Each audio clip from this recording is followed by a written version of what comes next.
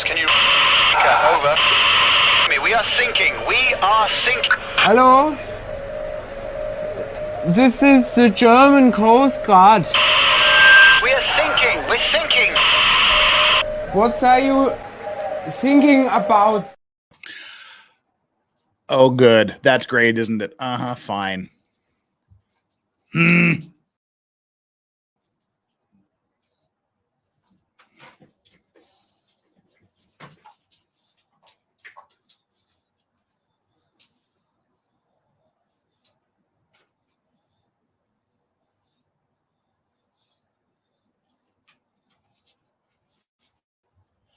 And camera death right out of the gate. How awesome is that?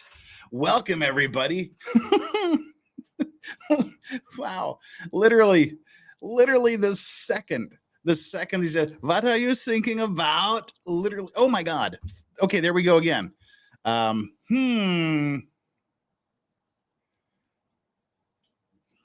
right, bear with me. Hang on. We're going to go intro. Hang on. We're going to go back to the intro.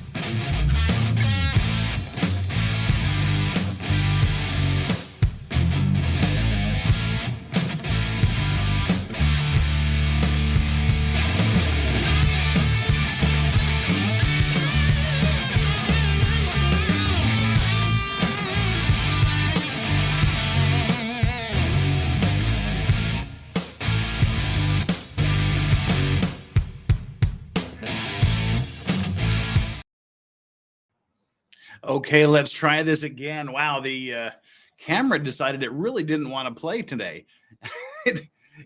Right as soon as I clicked go live, it cut out, and then I stood up and I fixed it, and then it cut out again. So I turned everything off, restarted everything, and I think we're back. It hasn't frozen up yet. Somebody doesn't want us to watch this. Somebody doesn't want to watch what's going to happen this afternoon. This is the afternoon of day 6 that we have to finish up. People don't want us to watch it. There's powers that be out there. There's powers that be that don't want us to see afternoon 6 and morning of 7. But we figured it out. We've got things working. And if any of you saw the afternoon session from day 6, please no spoilers. This just has to get insane on its own. And I only saw maybe 10 minutes of this, and it was an absolute WTF. We've all been talking about how it's just got progressively worse and things have gotten progressively stranger. And yesterday we said, okay, we didn't really learn anything new during the course of afternoon of day 5, morning of day 6, but it sort of solidified and gelled what we had heard so far. It added a little bit more support to the things we already knew. And we thought perhaps the craziness and the terror and the weirdness and all of the insanity had sort of leveled out, and we were just going to kind of coast in. No, that is pretty much the exact opposite of what happens. So we're not going to screw around with anything. We're going to jump straight into this. Doggo Cam, we got to keep our streak alive. I forget if it's day 20 or day 21. I think we're 20 days into it, and this is hopefully our 21st day. Chat, correct me if I'm wrong. I'm sure somebody out there knows. It could be day 21, and we're hoping to continue our streak to day 22 of Doggo Cam. But I think we're going for day 21. Yes, Joe Choi says we are going for day 21. That's what I thought. Are we going to keep the emotional support potato pig dog cam streak alive? Are we going to meet the goal, chat? That's up to you. We'll have to see. We'll have to see if we get the emotional support potato pig dog cam unlocked today. It's all in your hands. That's one thing. I want to get that out of the way real quick. Second thing I wanted to get out of the way real quick. We currently have 137 viewers and 59 likes. Come on, people. That's like 2/3 of you haven't done your job. I know we haven't really given you a whole bunch to like up to this point, other than camera problems and the repeating logo. But we're getting to it right now. Just get it out of the way. Hit the like button now. And don't forget to take our like and subscribe poll, which is, again, just my way of reminding you to do those YouTube things. And hit the like and subscribe button. And tell your friends about it. Make sure you tell your friends about it. But once you have hit the like button, once you have either hit the subscribe button or double check to make sure you are still subscribed if you already subscribed previously, then go over and take our like and subscribe poll. I'm getting so fast ahead of me. I just bit my cheek. Ow, that hurt. Ow. Today's like and subscribe. Don't worry, I've got alcohol to A, anesthetize it, and B, disinfect it. Like, subscribe, and vote. Are you ready for how completely weird this is going to get today? Your choices are OMG, now what? Uh-oh, maybe, and I think I can handle it. And help me, I'm scared. I'm quite frankly in the help me, I'm scared part of this, because I've seen about 10 minutes of this. Not the first 10 minutes, just 10 minutes in the middle while I was scanning around. I mean, get the stash organized again. It was such a busy day. I just ran in the door, grabbed some food for the dogs, poured myself. People were telling me I have to try a gin and Dr. Pepper. I didn't even have time to stop at the store and grab a Dr. Pepper today. So it's just a gin and tonic to warm me up before I go straight into bourbon, because we're going to need the bourbon today. Pity to you people that are in your morning time zones and or not drinkers, because y'all have to go through this one dead sober. That's all we got. Let's jump into this. The afternoon session was very, very short. We're about 1 hour and 20 minutes away from them starting day 7 morning live. So we're going to be just a little bit behind. We're going to be 20, 30 minutes behind the entire thing. That's all. So let's get cracking with this. This is the thing. I had everything, of course, all rock and rolling and ready to go, but I had to reboot everything. So let's see. All right. This is them coming back from lunch and introducing us to our next witness. Our next witness is, where is my list that I had to shut just a minute ago? Our next witness, who will take us through the entire afternoon session, is a gentleman by the name of Mr. Carl Stanley. Who is Mr. Carl Stanley, you might ask? Mr. Carl Stanley is the head guy, the founder, the president, the CEO of Roatan Institute of Deep Sea Exploration. All right. Well, there we go. Camera again. Our guy, if I don't know what you just heard or what you didn't hear, Mr. Carl Stanley is the Roatan Institute of Deep Sea Exploration witness. Let's see what he has to say, shall we? I got nothing. I got nothing for this guy. Like I said, I've seen 5 or 10 minutes of his testimony, and oof. So here we go. We'll start it, then we'll boost the volume by 600% as always, whilst we're waiting for them to quickly come back from lunch. We do have closed captions, so yay us. And this hearing is now back in session. Oh, we will now hear testimony from Mr. Carl Stanley with the Roatan Institute of Deep Sea Exploration. Mr. Stanley, the board's recorder, Lieutenant Steele, will now administer your oath. All right, it's on. Stand and raise your right hand. A false statement given to an agency of the United States is punishable by fine and/or imprisonment under 18 U.S.C. 1001. Knowing this, do you solemnly swear that the testimony that you're about to provide will be the truth, the whole truth, and nothing but the truth, so help you God? Thank you. You may be seated.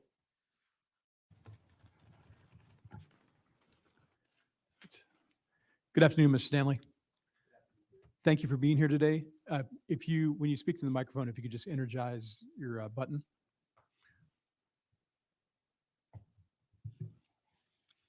Thank you, sir. Mr. Keith Fawcett will have the first round of questioning for you, sir. And if you ever need to take a break, just let us know. We'll have a recess. Thank you. Mr. Stanley, thank you for being here. You've got the exhibits that we intend to use in front of you, and there's a laser pointer in case you want to use it up on the screen to highlight anything. And then if there's a particular page that you want to go to in one of your answers while we're referencing an exhibit, just ask the recorder to advance the page. Okay. You've been here for a majority of this testimony at this board. So when I ask a question, all of my questions will be framed of what you knew leading up to the events that transpired on the accident day, June 18th, 2023, unless I specifically ask you otherwise. Okay. And then avoid acronyms. And if you accidentally use one, please explain what that is. So we're going to cover starting two off with topic areas. background. The first is your experience and work history related to submersible operations, the background and history with your submersible operation, the role of classification societies in what I will call tourist submersibles or submersibles that engage in oceanographic research but may carry passengers. And then the oversight, regulatory oversight for submersibles that you might be aware of. Mm-hmm. Now, you know, when I was watching this and I was thinking about this over the past couple of days, to me, it's starting to strike me like a Tiger King. If any of you watched the Tiger King show a few years ago on Netflix, it's like there's one or two people in the submersible industry that are genuinely interested in it, that are genuinely experts, that genuinely have a true motive. And then there's a bunch of other people that are just batshit crazy. And they're involved in it for weird reasons. I'm really starting to get that vibe from this whole thing. Let's roll with it and see what happens. The second topic area, we will talk about your interaction with Mr. Stockton Rush and personnel that may work for OceanGate. So that'll be the second area. So if you would, just take your time and explain your background and training that relate to submersible operations. So the way that I got into this whole line of work is I read a book when I was 9 years old, and it was a short story written by a veteran for his own children that turned into a little series of books. And from the 50s, I was just recently able to, a friend tracked it down for me. And at that age, when you say you want to do something like that, adults are encouraging, and I kind of took them seriously / was gullible enough and started researching how to make a submersible and going to the library. I traveled when I was old enough. I think at the age of 14, I took the train into New York, saw submarines on display at international underwater contractors, told them what I wanted to do. They lent me tools, allowed me to dissect parts, and I was taking notes. When I saw the bathysphere at Coney Island, I remember I wasn't old enough to drive. I had to take my bicycle, and I went to my local American Bureau of Shipping office and got a copy of the rule book and started looking through that. And from saving money, mostly of scooping ice cream and working at a bagel shop, when I was 15, I had the first piece of steel delivered to my parents' backyard in New Jersey and hired a welder for one day to give me professional demonstration. But I had already done some studying on how to weld and then started at it. And by the time the same week I graduated college was the same week that submarine named Seabug made its maiden voyage. And this sub had carried myself and one passenger to a max of 725 feet. but the majority of the dives that I did with it were to 500 feet. I started very methodically diving. You got to admit that is actually pretty darn impressive. That's actually quite impressive. The first dive that it did was in a creek near my campus, Eckerd College, where the XR, which stands for Eckerd College Search and Rescue Team, was standing by with scuba divers when I did the first dive in the creek to maybe 10 feet. And then I was using it on the Gulf side of Florida, so deep. you can't get very deep there. The deepest I ever got was 90 feet by Fort DeSoto, which was actually, looking back, a terrible choice. It was high currents and poor visibility in a shipping lane, but allowed me to test it to 90 feet. That was my first interaction with the marine authorities, coincidentally. So I was already aware that of the regulations. I mean, we're going back to the early 90s or mid 90s now, but I specifically kept that vehicle under 12 feet, and I didn't put motors on it until I took it out of the country. And so I registered it, but in terms of regulation, I was trying to keep it in the same category as a canoe or a kayak. And that's actually how the authorities treated it when I was in Florida. I did 49 dives with it in the state of Florida. I took it to the other side of the state and was using it. There's a little stretch between West Palm to Fort Lauderdale area that I did most of the dives there. Started at 200 feet, 400 feet, got to 600 feet, was diving. And so the way I was doing it, I had to get miles and miles offshore. I would go to boat clubs and dive clubs, and I would give an actual slideshow with slides and give a little spiel of, if you have a boat and you're willing to tow me miles offshore, I'll take you down in my sub. And so no money was changing hands. If the authorities questioned us, which they did quite often, we could honestly say, like, who's chartering who here? We both showed up with our boats and we're having recreational activity. And they, I remember one time, and this is pre 9/11, but that's weird. We had extracurricular activities and we called them boat racing. But I think it was a little different. I'm not sure. They were they wanted to stop me from diving, and they had, I want to say, Coast Guard, sheriff, and some other kind of patrol, 3 different boats, guns drawn, telling me I can't get on the sub. And it was about 2 hours that they had us detained before they said, yeah, we've been patched through the Coast Guard headquarters, and this is basically under 12 feet and doesn't have a motor, and go ahead. So at that point, I also, it never started out as a business. It started, as an idea I had in my head when I was 9 years old. And there were no submersible charter operations in the world at that time. So I didn't even have a model to look at in terms of knowing where it was going to lead. And when I graduated, I had the goal of, I had some money saved from a business, and I had the goal of diving it as much as I could for that summer. And if I couldn't figure out a way to make a go of it and have it be generating income, I was basically going to throw in the towel and say, well, I tried for a summer and that was that. But I had it on display at a dive show called Ocean Fest. And it was there that I met a man with a resort in Roatan, which is the island where I've lived for the last 26 years. And that's how I ended up getting into the tourist submarine business. But even when I went down to Roatan, I didn't really, I was only charging at first $125 a person, and I could only carry one person at a time. And it was just barely maintaining. It wasn't a very, it wasn't going to provide a livelihood, but it was an exciting, interesting thing to do at the time. And then I left Roatan after 2 years of doing that and completing more than 400 dives to go into a charter for a Canadian company that was the first one to get permission from the Cuban government to look for Spanish galleons in front of Havana. And because they were a Canadian company, they had a better relationship with the Cuban government. They hired me, and it was supposed to be for 2 months, but it ended up being for 6 months. And with that sub, I surveyed the entire area in front of Havana from 130 feet to 500 feet, 2 miles to either side on 20-foot depth transects. And after that job was done, they dropped me back in the Florida Keys, and I had a decision to make.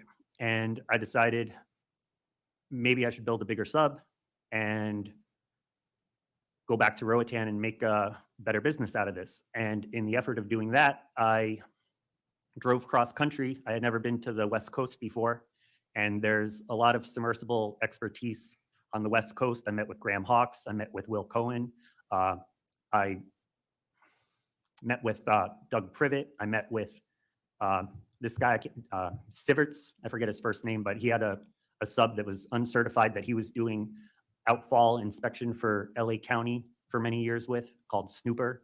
Saw his operation, and I stopped and saw friends, and I made a big trip out of it. And in between New Orleans and New Mexico, I had nowhere really to stop. And somebody that I had had a brief encounter with on my dock years earlier, and I had mentioned that I had the idea of building another submarine one day, lived in Oklahoma.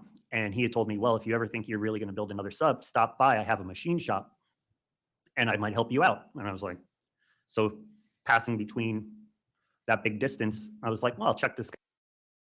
All of the great, the world's great renowned submarine building shops are in Oklahoma. Just Guy out. And, random comment from literally showed up unannounced in Idabel, Oklahoma, looked up Buck Hill, and turns out he's the second or third largest employer in the entire county, has a very impressive facility where he makes solid rubber tires that ship around the world, some of which maybe only one would fit on the back of an 18-wheeler. And he makes them from scratch. He brings in raw unvulcanized rubber and sheets of steel and turns out a finished product that's in demand around the world. And so he obviously had a lot of machining capabilities and contacts in the town. The first day I was there, he took me to go meet the mayor. The mayor said, this is an exciting project. What can we do to help? He took me to go meet a friend that had an airport hangar that wasn't being used, agreed to rent it to me for $100 a day. The cost of living was extremely low. Shoot, hang on. There was a lake the next town over that was 200 feet deep where I could do my testing. And I was like, well, this is the perfect spot. This is where I'm going to build my sub if I decide to do that. And I went to the West Coast, met with all those people. And so my front passenger sphere is upcycled from the same Perry submersible that is was built 1 year before I was born, the PC 1503, which is basically Antipodes and Idabel they're kind of sisters. They came from parts from the same original vessel. And I don't remember exactly how Stockton and I met, but I'm sure that was critical to how we ended up, starting to talk and like that. So basically I holed up in this airport hangar in Oklahoma for a year and a half, literally rolled out of bed in the morning and got to work on this sub. Didn't really have any distractions. I only left the state, I think, once in the year and a half. And after a couple test dives in the lake, shipped it down to Roatan and have been, that was 21 years ago. Since then, I've done in this vehicle over 1,840 dives. So I'm going to ask the recorder to pull up Coast Guard Exhibit 084 TAC 1, which is a series of images and specifications for the vessels that you have been involved with, sir. And I just want to look at the top image on the first page. And I believe that's the first vessel that you were involved with. So they're from what I was skimming through, they're going to go through a bunch of these submarines and submersibles he's been involved in. Then they're going to change the subject to Ocean Gate and Stockton Raj. Please stand by. Yeah, so the first one there is Seabug, and that stands for Controlled by Buoyancy Underwater Glider. And part of my design criteria were keeping it as lightweight as possible. So I kept track of every dollar that I spent on that sub. I had that thing operational for right at $20,000, which with inflation, probably you're talking double or triple at least now. But right off the bat, when I got the ABS book, so I did my due diligence and looked at the rules and looked at all the other vehicles and studied how to do it properly from a mechanical standpoint, obviously. certification was not an option for me straight off the bat for two main reasons. One, this vehicle is incredibly small. It only displaces 2,300 pounds, which is similar to displacement of one-person articulated diving suits. The hatch was only 18 inches in diameter, and the main body is 24 inches in diameter. There's an ABS rule that your hatch has to have 3 feet of freeboard. Can I ask you to use the laser pointer to, you're talking about different Mhm. components, so maybe over on this screen here. So that's the hatch, and these are the wings. That's a And good one. Passenger would get only the middle tower open, and the passenger would get in first, lie down, get into the back, and then I would get in and seal the hatch. And that accomplished a couple things. One, you had one less sealing surface to worry about, and you didn't have to worry about your passengers if they sealed the hatch or not. And two, it kept the hatch opening in the center of the entire vehicle, and the wings actually made it very stable, and I was able to safely get people in and out of there in even 6-foot seas. Ballast is important to submersible operations. Can you use the pointer and point to where the ballast systems are? So this vehicle had 6 ballast tanks. Each one of these covers is one. And you were able to control I your see. pitch, roll, and overall buoyancy all independently using Like different all valves these inside. here, And yeah. that's where you got the gliding.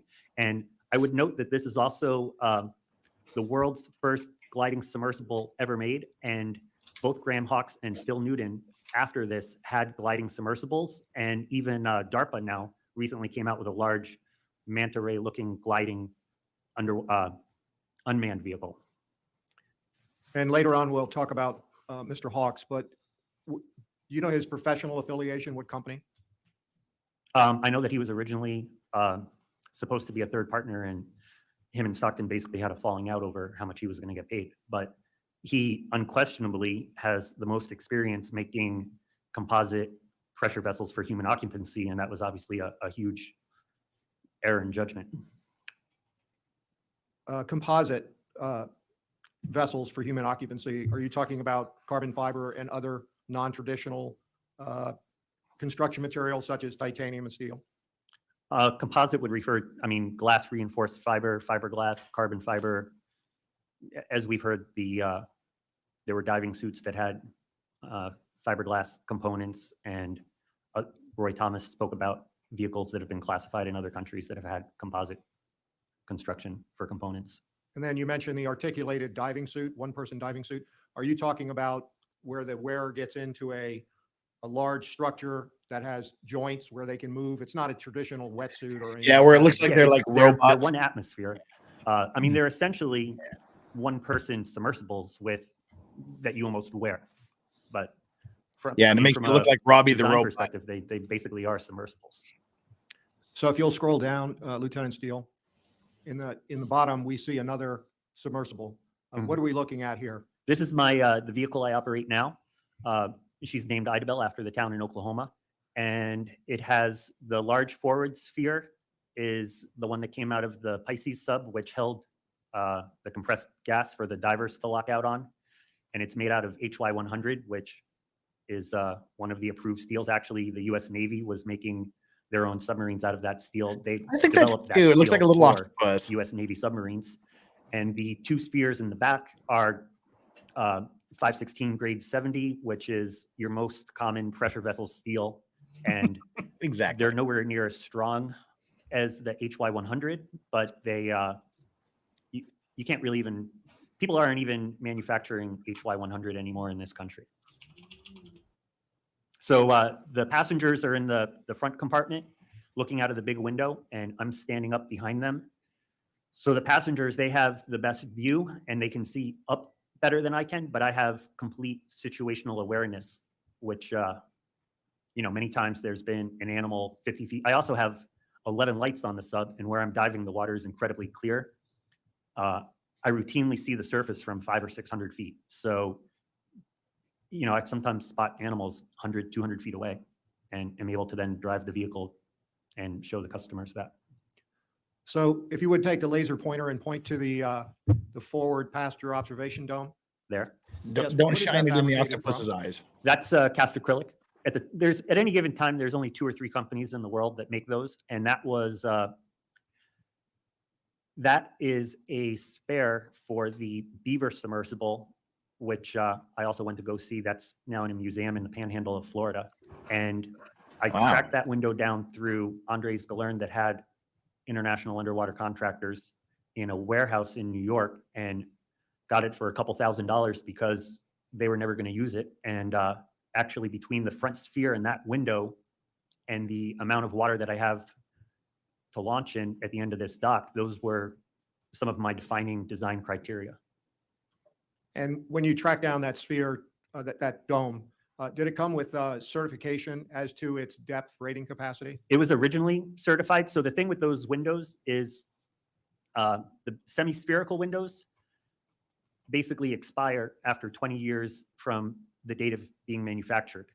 And the number one thing that breaks down a window like that is UV radiation. And I feel very comfortable using that window because it was literally in the box that it was originally shipped in. And it receives, the only UV radiation it receives is when I'm driving in and out for 10 minutes, because as soon as I come to the dock, not only is my dock covered with a roof, but I've made a custom fiberglass cover that slips over that and no sunlight touches it. That's an interesting comment, that UV breaks down these acrylic windows.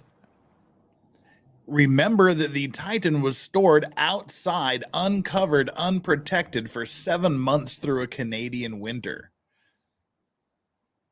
Exposed to sunlight, freezing temperatures, thawing temperatures, rain, snow, sun, more sun.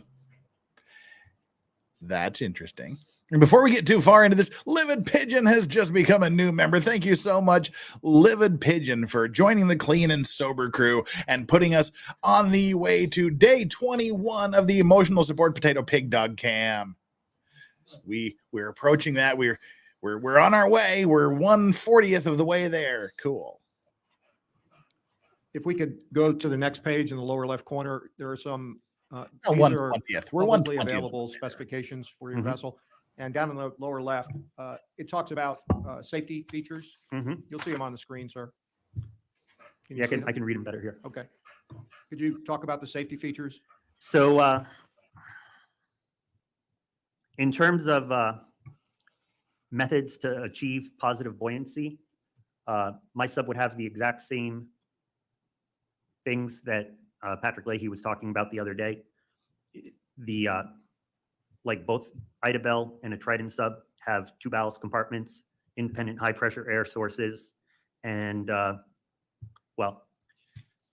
and a drop weight, and the ability to power themselves to the surface using the motors. And in addition to that,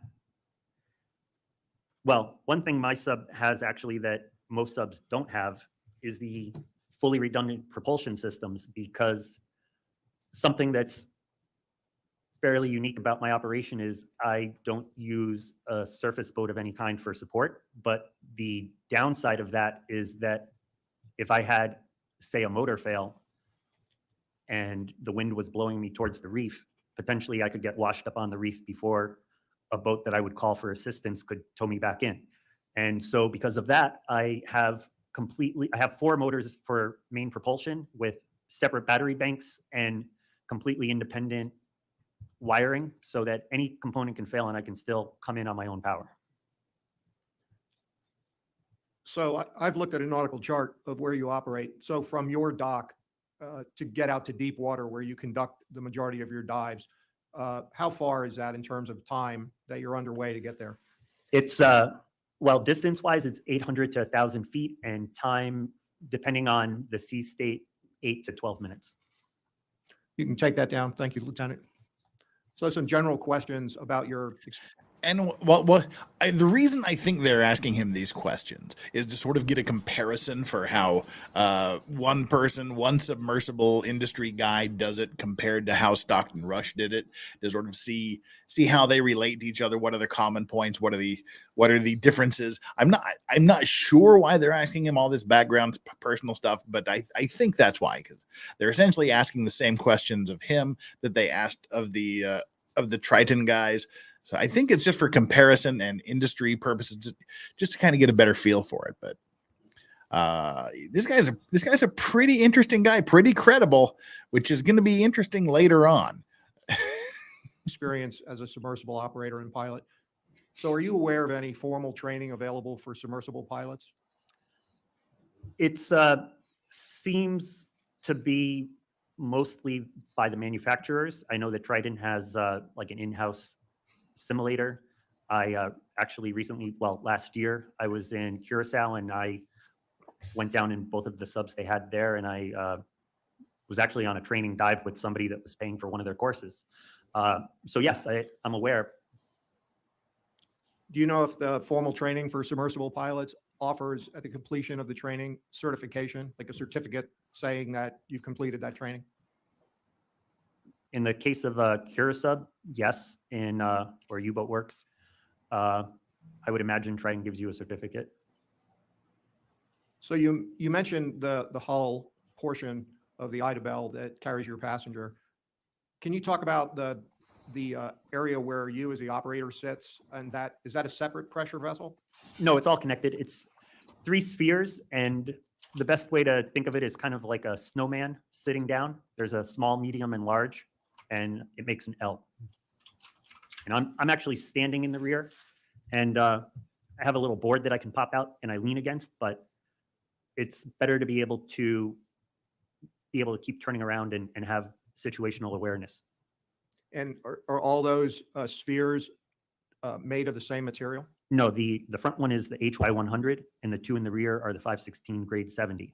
And then there's a forged ring connecting the 2 largest spheres that's 4 inches by 4 inches, weighs about 400 pounds, and has a 24-inch opening. So you talked about the number of test dives. Were any material testing, was any material testing done on the hulls after they were assembled? Well, I've personally taken the sub down 2,660 feet, which is plus 33, plus 0.33. ABS standards is 0.25. And the deepest dive I offer tourists is 2,000. So there was no unmanned pressure testing conducted? I didn't have the budget for that. And it would have also been, at this point, I would have to ship it all the way back to Maryland. And that would be the deep Honest. ocean test facility? Correct. So in general, would you describe the Idabel as a commercial vessel? Yes. Did you have any What do you mission call the people that go on your excursions on the Idabel? Passengers. I would also note I've had a lot of scientists. There's no question I've done real science. I've had a fish named after Idabel that I discovered a new species of fish. I've had the curator of mollusks from the Natural History Museum do multiple dives with me, specialists in deep sea coral, many papers published, worked in conjunction with Schmidt Ocean Institute. And I don't give away dives to scientists. They're customers like everybody else. I mean, I'm providing a service and that really has been the way that submersibles have operated. It's only recently that now that these submersibles are mostly being operated by billionaires on their yachts, that the billionaires are courting scientists, and which has actually devastated funding for other subs that relied on scientists' money that were, for example, the Hawaiian Undersea Research Lab or the Johnson Sea Links. Because when you have a billionaire saying, hey, come on my yacht, my chef's going to cook you food, you have a private cabin and a hot tub because they want the tax breaks. You could have a 500-foot yacht, and if you have a scientist on board that published a paper, now all of a sudden everything was a tax write-off. Uh-oh, the spice must flow. We're starting to get into the spicy side of things, I think, here. And that's very interesting. He said that even when he had scientists on board doing legitimate science, they were still passengers. They weren't mission specialists. And now he's saying how bad people like Stockton Rush are for the industry.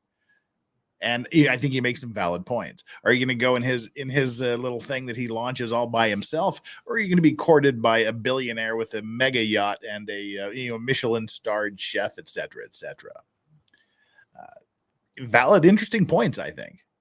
So to some extent, Stockton was really just looking around and seeing what other people were doing and playing the game. But I mean, obviously, the way he said a mission, I don't agree with the terminology mission specialist, but by giving scientists dive time. This is something that's being done across the industry now, which is a relatively new phenomenon. But it's not something that I do. I charge scientists. And you mentioned you don't agree with the term mission specialist. Why not? I mean, it's clearly a dodge of trying to get around US regulations with passengers. I think that's everything we've been saying for the last, well, God, that's what I've been saying for the last year. But we've been saying it extra for the past 6 days of these hearings have been going on. He's the first one to come out and just say wholeheartedly, without reservation, without equivocation, it was done to circumvent laws and regulations regarding passengers. Boom. Give this guy 100 internet and submersible points. I think Guillermo's testimony made that perfectly clear. Do passengers on the Idabel, do they sign waivers? No. Why is that? I would use the cliche of we're all in the same boat together. And oh, that's a good one.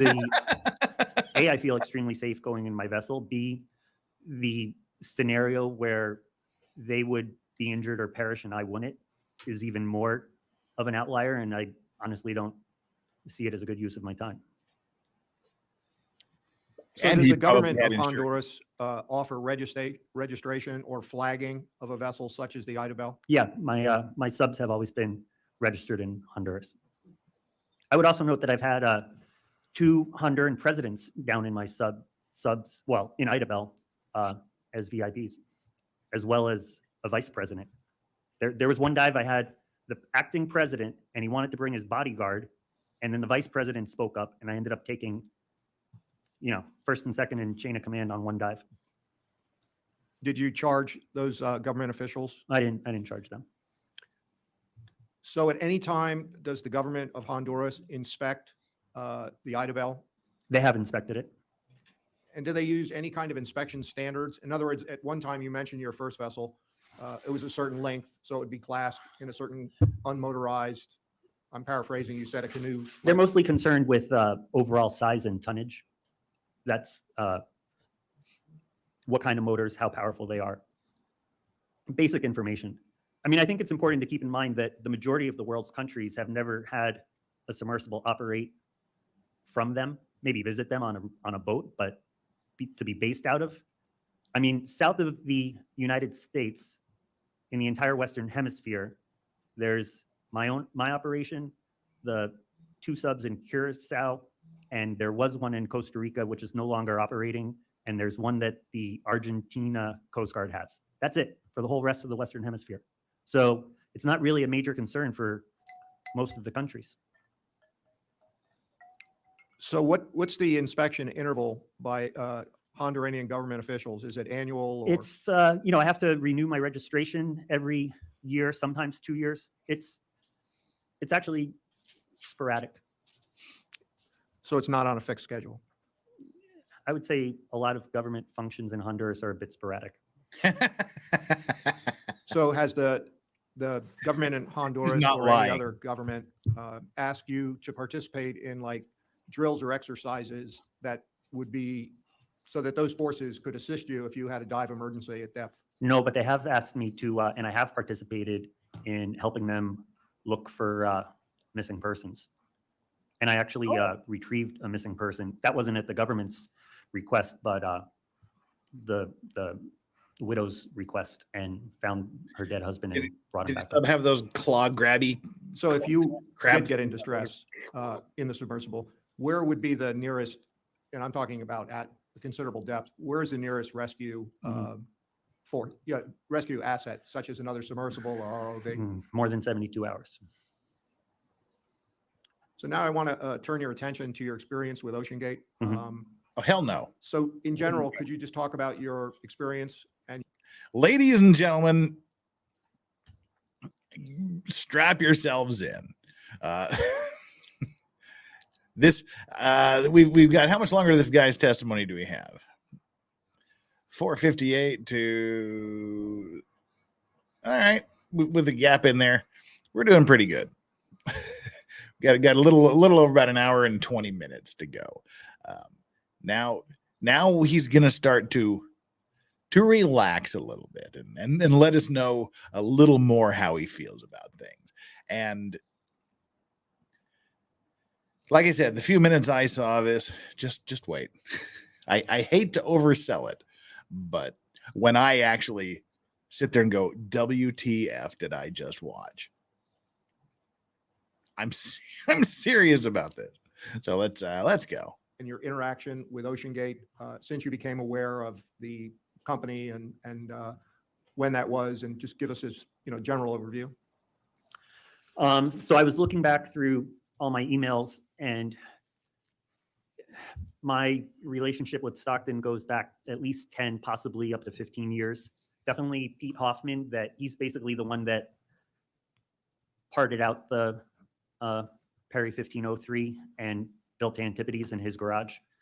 He was a close friend of mine. He came down to Honduras and took a dive with me. I think it was the last sub dive he ever did. And he was probably instrumental in connecting Stockton and I. But I think we also saw each other regularly at the meetings in New Orleans, underwater intervention that Will Cohen chairs. That's really been the only and the largest gathering of industry professionals that I've been going to for years. And I went out to Washington. I saw Antipodes. I did a dive in Antipodes with Stockton in Puget Sound. And when I learned that he was making a carbon fiber sub, I was excited about it. I thought that, that it was there. People have been, even the Navy, actually mostly the Navy, has been making tests and publishing papers on the possibility of composite pressure vessels for decades, maybe even 40, 50 years. And composite technology has gotten a lot better in 40 or 50 years. And even back then, the test results they were getting were in very encouraging with basically rudimentary fiberglass. And so when I heard he was doing something out of carbon fiber, I told him, I want to be a part of that. I saw that as an opportunity to dive deeper than I probably would have ever gotten to dive again. And I went out to Washington and I gave him a week of free labor working on the first version of the launch and recovery vehicle. Well, not free. It was with the understanding that one day somewhere when the carbon fiber vehicle was done, that I was going to get a ride, which is basically what happened. All right, this is going to be interesting to see because he's telling us from day one, from when he met Stockton until Stockton was no more. But it'll be interesting to hear where his relationship with Stockton Rush started to go wrong. Yeah, Jack, I know you didn't give a spoiler or anything. I'm just saying, you know what happens here at the end, but we don't. So I was just warning you off in case you were going to make any other call. I was not saying you actually did a spoiler. I was just mentioning that just in case there was going to be more information coming. Yeah, well, it wasn't a thing. But yeah, it's going to be interesting to see at what point his relationship with Stockton went wrong and what the catalyst was. So far, with the exception, I guess, of Rojas and the other guy who was just like, yeah, these submersibles aren't supposed to be safe. We're not pussies. We're men. We're adventurers. With the exception of those two, which is everybody except the people that paid $250,000 each to go down. Every one of them have had problems with Stockton Rush and have all been fired or left the company due to arguments regarding safety concerns and similar matters. So as someone who's actually gone down in a submersible with Stockton and who was originally intrigued with the idea of a carbon fiber hull as a possible revolutionary technology, let's see where this goes wrong. And then what happened in your relationship with OceanGate? Well, so I basically just got an email from him out of the blue saying, this is your chance, come to the Bahamas. And I did. And we dove to over 12,000 feet. And there were around 30 people there. Renata was there. There were a lot of other mission specialists in waiting that were clearly eager to go. And they were basically, I was there about a week, and we had this whole small resort rented out in Marsh Harbor. Stockton and I were staying in the same house. So they had the whole resort filled up, and then they had a bunch of extra houses that rented out. And actually, I slept outside in a hammock. But we would have meals together, and when we went out, it was Stockton, myself, I'm not sure how to say his name, but he was in his early 20s, and he was a sonar technician for a third-party supplier, I believe, and his duty was something like calibrating the sonar. And then it was a friend of Stockton from childhood who was, I believe, the COO on the company, and he told us to be prepared for noises, and he had recently done the solar. Be prepared for noises. That would be a warning if you're telling a guy who's in the submersible industry to be ready for noises. That might be a problem. And I wonder if Mr. Stanley here's like, well, mine don't make noises. Why is yours making noises? Solo dive on his own, and basically just said, this is going to make noise, and brace yourselves. And do you guys have the acoustic emissions real-time monitoring graph for that dive? Has that surfaced at all? Excuse me, so can we just specify the time frame at all of what we're discussing? April Yes. of 2018. That was the first Titan hull. The first hull, yeah. I don't believe we have that as an exhibit, sir. The acoustics for that hull. Yeah. I would be very curious to see that if you ever come across it in your investigation. But It's April of 2018? I believe so. 2019. Well, I mean, we need to figure that out, right? Right. Could that have been April 2019, sir? What's the page one? Yeah, I'm sorry, 2019. You're right. So if you would continue. Now, Yeah. you were just speaking about the sonar tech and those test dives. So Yeah. continue, please. So there were 4 of us in there, and in retrospect, there were a lot of red flags that now, after the implosion and learning more and putting different pieces of the puzzle together, start making sense and are kind of clues. But so there are 4 of us in there. Obviously, there could have been 5. There are many people back on shore that would have eagerly, he would have been appeasing customers waiting to go, filling that 5th seat. But there was only the 4 of us. And it made a lot of noise. And when we got down there, and another clue in retrospect is we didn't tow out. It's a fairly gentle. He has the luxury of saying, in retrospect, we saw these things.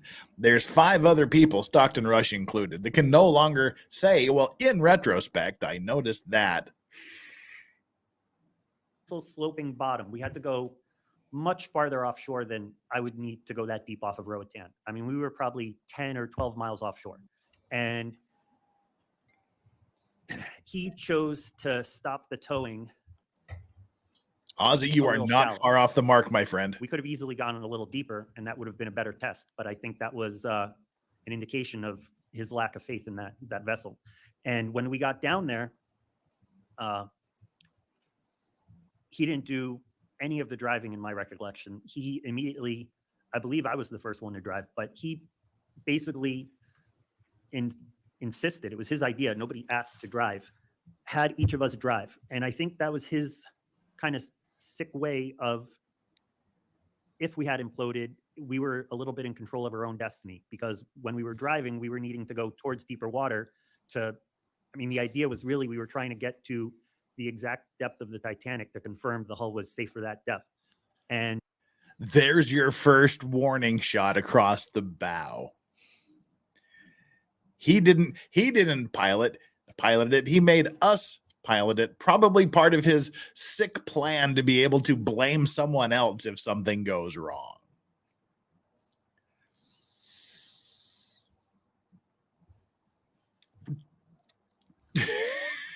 to quote Kyle MacLachlan as Paul Atreides in the 1984 Dune movie, the spice must flow. And, he knew at that point. Or the Guild Navigators, who also said, the spice must flow.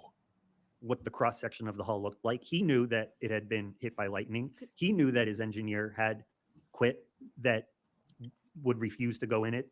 Oh yes, by the way, he's not talking about the Titan here. He's talking about the one before it that was actually struck by lightning at some point.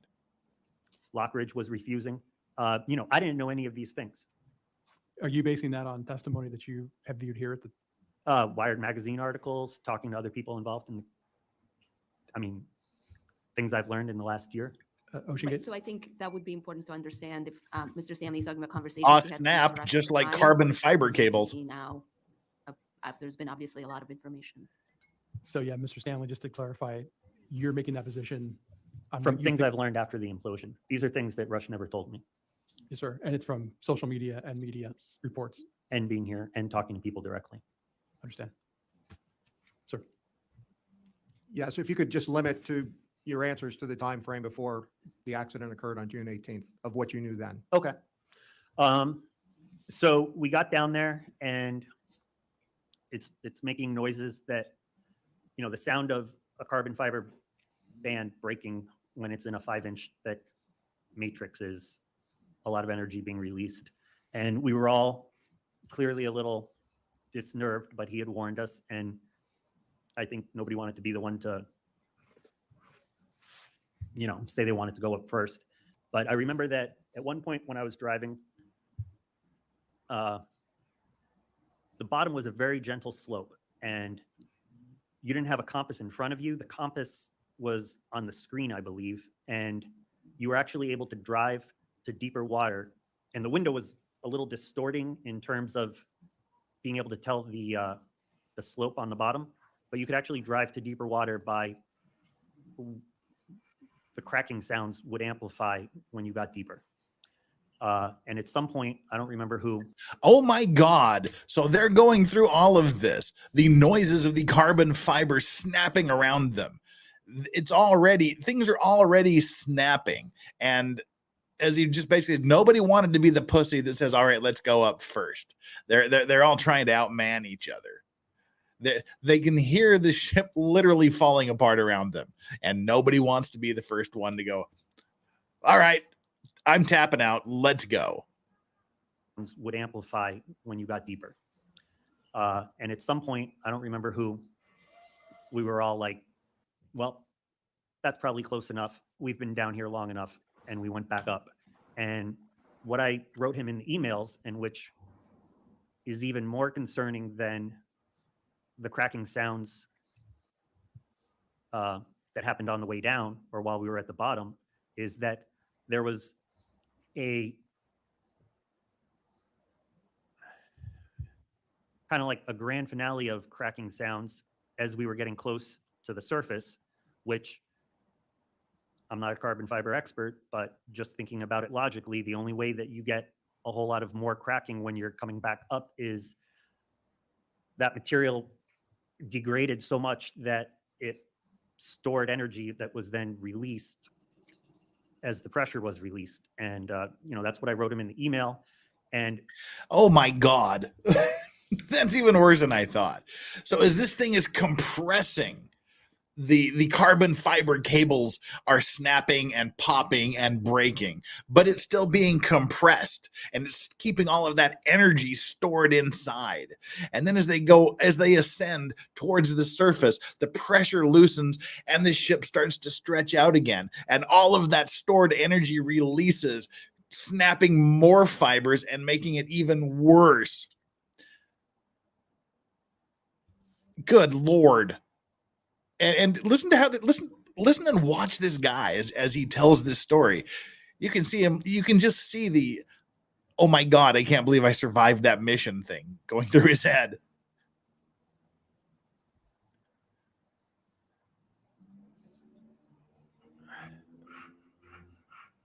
Right, so I'm not allowed to talk about the 11 square feet of visible delamination that is now on the public record?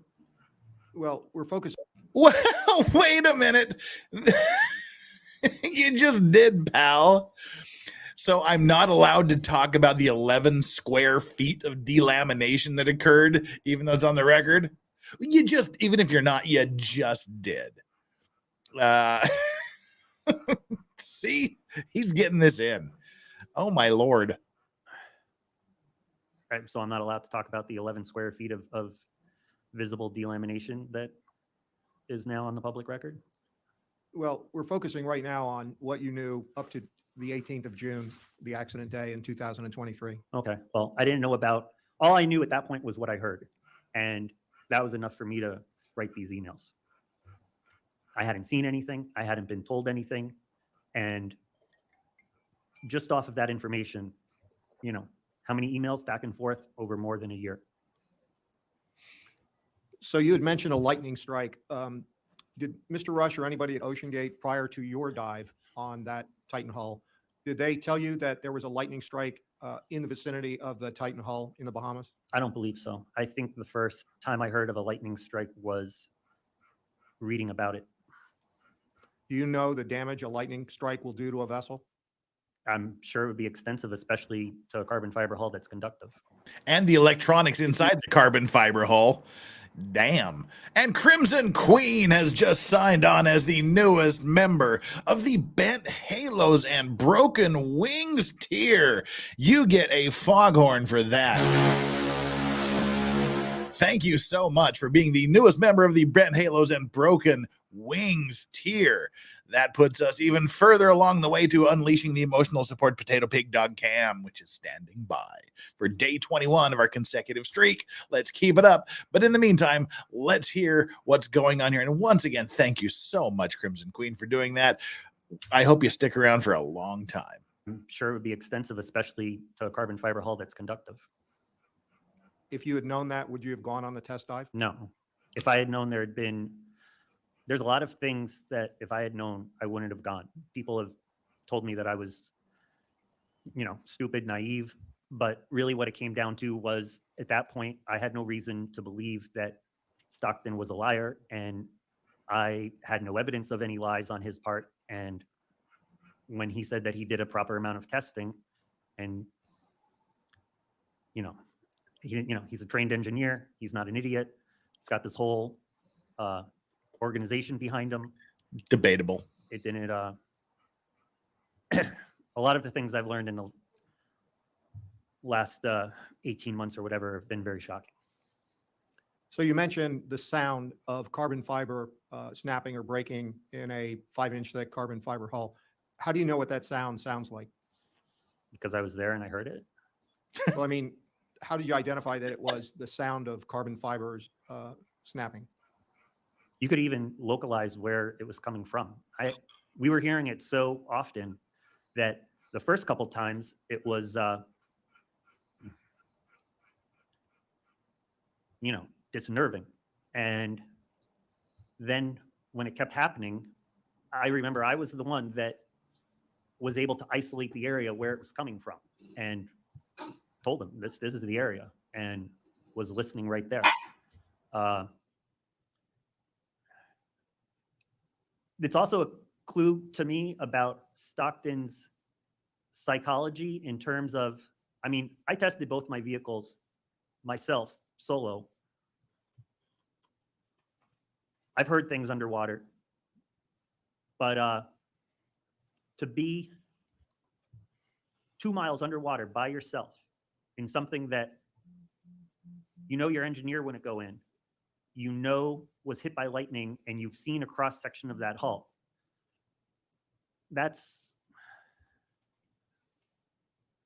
He was scared, because if he wasn't scared, he would have already isolated where the noises were coming from on his first dive. When I isolated the area, that was new information to him. But he was down there by himself, scared, and he kept going. That to me is not somebody with I have a high tolerance to risk. I've done a lot of adrenaline seeking activities, but I don't believe normal behavior. So after that dive, That was pretty damning testimony right there. We're all in the adrenaline seeking business here, us submersible types and the people that go down, but that's just insanity. That's just not normal behavior.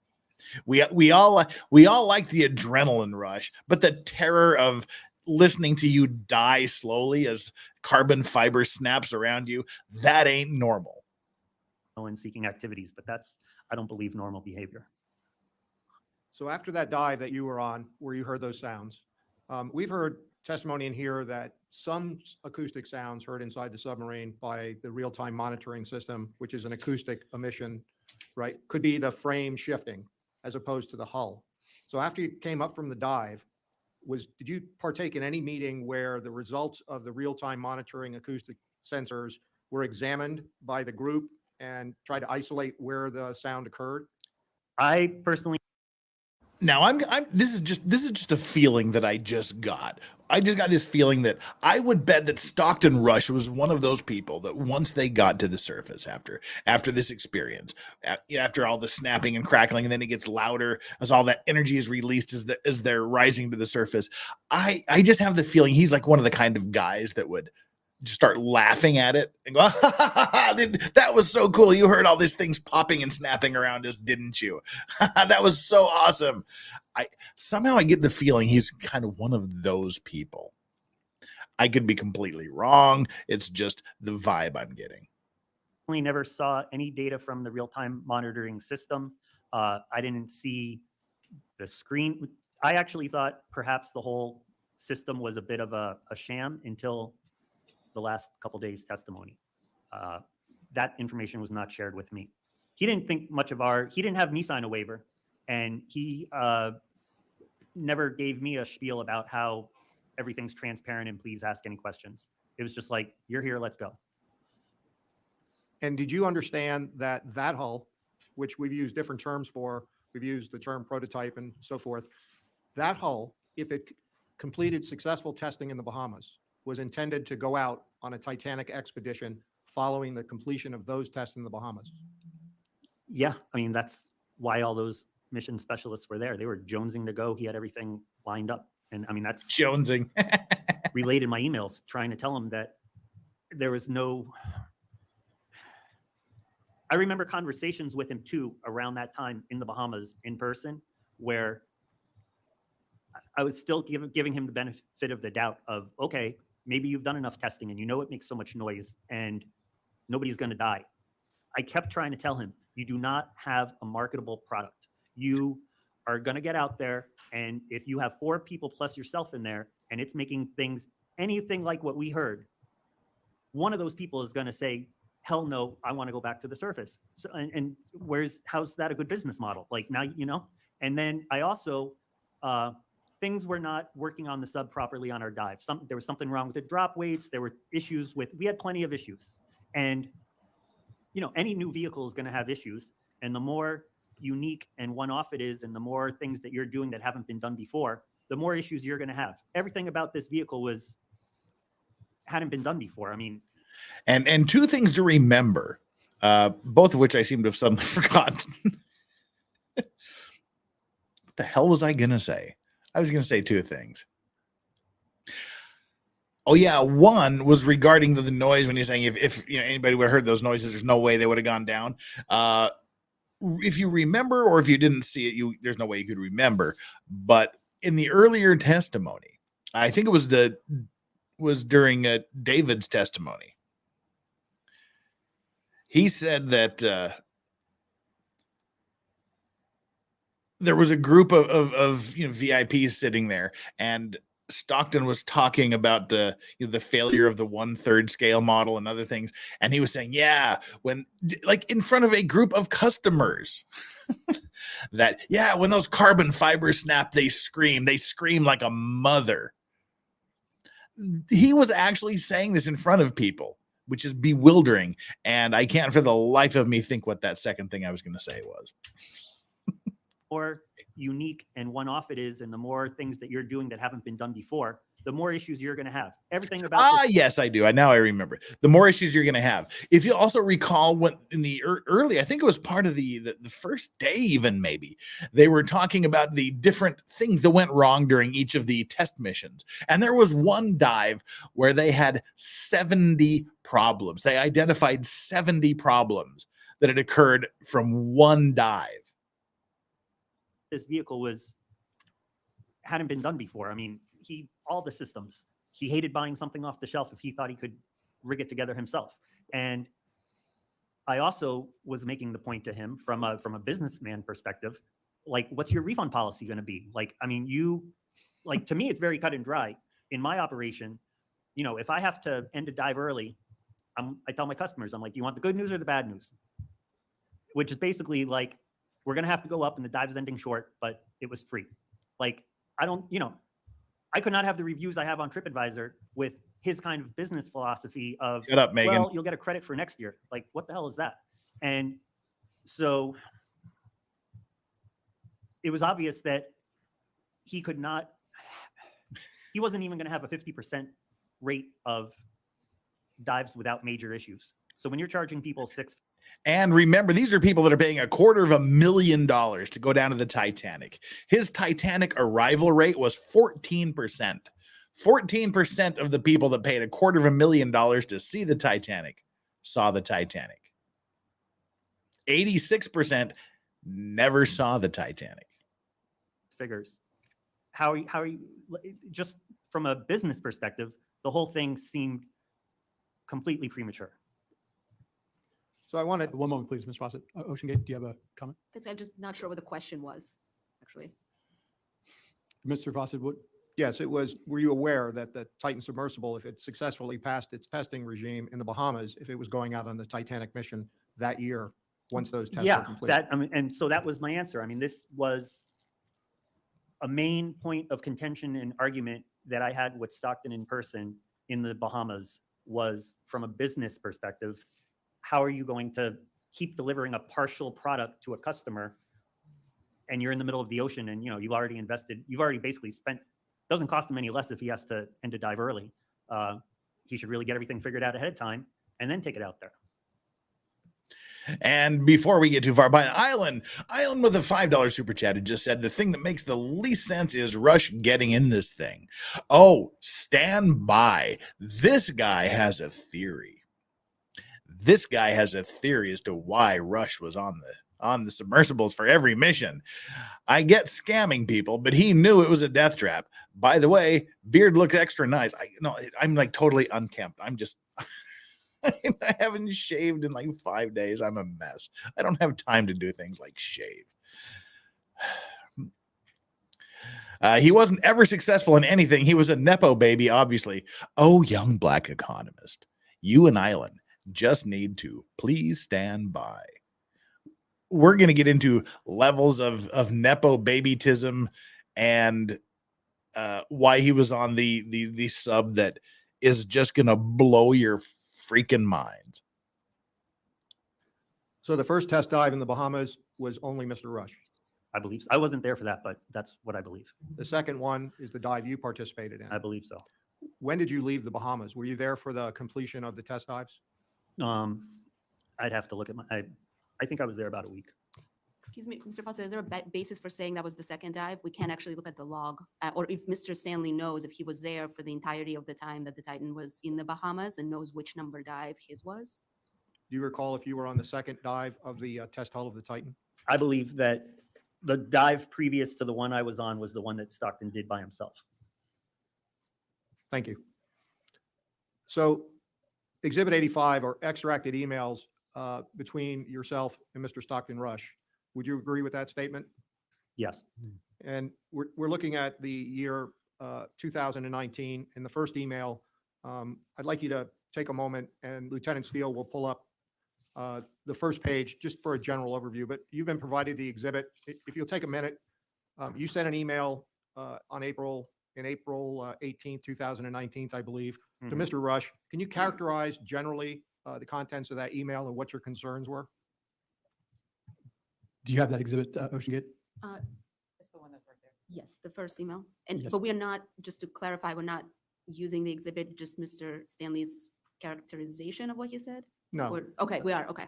I'm asking him in the interest of time to characterize the contents of the email. Could we take a 10-minute break? Yes. The hearing will recess and reconvene at 1:50.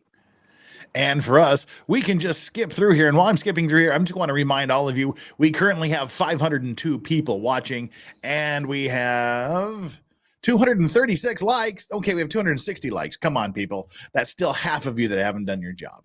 Get down there. While we're scrolling through this 10-minute break, make sure you get down there and hit that like button, hit the subscribe button. And if you are subscribed, just double check. Please just double check to make sure you're still subscribed, because YouTube just likes to delete subscribers for no good reason whatsoever.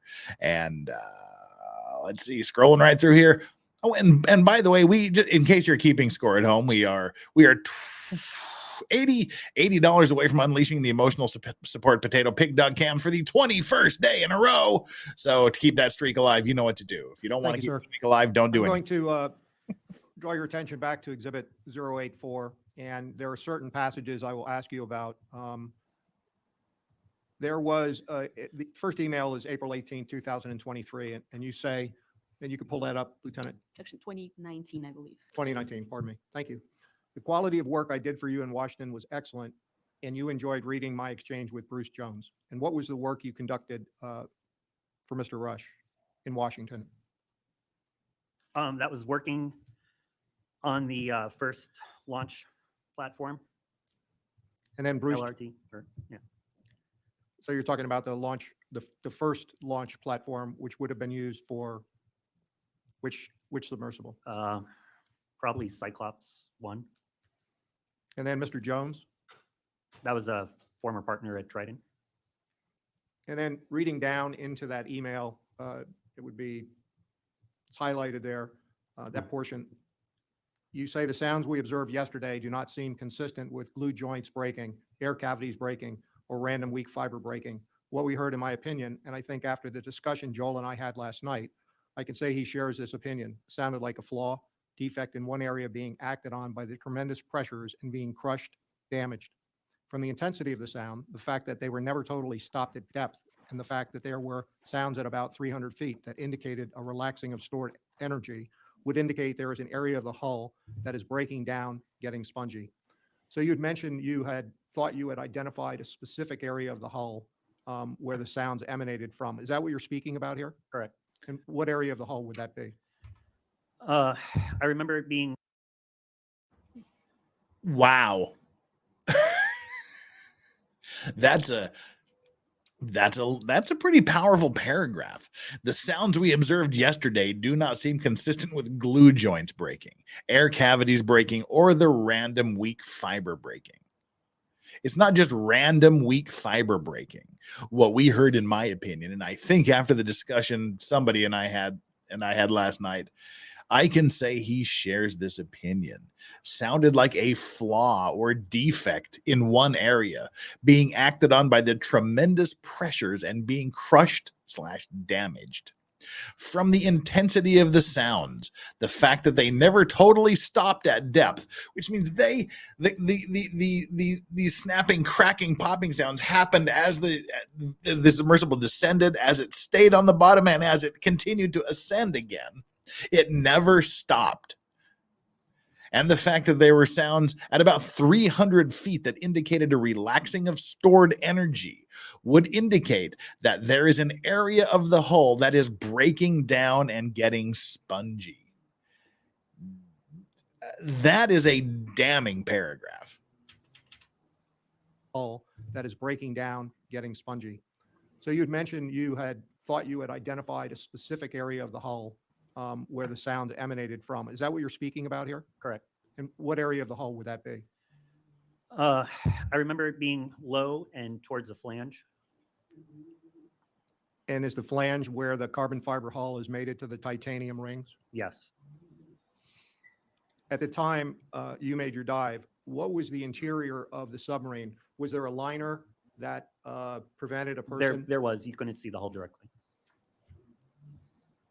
Was it?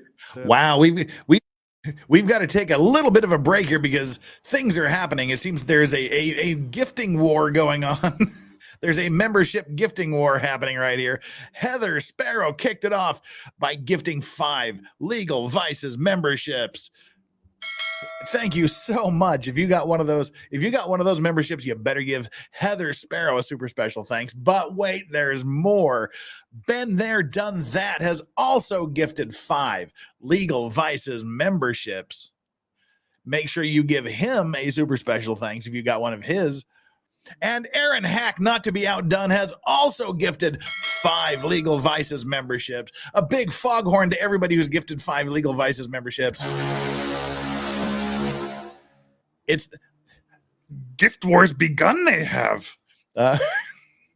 That puts 75 of you out of the. Let's banish the gray. Make everybody blue. Make everybody colorful. Let's blue for the mods and colors for the non-mods. Let's banish the gray forever. Everybody gets a mod. Not everybody gets a mod. Everybody gets a gifted membership. And this Sunday should be the Legal Vices members only stream, or late Saturday night, early Sunday morning. I haven't figured it out yet, but please stand by for that. One of those 2 times we'll have it. Thank you so much, everybody. That puts us 5. Oh, I've just hit the wrong button because that's what I do. I do that very, very well. Let's bring that back. That puts us $5 away from unleashing the emotional support potato pig dog cam for the 21st day in a row. All right, let's get back to these answers. This is crazy. And again, once more, thank you everybody for so much for that support. You guys are awesome. Let's keep the gifting wars going. The forward dome. The forward being where the observation port was. Damn it. It does it again. This 600% booster thing I've got, it shuts down the audio every now and then. So what we have to do is we have to go through the struggle of going here, sharing this, getting the timestamp, copying it, closing that window, opening another window. Stupid widgets that are faulty. Opening that in another window, pushing play. And presenting the screen again. And there we are, bringing us back to normalcy where I can hear. You guys can continue to hear, but for some reason it blocks it from me hearing it. Oh, but Apocrypha Darkbane has just signed on to be a clean and sober crew member. Thank you so much for that, which gives us the $5 we need, and also not to be last, or and certainly hopefully not least, or not least and certainly hope not last. Dan Sturm 22 with the £5. Show me the doggos. Thank you, people, for day 21 in a row, keeping the streak alive for 3 solid weeks. We have reached that part of the show, which requires me to do this and do point and shoot. It's got to that point of the show, which we call Release the Hose. And we introduce everybody to our sidekicks, the emotional support potato pigs. There's emotional support potato pig Yoda, and there is emotional support potato pig Strawberry. Yoda just kind of tends to wander off on his own a little bit later, so we'll keep it focused on him for the time being. Dan's turn. Thank you very much. Hey, sorry, what's up, Yoda? Go back to sleep. Just go back to sleep. Just get your face out of the way, Strawberry. Yoda giving the side eye. Oh, teeth. We've got strawberry teeth. Damn it.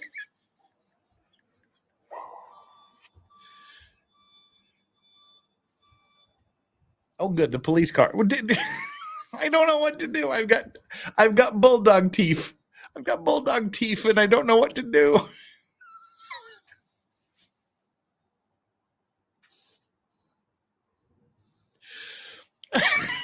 Okay, I have to give it a treat to make it go away.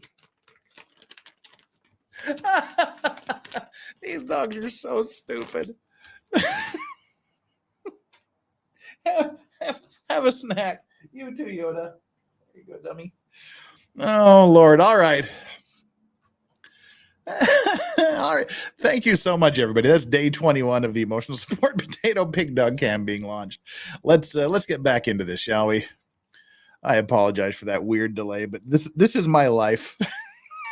This is my life. I live this every day. Or was it the Afterdome? I think towards the observation dome, but I can't remember. I can't remember for sure.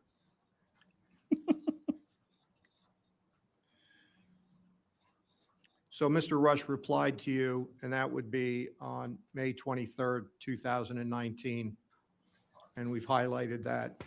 Yeah, we had discussions after in person when I. Hang on just 1 second. Mhm. Can you scroll down to, it starts, yes, we are shooting for, it's up on the screen now, sir. Okay. Stupid dogs, I swear to God. So he says, yes, we are shooting for a few more, as many as 4,000. I'm assuming that means dives to get added acoustic data and operational experience, especially charging at sea and back to daily dives. Objection, Mr. Fawcett, is this email a response to the other one? Because it seems just the first phrase we just read. Oh, I seems need like to an clip answer that. To a question that was not, yes, we're shooting. I know these are excerpts, but it's not clear to me that this is a continuous conversation. So I just want to make that clear. Do you know if you received emails between the email we just discussed in April and this date? This is the complete email chain, but I don't know what day I left the Bahamas, but I know I was still in the Bahamas, staying in the same house when he got the first email from me. And I remember there being like a large meeting with maybe 20 people. And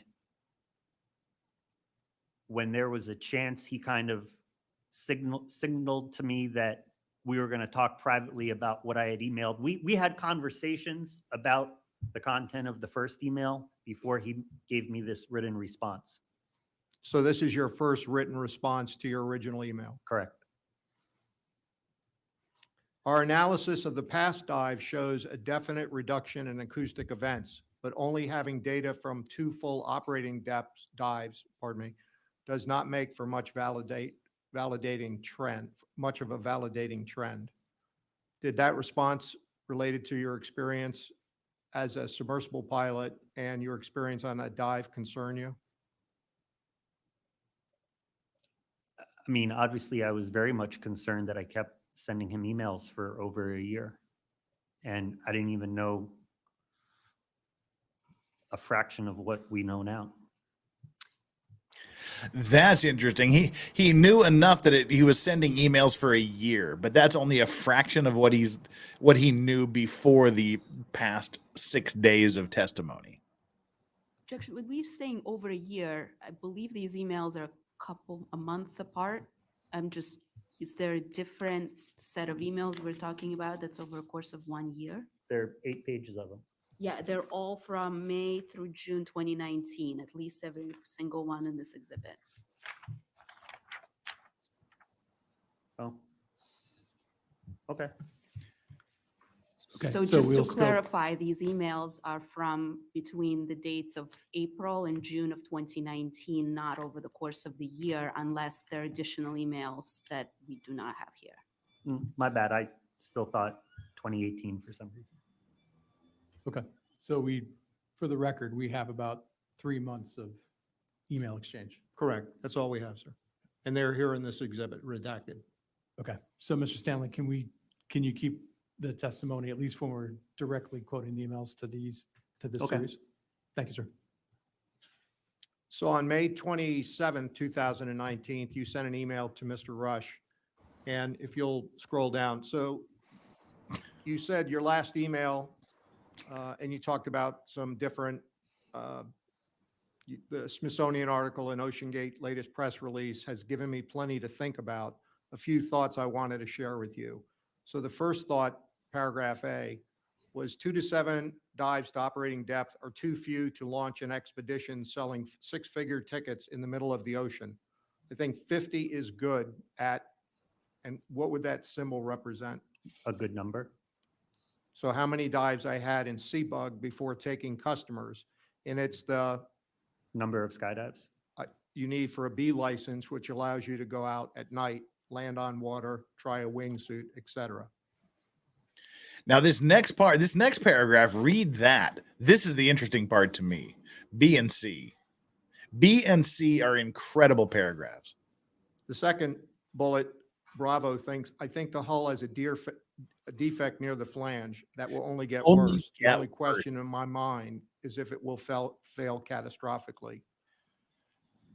Were you aware that carbon fiber, when it did fail, would fail catastrophically, as opposed to just a gradual weakening of the carbon fiber hull?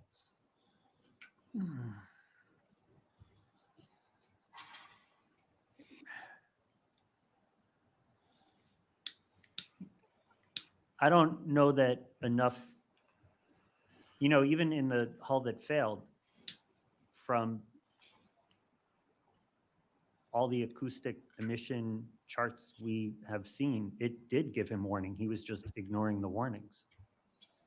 So I would argue it wasn't obviously it was a catastrophic failure, but yeah, it's not obviously like glass. It gave him warning. He just chose to ignore it. But I'm speaking of at the time that you wrote this, did you understand that carbon fiber could fail catastrophically? Any failure of a pressure hull is catastrophic. Fair point. And then finally, you say in paragraph C, the fact that you indirectly told me not to speak about the noises I heard on the dive, to me, there's a warning sign. If you're told not to speak publicly about the horrific noises you're hearing during your dives, red flag, red flag. The fact that you indirectly told me not to speak about the noises I heard on the dive, to me, says a lot. As you know, my subs have had many issues and incidents over the years. At no point did I find it necessary to tell anyone not to speak of what I saw or heard. I have told journalists openly about my most exciting subsea moments. I feel my customers make 100% informed consent, or at least have access to all the information to do so if they choose to do the research. So when you were speaking about your particular experience, what were you speaking about from your moments?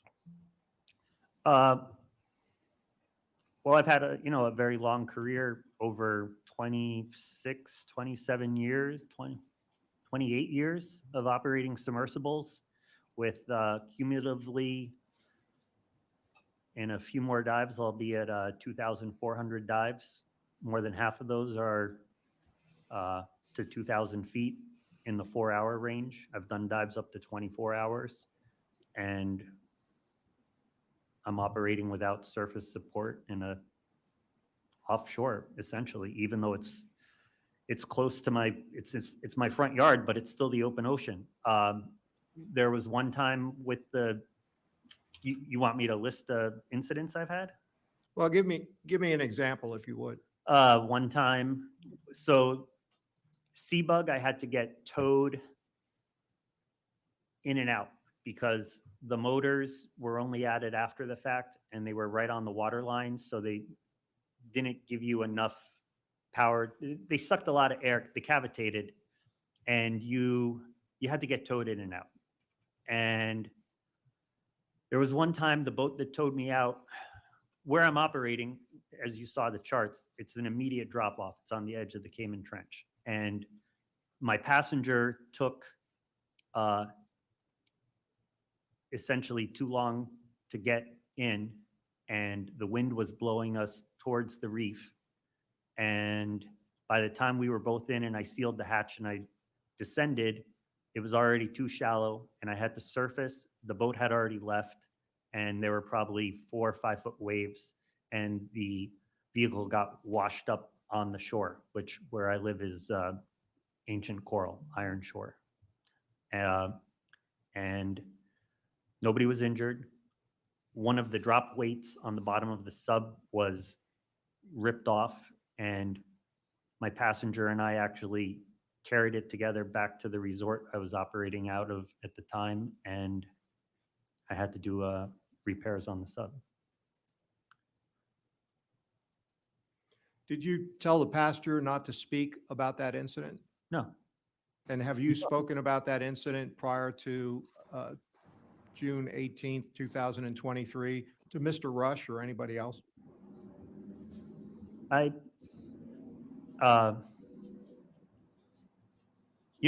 there was a resort full of people. It wasn't being tried to keep any kind of secret, but I'm not,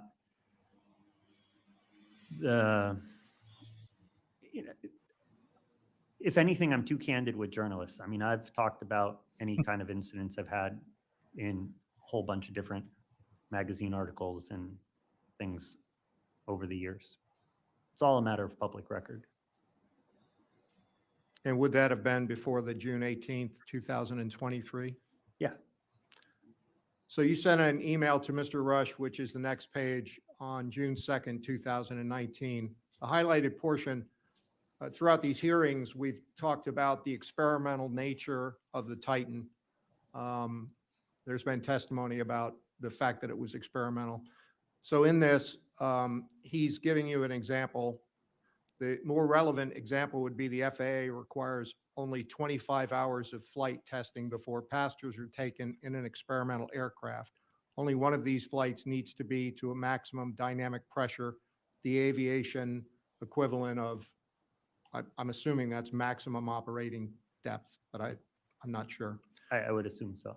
The required hours can be logged in 10 flights or fewer, and this holds true for my composite airplane and others that use novel structures, material, and configurations. So my following questions relate to the term experimental and your knowledge of experimental, because you're engaging in this give and take.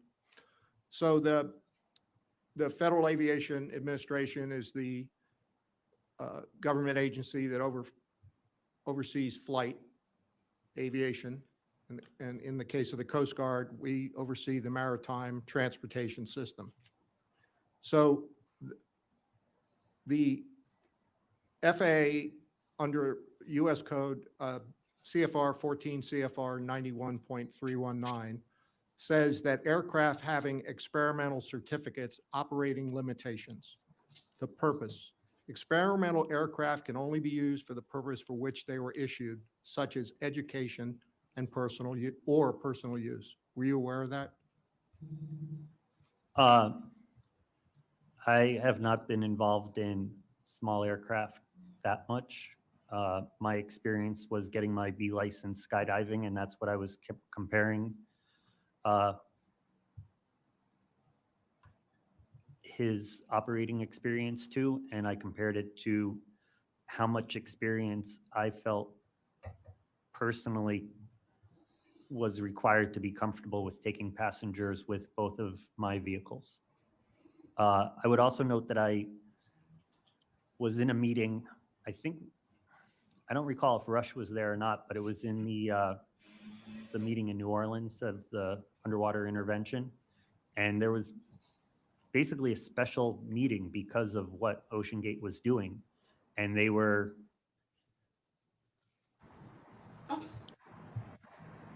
looking for discussing some way to try to stop them. And I remember it was only Graham Hawks was there and myself, and we're the only ones that were kind of sticking up for OceanGate in any way. And I said, maybe since we all understand carbon fiber would be exceedingly an expensive, lengthy, basically almost impossible process for a non-state actor to accomplish. For example, the book that's been referenced multiple times, first by Neeson, Jerry Statue's book on acrylics. It's like this thick. At the time, acrylic was a brand new material, and everybody realized it was going to be a valuable thing for viewports, but they needed to figure out what the rules would be. The Navy paid one person to essentially dedicate their life to figuring that out. And acrylic's a fairly easy material to work with. It's homogeneous as a material. It doesn't have hidden pockets or anything like how composites can have. So the amount of research and development that would really have to go into making a carbon fiber submersible that could be used and certified to those depths. You know, you're talking tens of millions of dollars in a decade or two at least of somebody's life.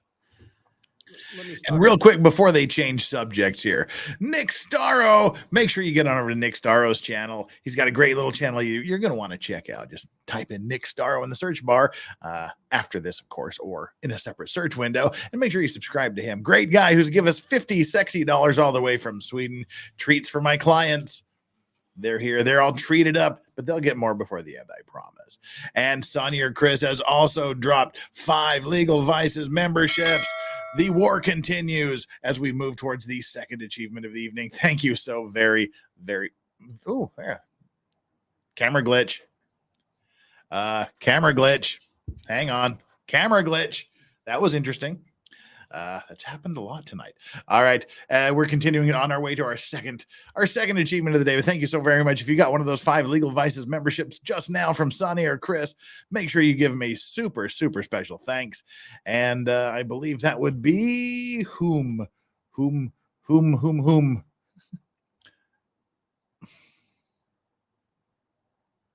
All right. I'm not liking the camera glitches here. Mark Joliffe, and on a mouse.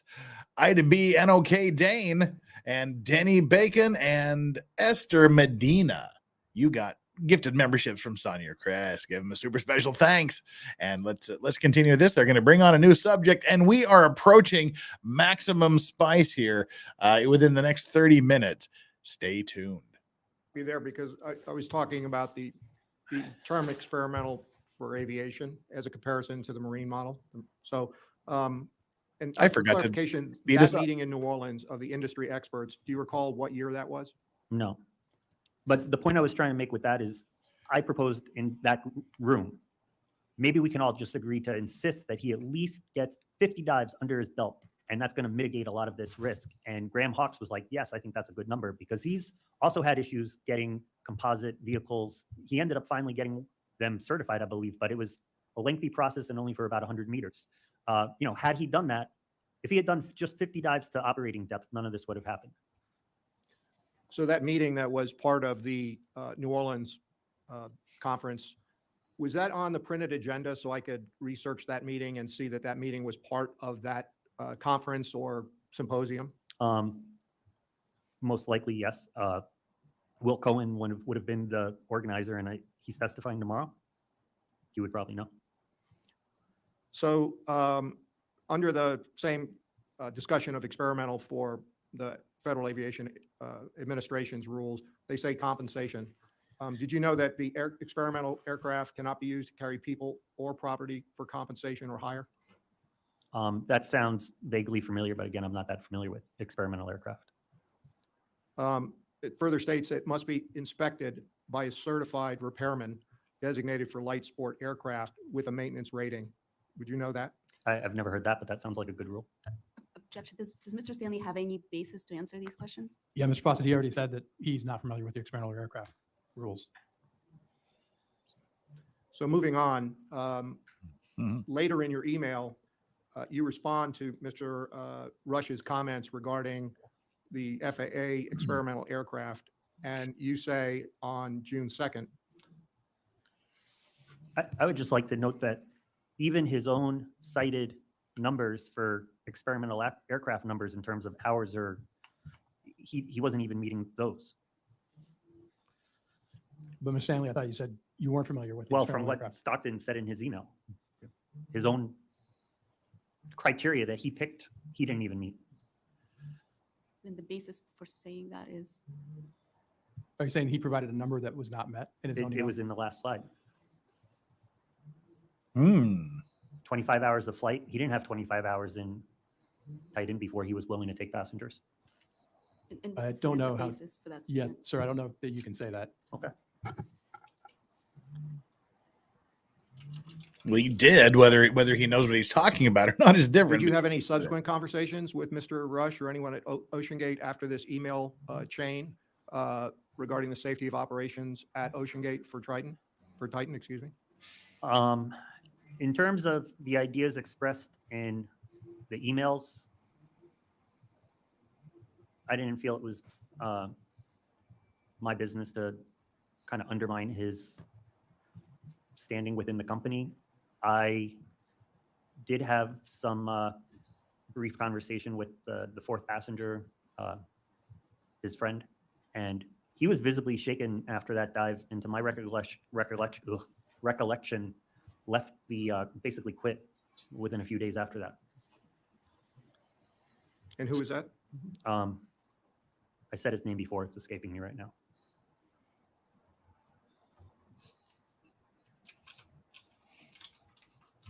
So in the June 3rd, in Objection, Mr. Foster, before we move off, we're moving off these emails. I just wanted to clarify that this is not a complete chain. And in fact, there was an email from Mr. Rush to Mr. Stanley, to which that May 23rd email was a response to. I don't know where, but these are, just for the record, this is not a complete email exchange. And we can provide the complete email exchange that includes emails that were omitted from these excerpts. Okay, thank you, OceanGate. If you can find the additional emails, we This is the most active we've seen the Ocean Gate Council since this started. I think they've just said more than they have said cumulatively in the previous 6 days of testimony. Interesting they're getting involved in this. will redo the exhibit and add those redacted versions. Thank you. yes, we weren't aware of that, sir. In Well, wouldn't I be the one to have those emails? That was going to be my question, So what makes you think that they're missing emails here? because we have the full email chain and they're missing emails there. How do you know an email's missing? 1 second, please. I Oh. think that OceanGate, you have the other side of the email chain. Correct. Yeah, if you would just provide those to the board, we will make that the exhibit. We will. So on June 3rd of 2019, it's the last 2 pages of the email chain that we do have as the exhibit 85. You sent an email to Mr. Rush. Is page what? Out of eight? It's the second to the last page. Okay. Where it says, we're scrolling down to it. Scroll down to the next highlighted section, please. Yeah, so it starts, your statement that you will not take non-essential crew, clients, media, or clients or media in the sub until you're confident the hull is safe, to me is sort of a red flag. The definition of safe is free from risk. And then you have a link there to what appears to be a dictionary. Obviously, and as evidenced by your waiver, the endeavor you wish to undertake is full of risk. What we are talking about here is the risk management and what is an acceptable level of risk. So you included that in your response, and you felt, am I correct, that the idea that that there was a confidence in the submersible, that it was safe, because ultimately he did take personnel into it. Mhm. So And this is an interesting question, which the answer is, it seems to be that way. Mariko True says, so Ocean Gate had the full email chain and failed to provide it, instead bringing it up to discredit this guy. Yeah, they're like, hey, this isn't the full email chain. You're missing some email chains. You're missing some of the emails in the chain. Coast Guard says, well, hey, you've got the other half, don't you? Yeah, all right, give it to us. There, problem solved. Yeah, they're like, this doesn't have the whole chain, but there you go. And for those of you that are asking, yes, all right, here you go. Here is your wood chipper emoji. It is now up and active. John Byrne is our emoji creator. Thank you very much, John Byrne, if you happen to see this, for yet another awesome emoji. It's our wood chipper emoji for the people that belong there. So you were saying that based on your knowledge of what risk was, as you define here, that the submarine was not safe. Objection. Could we just I think we rephrase the need to question? rephrase that question. Sir, what did you mean by that? I mean, I was statement? advising him to gain more experience to mitigate risk. Thank you. I'm getting to my final questions here. So how did you become aware of the accident? Now we're talking about the accident that occurred on June 18, 2023. Yeah.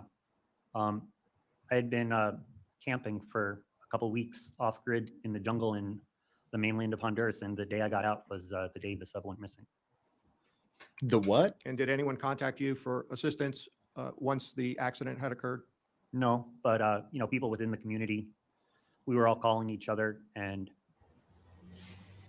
even without the information that James Cameron had access to with the sound, I was able to, I was 100% sure that they had imploded. I said that to a journalist actually from Harper's, but I didn't want to go on the record as such until the family found out another way. But the only way that you would lose both your tracking and communication and not be on the bottom would be an implosion. Sir, that's my final question. Mr. Stanley, do you want to continue or take a? I'm good to continue. This time, Lieutenant Commander Whalen has questions for you, sir. Thank you, Mr. Stanley. What was the testing process for the Idabel? You had mentioned you were testing it in the lake that was near Idabel. So before,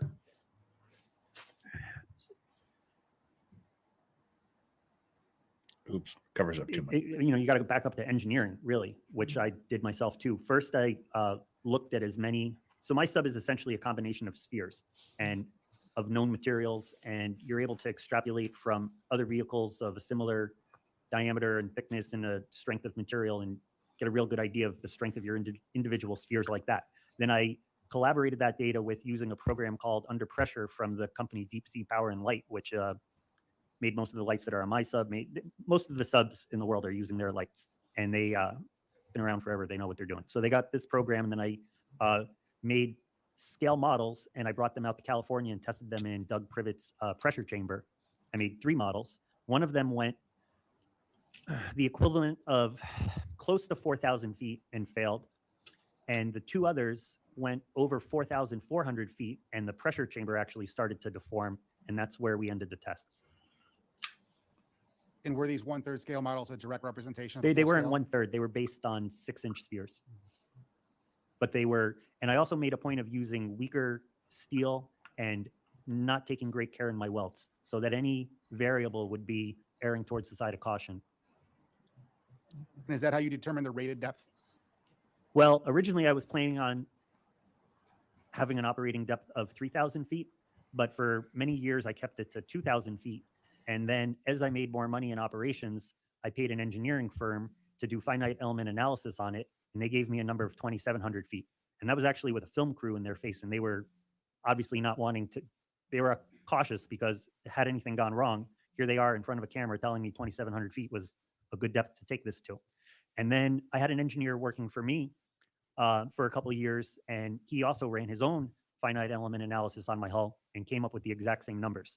And so I take 2,700 feet as a safe limit. I've been to 2,660.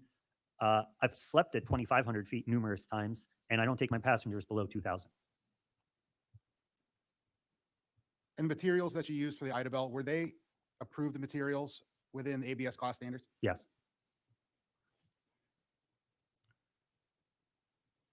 At the dive in the Bahamas on the 17th of April, 2019, were you aware of a representative from Lloyd's Register in No. attendance? I don't believe that there was one there. Lieutenant Steele, can you please bring up exhibit number 52, which is the dive log for the Titan Submersible? And if you can zoom in to include up to column 5, please. And so what we believe this represents is if you can start up at the top, please.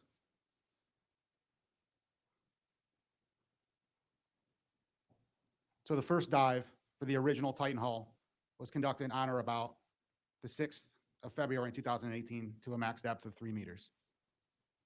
And if you could please scroll slowly through the max depths. Continue. Keep going. And so on dive 26, it's just C2_0026 on the 26th of June, 2018, was an unmanned dive to 4,000 meters. Scroll down, please.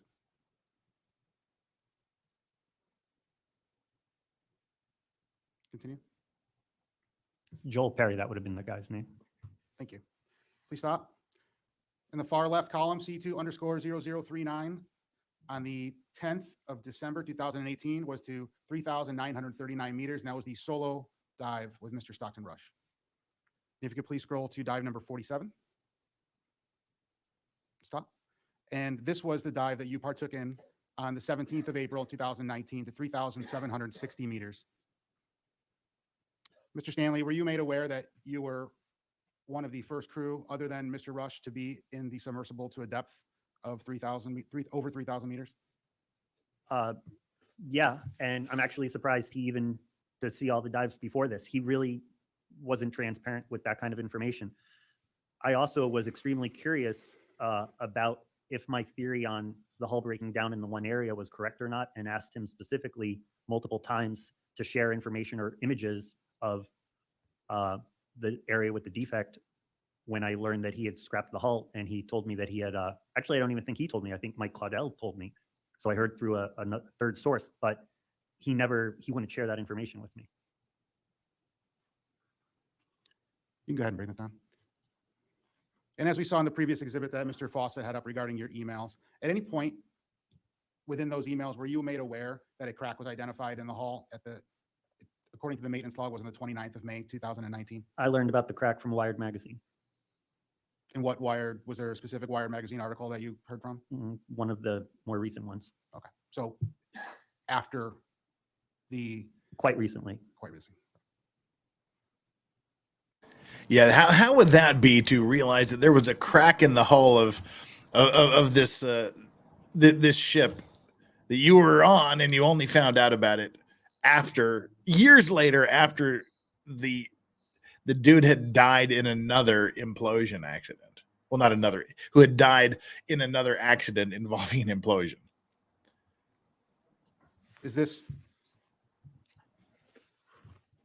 Had you planned any more dives or any more operations with Mr. Rush after your dive on the 17th of April, 2019? It was never discussed. I didn't really have an interest in going to the Titanic. I didn't, I feel also this exchange of emails strained our relationship from what it had been previously. We weren't, I felt like I kind of pushed things as far as I could without just him telling me to fuck off. Never talk to him again. Yeah. All right. That kind of answered one of the questions I had. Where did it really start to go wrong? And again, it was somebody who told him that they had concerns about safety. That's where so many of these relationships with Stockton ended, when someone told him, you are going to kill somebody. Oh, and while we're paused here, let me answer a couple of things. Where do we go here? Sky is a neighborhood, says Larax, in terms of powers to compel evidence and witnesses, what are the Coast Guard able to do here? Sorry if it's already been asked. I'm actually not sure, because these aren't criminal hearings. They're not civil penalty hearings. They're public hearings to acquire information. So I'm not actually sure. That's a very good question. I shall have to research that. I would imagine there is some degree of ability to compel. Actually, I just don't know. Let's leave it at that. I will see what I can do to find the answer to that question and report back tomorrow. Paul Farrell, member for 6 months, says, wonder if the owner of OceanGate's wealth was more hard assets than liquid assets. I'm sure he had plenty of both. We'll be discussing his wealth here in just a few minutes, because we're right on the cusp of where things start to get really weird. Were you ever a member of the MTS or on and off, I have been, yeah. Oh, Amil says, yikes. Thank you so much for the $5. Yikes. Yeah, yikes. Were you involved in the drafting of the letter? They didn't ask me to sign it, but I was aware of it. Thank you, sir. That's all the questions I have now.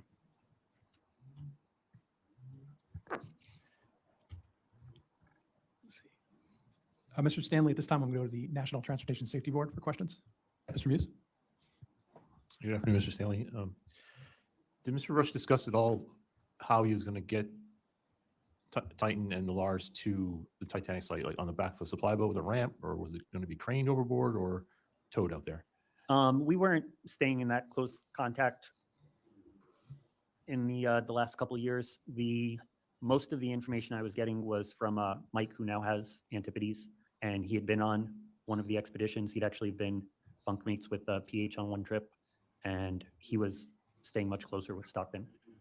But in this time frame we've been talking about, 2019, you weren't aware, or they didn't share what their plans was on. We weren't talking like that. Okay. And my only other question is, where is Seabug now?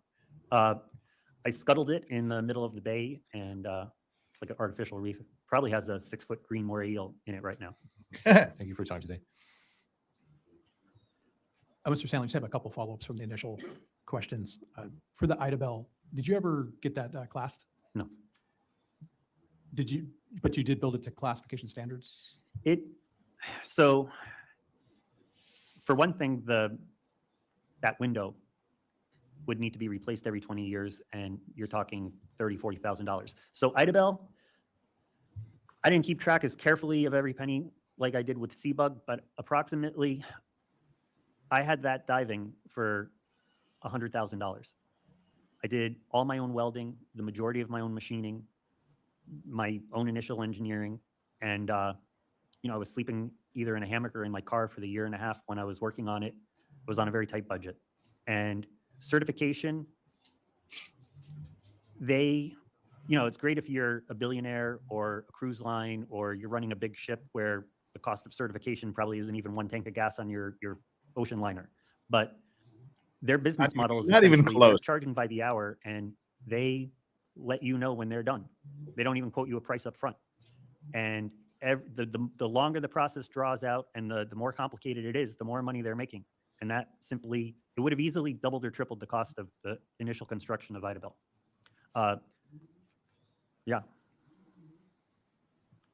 And so I think you mentioned that when you were aware of the letter of concern that the MTS was drafting, that you had some sympathy for the position of trying to get a new carbon fiber hull certified or, There's a company in Rhode Island that's making pressure vessels, not for human occupancy, but for 6,000 meters. And they have it more or less worked out. And from what I've read and from talking to other people, that gentleman reached out to Stockton Rush and wanted to confer with him, and Stockton refused his advice or even opportunity of meeting with him. Objection, what's the basis? that wasn't really my question, sir. I was going to ask you why you felt the sympathy was it because you felt like a carbon fiber hull would take a long time to get certified correctly? It would take a very long time.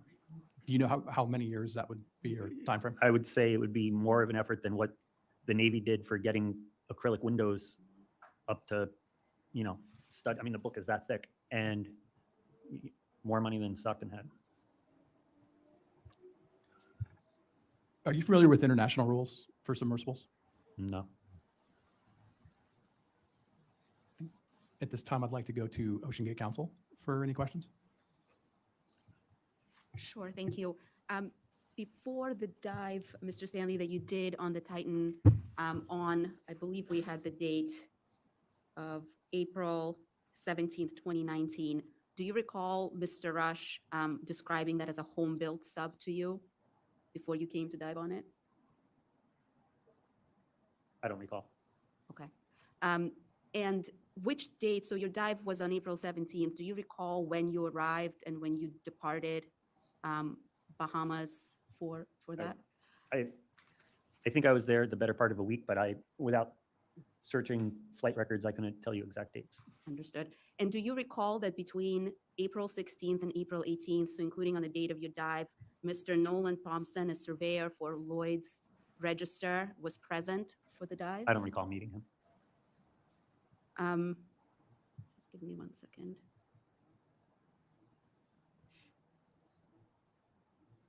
And the version of the Titan Submersible that you dove on April 17th, do you know if that was the carbon fiber hull that was used on the Titanic expeditions? To my knowledge, it was not. Thank you. Sir, just a couple more follow-up questions. You mentioned that you dove on the Antipodes in Puget Sound. Correct. Was there any compensation for that dive? No. Why do you think Mr. Rush provided that dive to you? Fellow enthusiasts. Why, sir? That, we both have big interest in submersibles, and I don't remember who else was in the sub, and I mean, they probably had some kind of other mission they were doing, and I just kind of went along with it, but I don't, it was probably more than 10 years ago. Sir, do you remember it was like a scientific mission that you were on? I don't remember us doing any science. I remember being about 50 feet underwater and thinking we must have been hundreds because it was already so dark.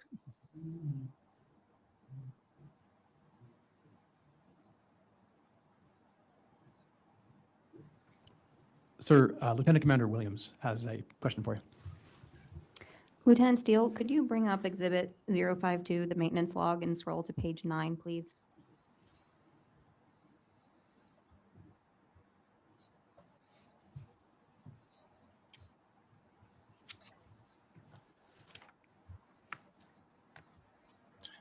But Aaron Allen says the Titanic wreck should be made off Scroll Miss into everyone May 29th.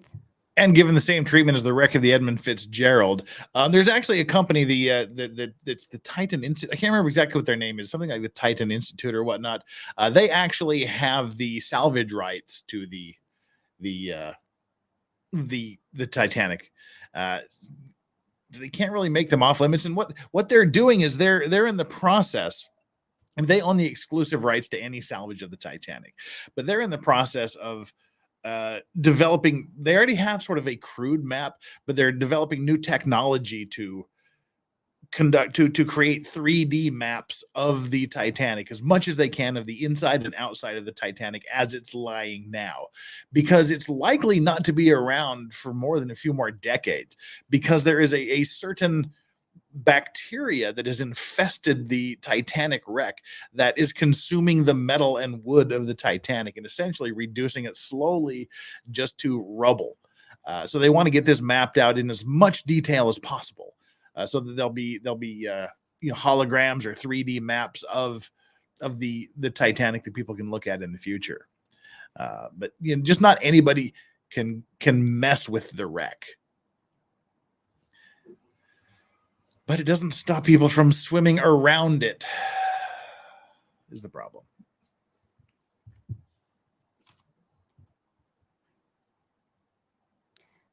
According to the maintenance log seen here, it was discovered on May 29th that a crack was seen on inside of main pressure vessel at the 0900 clock position.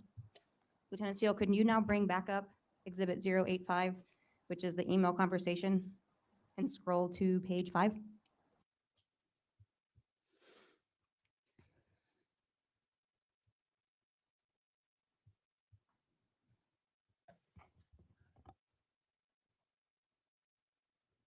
Looking at the end of the second page, and actually, could you scroll up first just a little bit so we can see the date? Mr.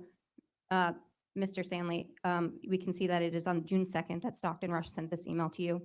At the end of the second paragraph, it says, whether a localized acoustic activity we all heard is critical or merely characteristic is yet to be determined. I just wanted to confirm that there was no other communication between you and Stockton besides this email that occurred in June 2019, or these email chains. Not that I can recall. And so just to confirm, he never told you about the crack of the hull at this time. I found out about the crack from Wired magazine. Thank you. That's all I have.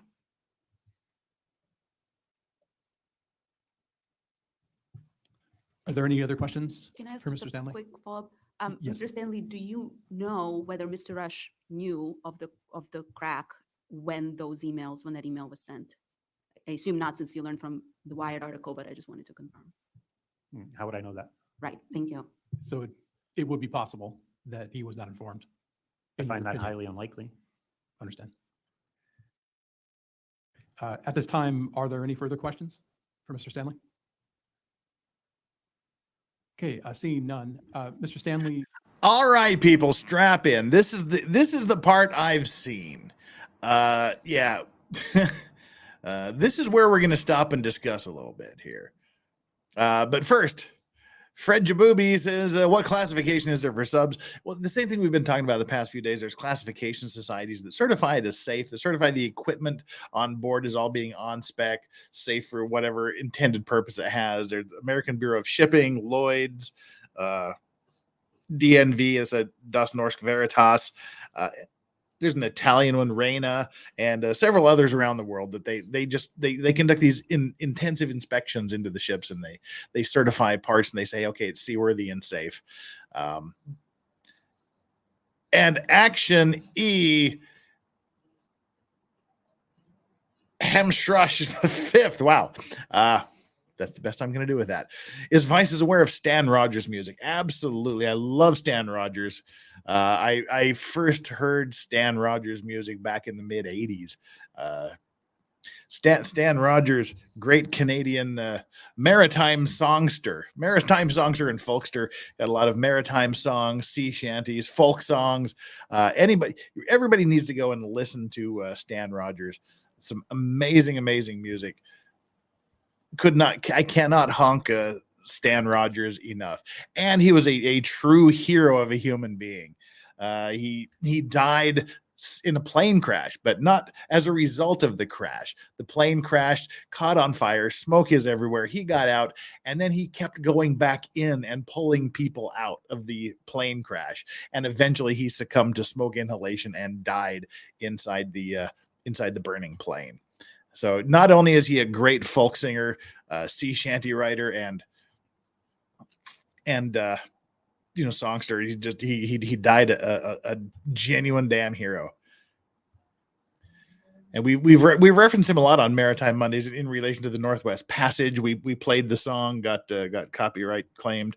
Barrett's Privateers is a great song. The Mary Ellen Carter, regarding the salvage of a ship, the Mary Ellen Carter rides again. Some great stuff.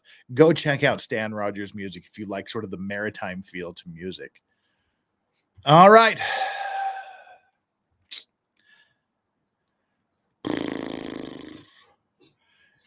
Are we ready? Yes, we just mentioned the Mary Ellen Carter. Oh, it saved a man's life during a shipwreck, did it? Oh, I haven't heard that story. But yeah,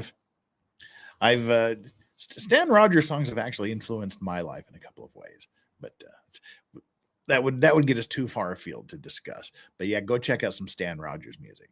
Write it down. Check it out later. Let's go. They're taking off his muzzle. They're taking off the chains. They're taking off his collar and just letting him have his say. Is there anything that we haven't asked you that you think would be valuable for the board to consider? Yes. Look at him settle in to give them a piece of his damn mind. And I realize what I'm going to say kind of is, I expect objections from Ocean Gate's counsel, and I would wish that you would indulge me a few minutes to lay out what I think about this, seeing that Ocean Gate came very, very close to killing me and has had a severe impact on my business as well as an entire industry. And I think I could at least have a few minutes to spell out why I think this all happened and how it happened, because I've spent a great deal of time trying to figure that out and also researching it. And there's a lot of information online about Stockton and his family.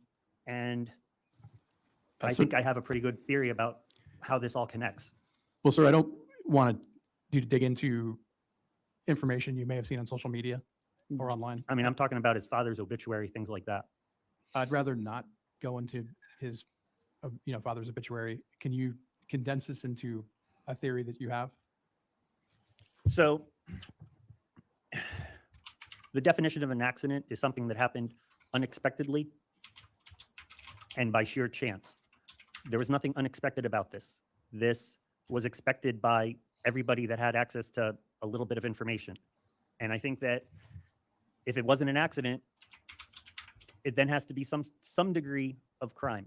And if it's a crime, I think to truly understand it, you need to understand the criminal's motive. And I think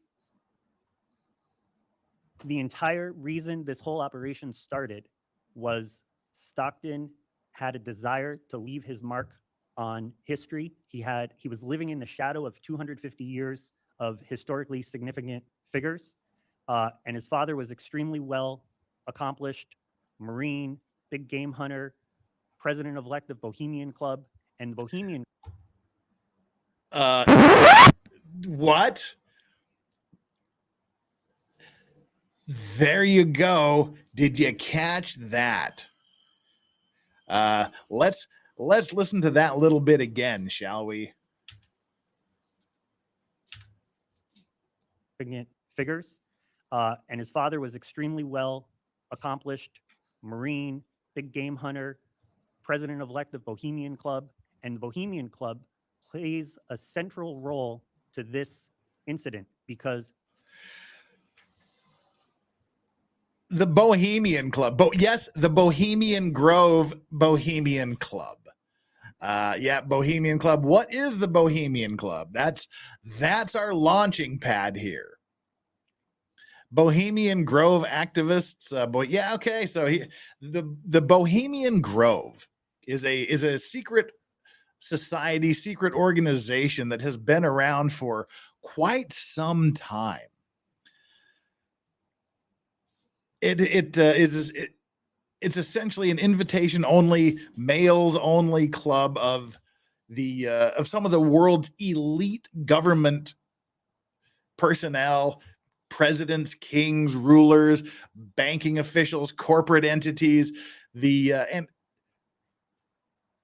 the Bohemian Grove and the Bohemian Club is sort of how Alex Jones became Alex Jones. Alex Jones was right. Yeah, we have some Alex Jones mentioned here. About 30 years ago, he started investigating the Bohemian Club and their secret rites and their secret ceremonies, and he infiltrated the Bohemian Grove in 2000 and videotaped some of their ceremonies and made a documentary about it. And that sort of launched Alex Jones into prominence at that point. And it's been around since like 1880s. And it they meet there at the Bohemian Grove. They have their little powwows. Interestingly enough, one of the planning meetings for the Manhattan Project with Robert Oppenheimer was held at the Bohemian Grove. So it's a very, very powerful, very, very real, influential group, and they have these high level meetings, high level security, and as part of this, they have a giant statue of an owl named Moloch that they essentially worship, and they have pageants. They dress in druid robes, and one of this is called the cremation of care. And what they do is they enact a human sacrifice. It's a bundle of sticks wrapped in humans' clothing, but essentially they conduct a ritual burning of what they call care to the statue of Moloch in a big pageant. And it's a wild thing. It sounds crazy. It sounds insane, but it is actually a thing. Go check out. They have Wikipedia pages. They do all of this, and his father. We'll talk a little bit more about this in a second. Stockton Rush's father was at one point a president-elect of the Bohemian Club before he died in 2000. Yes, this did go off the rails fast. Is this Bohemian cult something like the Freemasons? This is the world's elite. These are the elite businessmen, bankers, government officials, military leaders, etc. that are all part of this.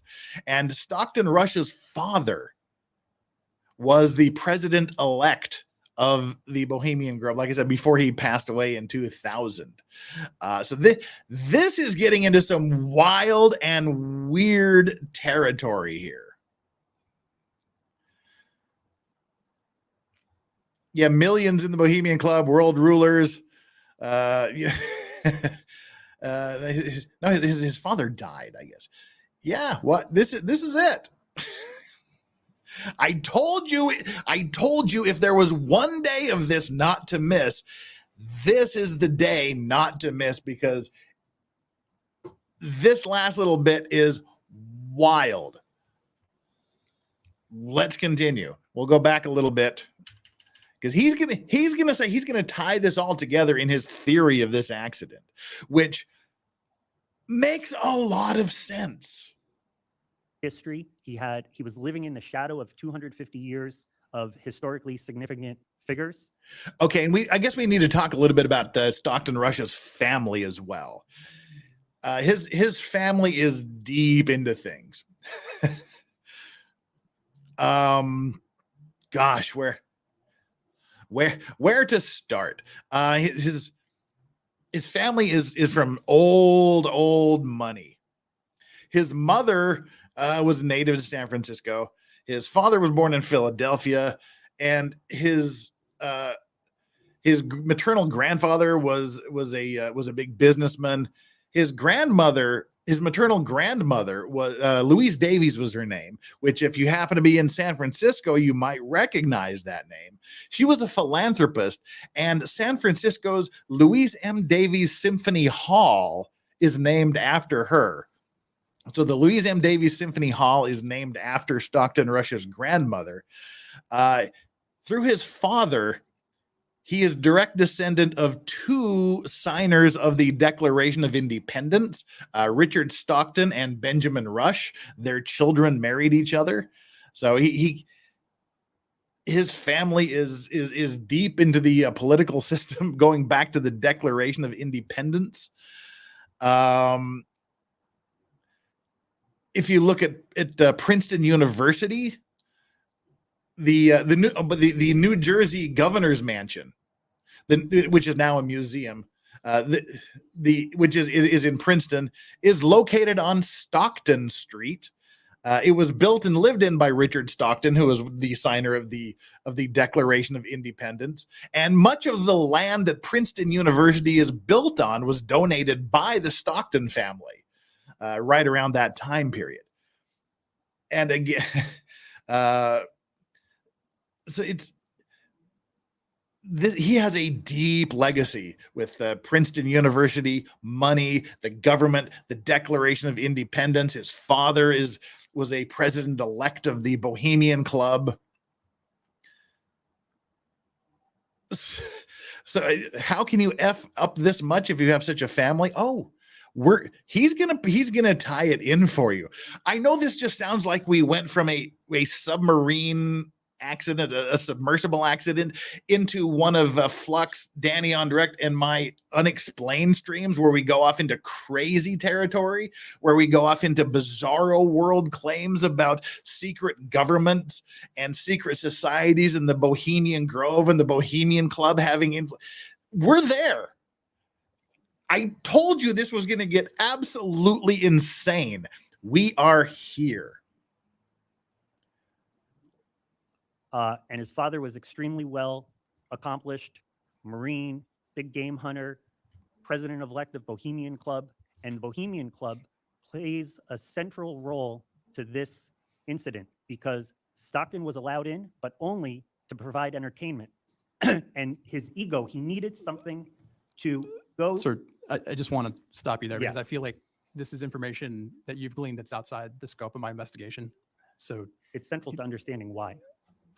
can you limit to your theory? You believe Stockton Rush was trying to make his mark in history? Is that the basis Exactly. of this? I mean, he had enough money to charter a sub and see the sub. He actually went on record in an interview and saying that the first trip to the Titanic, he didn't even bother looking out the window.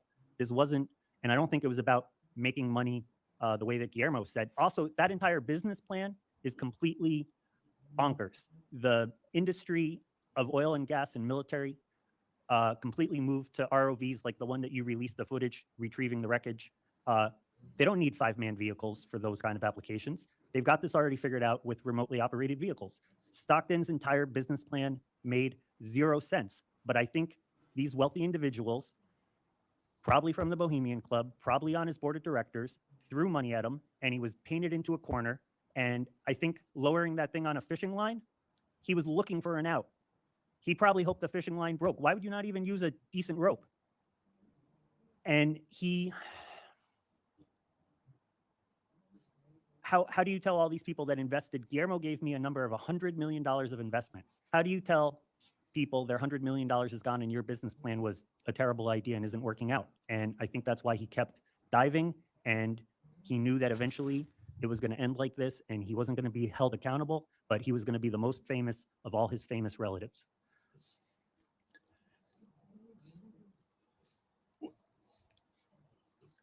What do you think of that? That is interesting. So again, remember, this is a guy who he's just said has taken in about $110 million in investments, and he's still running it with PlayStation controllers and Logitech controllers and all of these things, and he's lowering it down with high weight fishing line rather than cables or ropes. And as he was saying, he knew this was an out. He essentially, what our witness here is saying is that he had every intention of going out in flames, rather than having to talk to his investors, rather having to explain this. This $110 million went somewhere. We heard from yesterday that it was sent to offshore banks, possibly in the Bahamas, to another company, and he's saying that he intended to die in this accident. He knew it couldn't work. He knew if he went out, he would not be held accountable because he's gone, but he would become the most famous of all Stocktons or Rushes in history. And you people have been throwing this around for several days now. I've seen it come up in chat numerous times where you've been saying, did he intend to go out this way? Did he have a death wish? Did he? Apparently, I mean, that's what this guy is saying. So there you go. No, he did not take his kid with him. That was there was a Pakistani businessman on there that took his child with him. Stockton Rush didn't have his kid with him. So this answered some of these questions that were asked earlier on. Where did his money come from, and why was he on every one of these missions when he didn't need to be? Again, obviously the panel here thinks he either thinks he's crazy or doesn't want him talking about it. But this is a theory that has just been thrown out by someone who was at one time quite close, apparently, to Stockton Rush and knows of his family history. This guy has videos out there. We'll watch a few minutes here in just a minute of him talking a little bit more about this. Alex Kane with the 2 pounds.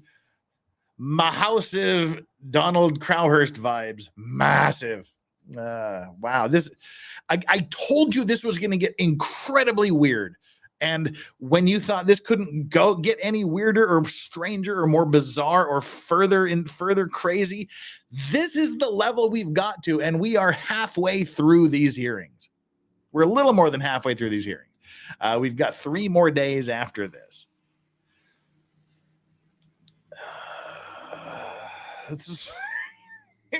You asked for it. And again, I apologize.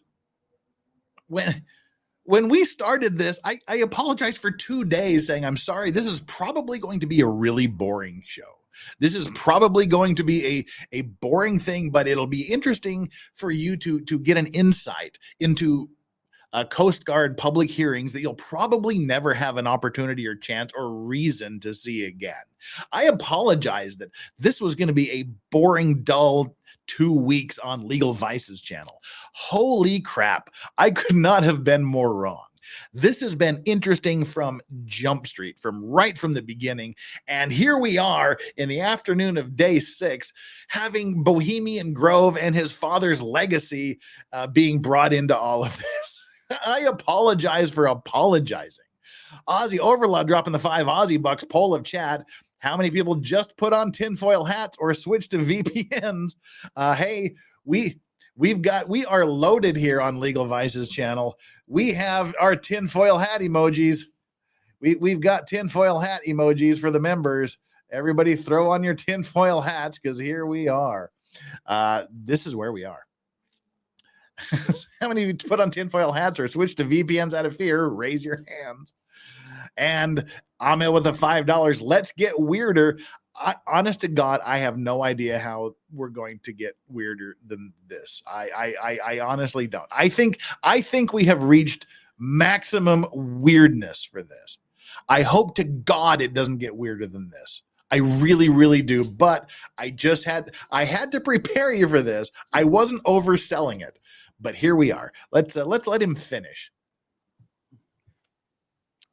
plan was a terrible idea and isn't working out. And I think that's why he kept diving, and he knew that eventually it was going to end like this, and he wasn't going to be held accountable, but he was going to be the most famous of all his famous relatives.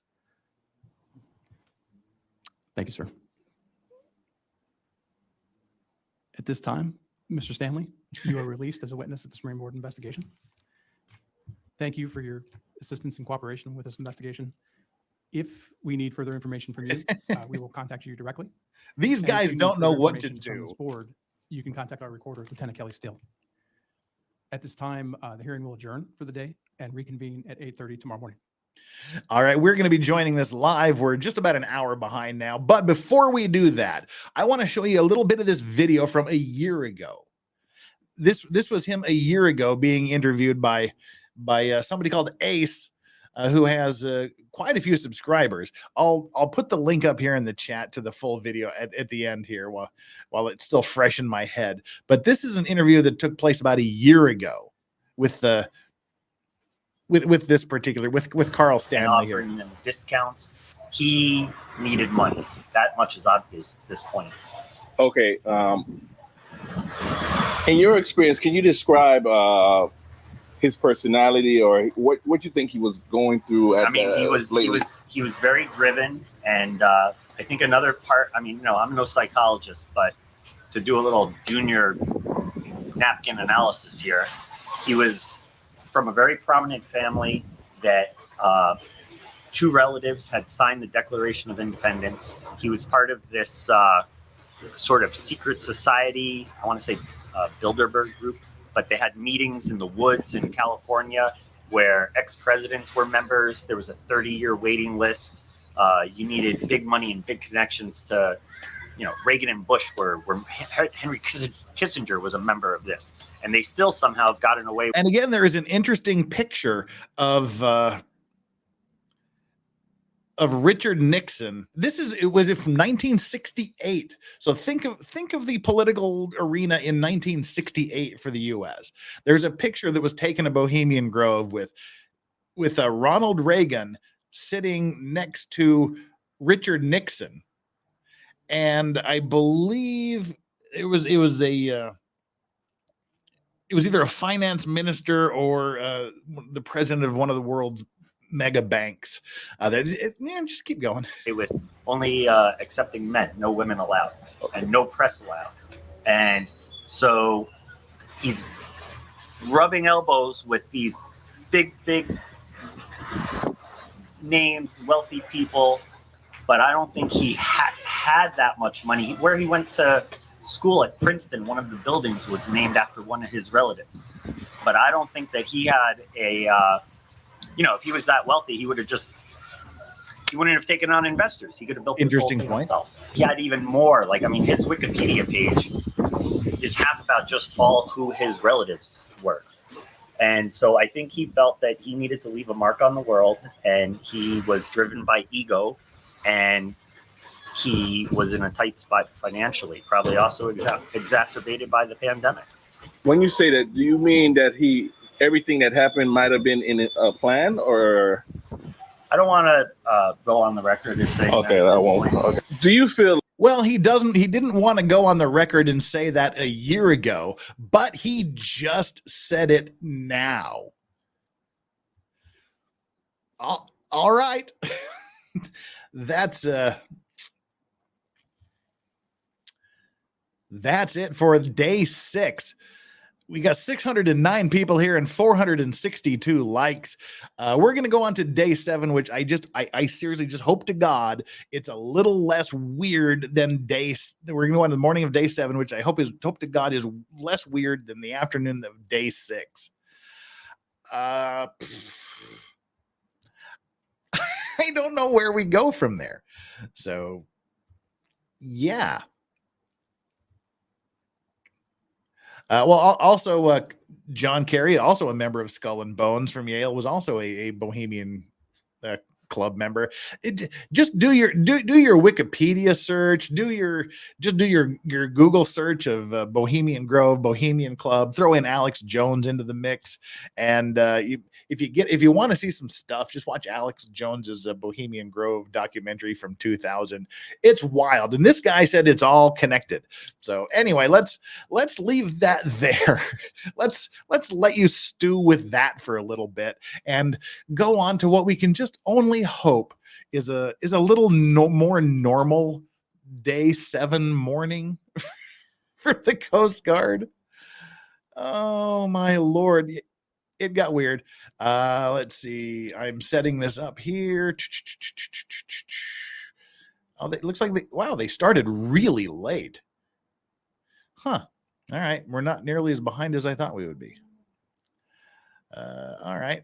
Oh, they didn't start that late. Okay, we'll bring this up. We'll start at 1.5 speed and we'll reduce it. We'll reduce it if we have to. I don't know where we go from here. I really don't. I bet none of you had Bohemian Grove and Bohemian Club on your bingo cards. And if you say you did, you're a liar. Right.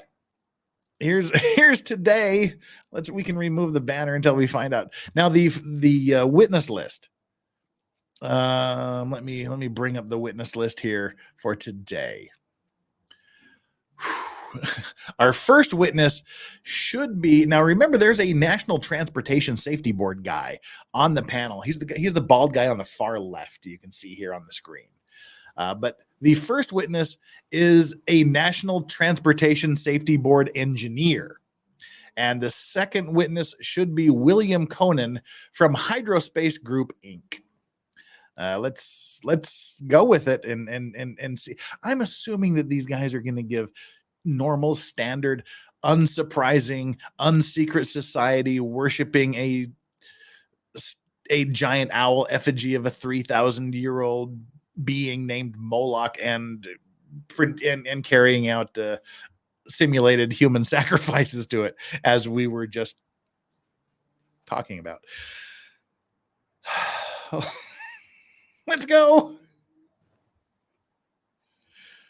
I got to bring this up to 600% now while they talk amongst themselves before they get going.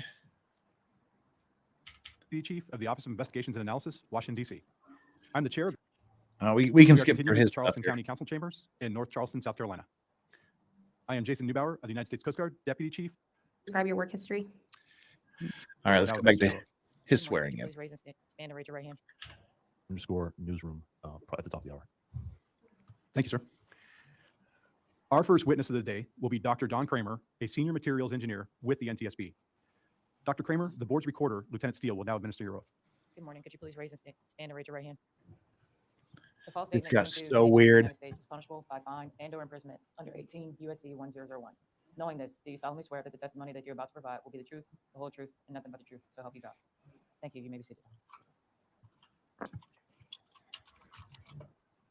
Dr. Kramer, thanks for making the trip down from DC. Lieutenant Commander Williams is going to start with your question answer. Good morning, Dr. Kramer. First, I'd like to thank you for being here with us today. We understand that you have a presentation to give, but prior to that presentation, I have a few background questions for you. Can you please describe your educational background?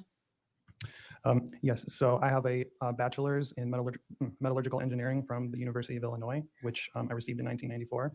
And I have a PhD in material science and engineering from the University of Minnesota, which I received in 2000. Can you briefly describe your work history?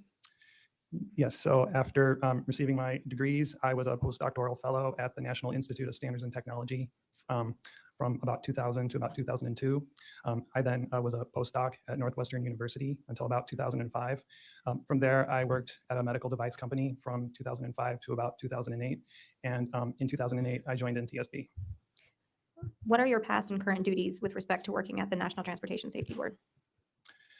So as a materials engineer at NTSB, I'm in charge of or tasked with investigating mechanical failures of materials in transportation accidents. NTSB is a multimodal organization, and I am part of the Office of Research and Engineering, which supports all the modes. So we participate in accidents in aviation, highway, pipeline, rail, as well as marine.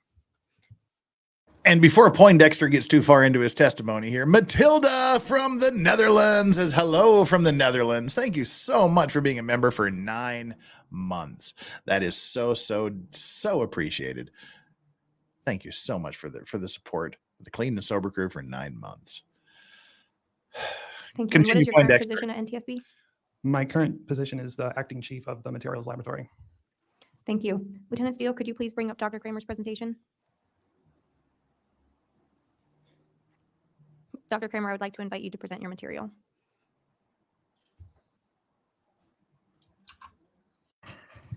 Good morning. This work was performed at the request of and in collaboration with the Coast Guard's Marine Board of Investigation. I would like to thank the Coast Guard for the opportunity to participate in this investigation.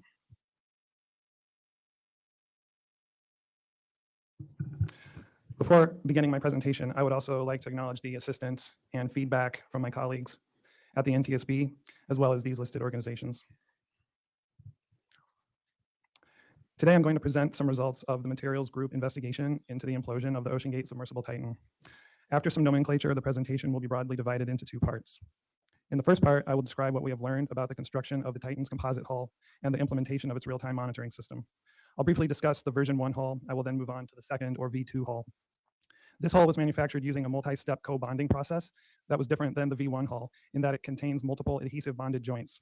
We were able to examine some material from the manufacturing of the V2 hull, and we found several anomalies within the composite and the adhesive joints, including waviness, wrinkles, porosity, and voids. I'll show examples of those, as well as some features consistent with rubbing damage at one of those adhesive joints. Next, I'll recap the Titan's real-time monitoring system. I'll talk briefly about the principles behind these methods and review how OceanGate implemented them on Titan. The second part of my presentation will focus on changes in the mechanical response of the hull following dive 80 and observations gathered from images of the wreckage on the ocean floor. I'll show that the Titan's real-time monitoring system detected the loud bang that we've heard about previously, and that the strain response of the hull changed on subsequent dives after the bang. I'll finish with some images from the Titan wreckage. These will show that the composite hull experienced substantial delaminations at or adjacent to 2 of the hull's co-bonded joints. Before continuing, I do need to note that the NTSB's own investigation into the Titan mishap is still ongoing, and as such, the scope of my testimony will be limited to factual information. Also, there is a significant amount of additional documentation that can be found in the NTSB reports. I'll begin with some basic nomenclature. And before we continue, I need bourbon. So the first term to define is composite. A composite in general is any material made up of more than one material, but as applied to Titan, it'll refer to unidirectional carbon fibers that are embedded in and reinforced by a hardened polymer matrix. OceanGate utilized several methods of fabricating composite structures from unidirectional fiber. One was wet winding. For this method, the fiber starts out dry and is dipped into a liquid resin bath by the user at the point of use. The other is prepreg. In prepreg systems, the carbon fiber is pre-impregnated with resin by the fiber manufacturer, or often by the fiber manufacturer, and is often delivered as a flat sheet on a roll. It can then be split into tapes or toes. Here's an example of a prepreg splitting operation. This is a comparatively small machine and would probably not have been sufficient for the amount of fiber that OceanGate needed for Titan, but it illustrates the idea of splitting. A rolled up sheet of prepreg is loaded into the machine and is sent through a series of cutters, producing a large number of tapes or toes. The toes are then rewound onto individual spools. One of these individual toes could contain thousands or even tens of thousands of individual carbon fibers, depending on its width and thickness. The prepreg tapes that we saw in the previous slide are clearly very thin, so objects built up using layers and layers of these tapes will have a laminated structure. One course or level of unidirectional material is a ply or lamina. I'll now discuss the manufacturing of Titan's composite hull. The Titan V1 cylindrical composite hull was manufactured in 2017 and was at the core of the Titan pressure vessel. The hull was manufactured using a combination of wet wound fiber for the circumferential plies and prepreg for the longitudinal plies. The ends of the cylindrical hull were capped by titanium rings called segments that were glued to each end. The segments in turn were mated to cylindrical titanium domes that were bolted on at either end, and the forward dome contained no forward. I like this because now we're gonna get a little more information about possibly what went wrong, as he said, where the failure points likely were, and we're learning how things kind of stick together. So this may actually be the world's first decent and impressive PowerPoint presentation. Affordance for the viewport. As previously noted, a crack was discovered in the composite hull and it was retired from service in 2019. Oh, too loud. Okay, all right. Investigators had the opportunity to examine a leftover piece of the Titan V1 hull. The hull was originally manufactured with excess material at both ends, and then the hull was trimmed to size. The leftover piece was trimmed excess material from one of those ends. The piece contained voids and delaminations. One notable delamination was located about mid-thickness and is shown from different directions in these two images as indicated by the white arrows. After OceanGate retired the V1 hull, they manufactured two 1/3 scale test articles. Just like the Titan V1 hull, those cylinders were manufactured with extra material on both ends, and then the cylinder was trimmed to size. One of those trimmed end pieces is shown in this image, and in greater detail in these images. Yeah, thank you. The trimmed end piece contained two notable wrinkles and a mid-thickness delamination as indicated by the arrow in the upper image. According to multiple former directors of engineering for OceanGate, both subscale test articles imploded or were on the verge of imploding at or below 2,800 meters. Which is really bad, seeing as how that's really bad, seeing as how the Titanic was at 3,800 meters ish. A likely cause of the low implosion pressure. In order to mitigate the wrinkle problem, OceanGate pursued a co-bonding process, which I'll describe in a couple of slides. After building a couple of test rings to test the viability of the co-bonding process, OceanGate proceeded. All right, Coast Guard, you need to move your camera. We can't see shit. Do us a favor. Remove the camera or move it somewhere else. This is useless. With building a full-scale version 2 hull for Titan. The full-scale V2 hull was manufactured by Automatic Fiber Placement. Thank you. This is a robotic system that, in this case, was probably attached to I an feel overhead rail and seen. trolley system and contained multiple spools of pre-preg tape loaded into a fiber placement head. The head can apply multiple tapes in multiple directions. For the first two plies, the tapes were applied in the circumferential direction, like a spiral from one end of the hull to the other. For the third ply, the tapes were applied in the longitudinal direction. The sequence was then repeated until 133 plies, approximately 1 inch of pre-preg material, had been applied to the hull. The hull then proceeded to curing and co-bonding. The co-bonding process, or multi-cure process, as it was sometimes referred to by OceanGate, involved building up the composite hull in 1 inch layer increments. After the first inch of pre-preg was applied, the layer was capped by a peel ply. This peel ply was a plain woven synthetic fabric that was designed to be removed later. The assembly was then cured at elevated temperature and pressure in an autoclave. After curing, the peel ply was stripped from the surface. The act of stripping the peel ply is intended to create an active surface for adhesive bonding. After peel ply removal, bulges in the hull were removed by grinding. A layer of film adhesive was applied, followed by another inch of pre-preg, capped once again by a peel ply. The assembly was once again sent to the autoclave for curing. This process was repeated until a nominally 5-inch thick hull was produced.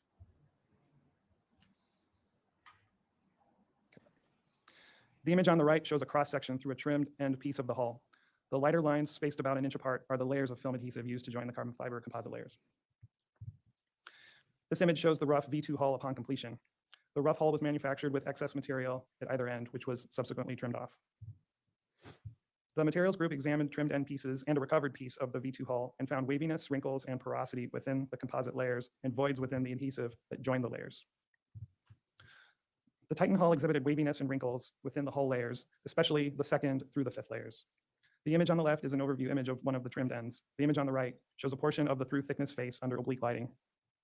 The oblique lighting reflects off of the composite plies based on their orientation. The periodic light-dark reflections are an indication of the waviness of the layered structure. We examined the trimmed end in closer detail and found instances where wrinkles had been ground flush with the outer surface prior to the building of the next layer. The image on the left shows an example of wrinkle grinding. A thorough examination of one of the trimmed ends indicated that the number of ground wrinkles increased with each successive layer, peaking at 24 for the 4th layer. No grinding was performed on layer 5 as it was the last layer. It should be noted that the number of plies removed by grinding varied significantly. In a survey on a block of material brought back to the lab, the number of plies removed by grinding varied from 1 to 12. Yeah, it should be noted that this thing was shit from the beginning, apparently. I mean, they've got wrinkles and bulging and bubbling and all this right from the get-go. And they just said, yeah, let's just kind of, that'll buff out. Insert that'll buff out meme here. We also observed porosity between composite plies. This is an image of a single layer piece of the hull that was retrieved from the ocean floor. The side that is shown is the adhesive used to join 2 layers. The other side is painted, indicating that it is the innermost layer, or layer 1. The strip has been cut out to evaluate the through thickness material structure. Here's a macro scale image of the cut piece. The next slide is at higher magnification and shows the composite plies in greater detail. Oh, Higher problem. magnification images reveal the laminate structure of the hull. Huh. The lighter gray layers are circumferential plies, where the fibers lie within the slide, and the darker gray layers are longitudinal plies, where the fibers run in and out of the slide. In between the plies, there were thin layers of resin that contained porosity. A higher magnification image on the right of the slide illustrates this point. Several examples of pores within this fine resin layer are indicated by the red ovals. The amount of porosity within these resin layers was estimated to be between 18 and 27%. Yes, Bridget, those Finally, are pieces investigators from observed the voids in the recovered adhesive used to join the co-bonded layers. hull. Some voids were present in all layers. However, at the interface between the first and second layers and between the third and fourth layers, some of the voids formed elongated structures in the adhesive. These structures were visible on longitudinal cross-sections like the one shown. The appearance and structure of the voids within the adhesive bond is illustrated by this laboratory fracture. A thin strip of hull material at the layer 1 and layer 2 adhesive joint was snapped open, and the resulting fracture surface is shown in the lower image. 3 distinct regions were seen on the fracture surface. The green regions are fractured adhesive. The vertical linear features are fractures through the carbon fiber composite. The checkerboard-like regions are thin layers of hardened epoxy that are above the carbon fiber composite, but beneath the adhesive. The checkerboard patterns were left behind by the peel ply that was used during the curing process and then subsequently removed. The areas where you see this pattern were associated with the voids. Examination of the retrieved single layer hull piece also revealed features that were consistent with rubbing damage on the adhesive surface. Voids were observed on the surface of the piece, like those observed on the trimmed end. As shown in the images above, some of these voids contained cream-colored debris that was readily removed with the tip of a fine blade and a synthetic bristle brush. The debris was collected and its chemical spectrum was analyzed along with a sample of the green film adhesive. As seen in this image, the debris and the adhesive had similar spectral peak positions and relative peak intensities. There were also physical characteristics consistent with rubbing. As shown in the image and indicated by the red arrows, the adhesive exhibited rubbing marks that were oriented in the longitudinal direction. Next, I'll discuss the components of Titan's real-time monitoring system. This system comprised 2 sensor types. The first type, of course, was acoustic event detection, and the second was monitoring of mechanical strain or deformation. I'll start by discussing the acoustic monitoring system. The Titan's acoustic monitoring system functioned on the principle that fractures and other forms of material damage create sound waves. These sound waves can be detected using acoustic sensors. These sensors are just tiny microphones that can be affixed to a surface and trained to listen for sounds associated with breakdown of the material. This is a complex but established field of engineering. The Titan's acoustic monitoring system comprised 8 sensors, with 7 attached to the inner surface of the hull and 1 attached to the inner surface of the aft titanium segment. On the hull, 2 were located at the forward end, 3 were in the middle, and 2 were at the aft end. The system listened for acoustic events that exceeded a predetermined amplitude, and when it detected one, it counted it as a hit and added it to a running tally of the total number of hits. There were 2 thresholds for the number of hits. The first threshold issued a yellow alert, and the second issued a red warning, at which point the dive was to be aborted. The amplitude and quantity of hits were established based on acoustic activity from the retired V1 hull and the subscale test articles. Investigators examined acoustic emission data from dives in 2022. And when the data was analyzed, it was noted that 3 of the 8 sensors did not appear to detect acoustic events. One of those sensors was located at the forward end of the hull on the starboard side, and 2 were in the middle, as indicated by the red circles on the illustration. This slide illustrates the difference in sensor response. The slide shows 2 plots side by side of the forward acoustic emission sensors from dive number 76, which took place on July 6th of 2022. These are the original plots produced by OceanGate. Elapsed time is shown on the horizontal axis, and acoustic event amplitude and dive depth are shown on the vertical axis. The left plot shows captured acoustic events at the forward port side sensor, while the right plot shows acoustic events captured by the forward starboard side sensor. The latter sensor did not appear to register any significant events. Next, I'll discuss the strain monitoring system. Titan monitored hull strain using readily available metal foil strain gauges. As these gauges stretch or compress, the resistance of the metal foil changes, and hooking the gauges into a circuit and measuring the voltage drop across the gauge terminals enables the measurement of strain. The gauges were grouped into right angle pairs as illustrated on the right. There were 8 strain gauge pairs on Titan. 5 gauge pairs were located on the hull, and 1 pair was located on the aft segment. 2 gauge pairs were originally located on the forward dome during testing at the Deep Ocean Test Facility and may have been moved to other locations on the hull. As illustrated by the red arrows on the image, 1 gauge in the pair was aligned in the circumferential direction and measured hoop strain. The other gauge was aligned along the axis of the cylinder and measured longitudinal strain. Right. On July 15th, 2022, Titan executed a dive to the Titanic, entered into the dive log as dive 80. Upon returning to the surface, the crew heard a loud bang, which was documented by the pilot in the OceanGate dive log and has been discussed at this hearing. This was the 14th dive to a notable depth for Titan V2 since initial deployment and the 6th notable dive of the 2022 expedition. The real-time monitoring system captured this loud bang, and it also captured changes in the hull's strain response after the bang. The audible event was captured as indicated by the acoustic activity plot on the left. The sensor shown here was located at the forward port side of the hull. The horizontal axis displays time, and the vertical axis, again, displays both acoustic event amplitude and dive depth. The acoustic activity increased upon returning to the surface, leading up to the event, which is indicated by the red arrow. Several strain gauges also responded to this event. The graph on the left shows the hoop and longitudinal strain responses during the dive for group 4. As Titan descended, the gauge outputs increased in response to the external pressure as expected, and during the ascent, the output decreased as expected. Shortly after returning to the surface, the hoop and longitudinal gauges both showed a sudden shift in gauge output as indicated by the red arrow.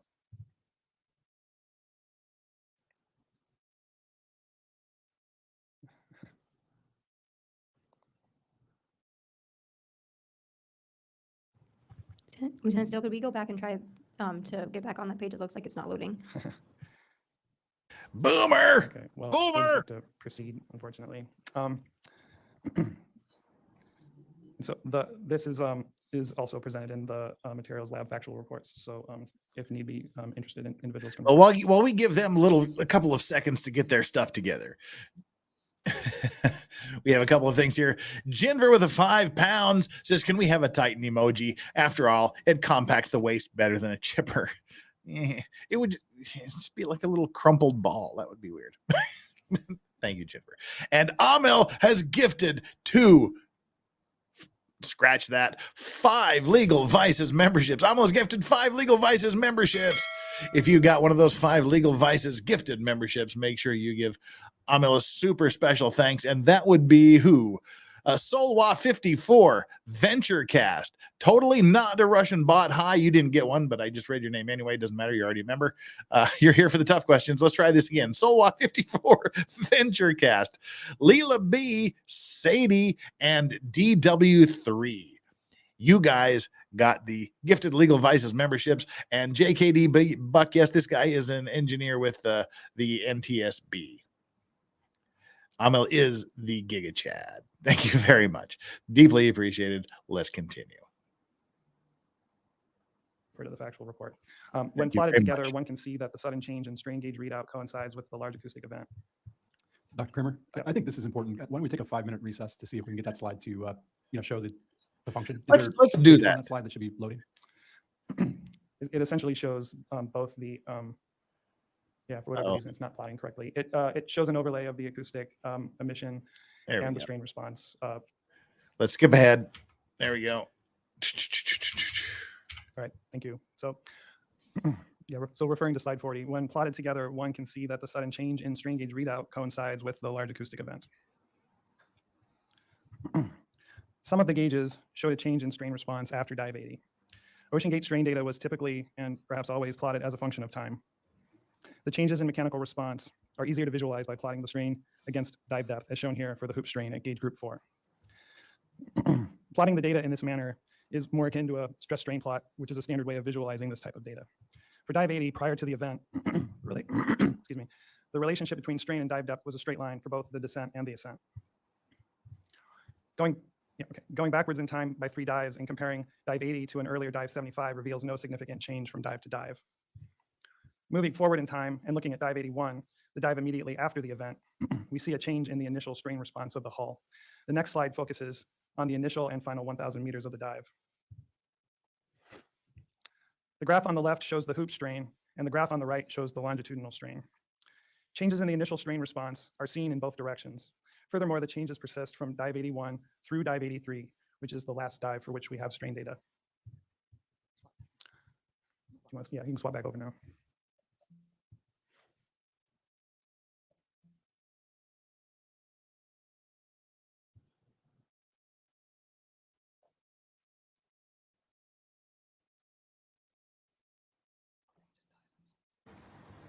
Yes.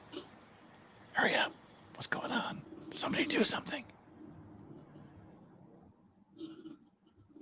There we go. Okay.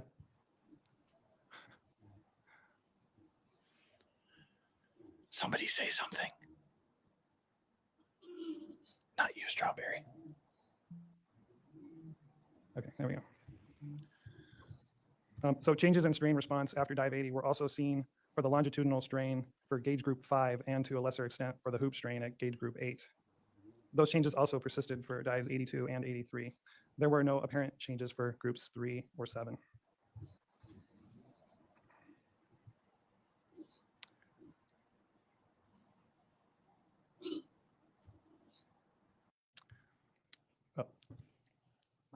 Perhaps we should switch Okay. to the PDF version. All right, I take back what I said about this being a good PowerPoint presentation. Like all PowerPoint presentations, they all fail at some point. They all begin to suck at some point. I hate PowerPoint presentations.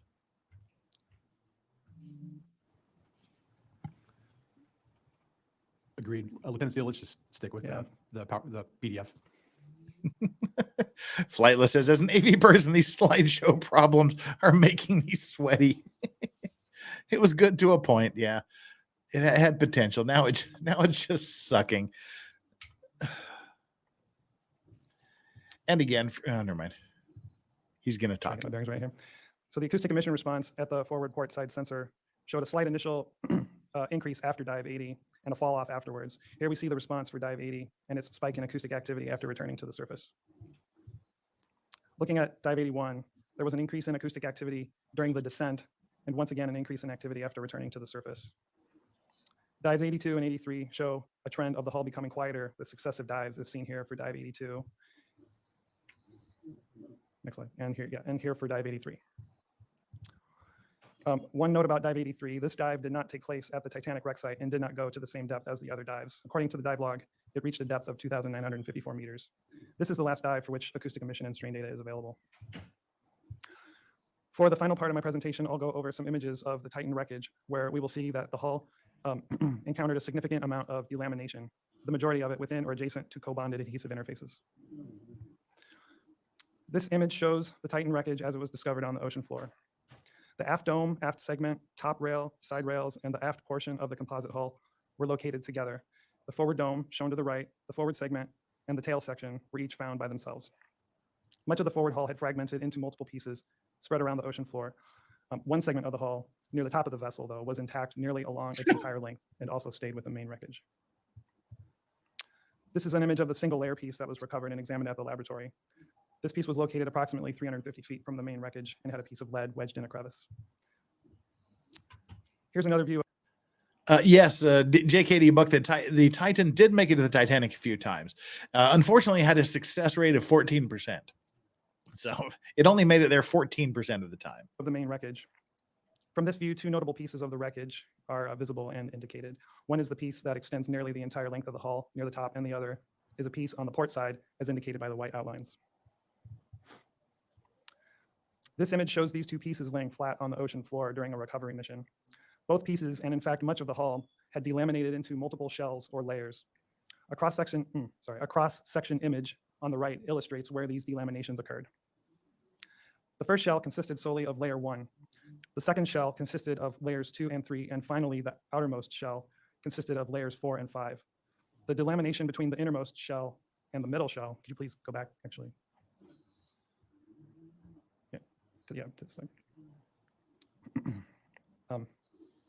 I'll go ahead and give you a cue for next slide when I'm ready. Okay. Right. No, I kind of lost where. So the sorry, I lost where I was. So the delamination between the innermost shell and the middle shell occurred within the adhesive at the layer 1, layer 2 interface for all the pieces that could be examined. This was seen earlier on the single layer piece at the forward end of the hull, and it can be seen here for the layer that's labeled 1 at the lower right of the image. Another layer 1 piece is hidden on this image, but is visible on the next slide. It too shows separation within the adhesive. The delamination between the middle shell and the outer shell shows a more complex separation pattern. For the piece that was located on the port side, shown on the left, we can see the green adhesive at the top of layer 3, consistent with separation within the adhesive. Next, okay, good. Looking at this same piece with the outer shell removed, we see that toward the aft end, there's a mixed region where some of the separation took place within the adhesive and some within the adjoining composite layer. At the forward end, there's also a square patch of composite material still attached to the surface. Okay. Also of note for this piece, the outer shell consisting of layers 4 and 5 was fractured through the layers and a chunk of it was missing, which is why the top surface of layer 3 is visible. These through thickness fractures were not found in the middle shell. Turning our attention back to the long piece from the top of the vessel at the right of the image, the separation between the middle shell and the outer shell appeared to occur primarily through the carbon fiber composite or along the interface with the adhesive. This can be seen for the piece labeled 2 and 3 on the right of the image. The dark color is consistent with fracture of the composite. The outer shell consisting of layers 4 and 5 is labeled in the background at the top of this image and is highlighted on the next slide. From this point of view, the green adhesive at the bonded joint can be seen on the inside of the 4th layer. Delamination features were also observed on other pieces of the hull. Images and descriptions of those pieces are contained within the NTSB factual reports. So to summarize, the Titan V2 hull was manufactured from pre-preg unidirectional carbon fiber using a co-bonding process with multiple adhesive interfaces. Examination of the hull material revealed waviness, wrinkles, porosity, and voids within the multi-layered structure. A recovered piece of the hull exhibited features consistent with rubbing. Examination of strain gauge data after dive 80 event showed a change in the mechanical response of the hull for 4 strain gauges across 3 locations of the hull. Those changes persisted from dive to dive. As just described, the composite hull showed significant delamination into 3 shells, a shell comprising layer 1, a shell comprising layers 2 and 3, and a shell comprising layers 4 and 5. This brings me to the end of my prepared testimony. I would like to thank the Coast Guard for the opportunity to present these findings and would be happy to answer questions at this time.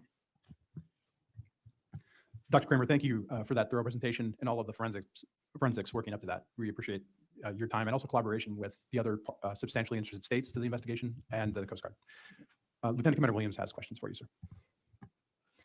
Dr. Kramer, can you explain to me how a wrinkle would form in carbon fiber? So the way that the wrinkle likely formed for OceanGate was during what would be called a debulk, or from vacuum bagging part of the procedure.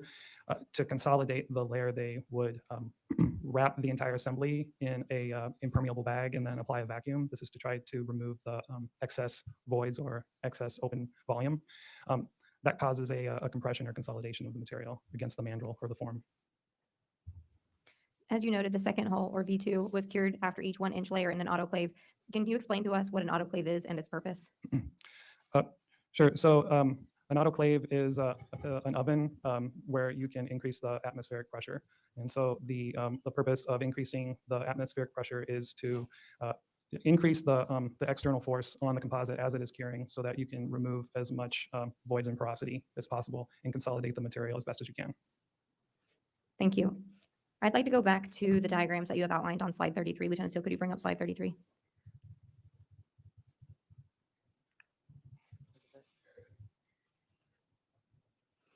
This slide is the location of the acoustic emission sensors. As you noted, the blue sensors means that the sensor was working, and the red means that there was no acoustic activity detected. As we know, channel 2, channel 4, and channel 7 all had full-scale acoustic emissions. You should have a laser pointer in front of you. Can you show me on your diagram where those sensors were located? I'm sorry, I don't think it's in front of you. We have to go grab the laser pointer for you. Don't think I have those.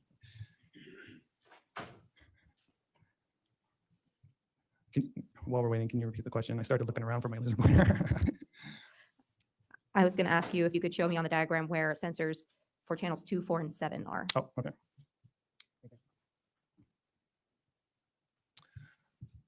Okay, so channel 2 would be there. So that is the at the forward end of the hull on the port side. Channel 4 would be in the middle of the hull at the top. And sorry, can you remind me again, what was the? In channel 7? Channel 7. I believe this is channel 7. I believe channel 7 is also on the top of the hull at the aft end. We also noted from the real-time monitoring data that channel 6 and channel 8 had acoustic emissions, but they were not full scale. Can you show me where channel 6 and channel 8 are located on the diagram? So channel 6 would be on the aft titanium segment or ring, and channel 8. Show us on the diagram where channel 8 hurt you. Would be right here on the lower port side at the aft end of the hull. Earlier, we had discussed that the acoustic emission sensors 1, 3, and 5 had little to no activity. I wanted to confirm that AE sensors 1, 3, and 5 are the ones shown in red on your diagram. That is correct. In your presentation, you noted that there was dust present in the peel ply impression between layers 1 and 2, which is slides 26 and 27 of your presentation. I wanted to confirm that the test that you conducted showed that the dust was consistent with being the same material as that of the adhesive layer.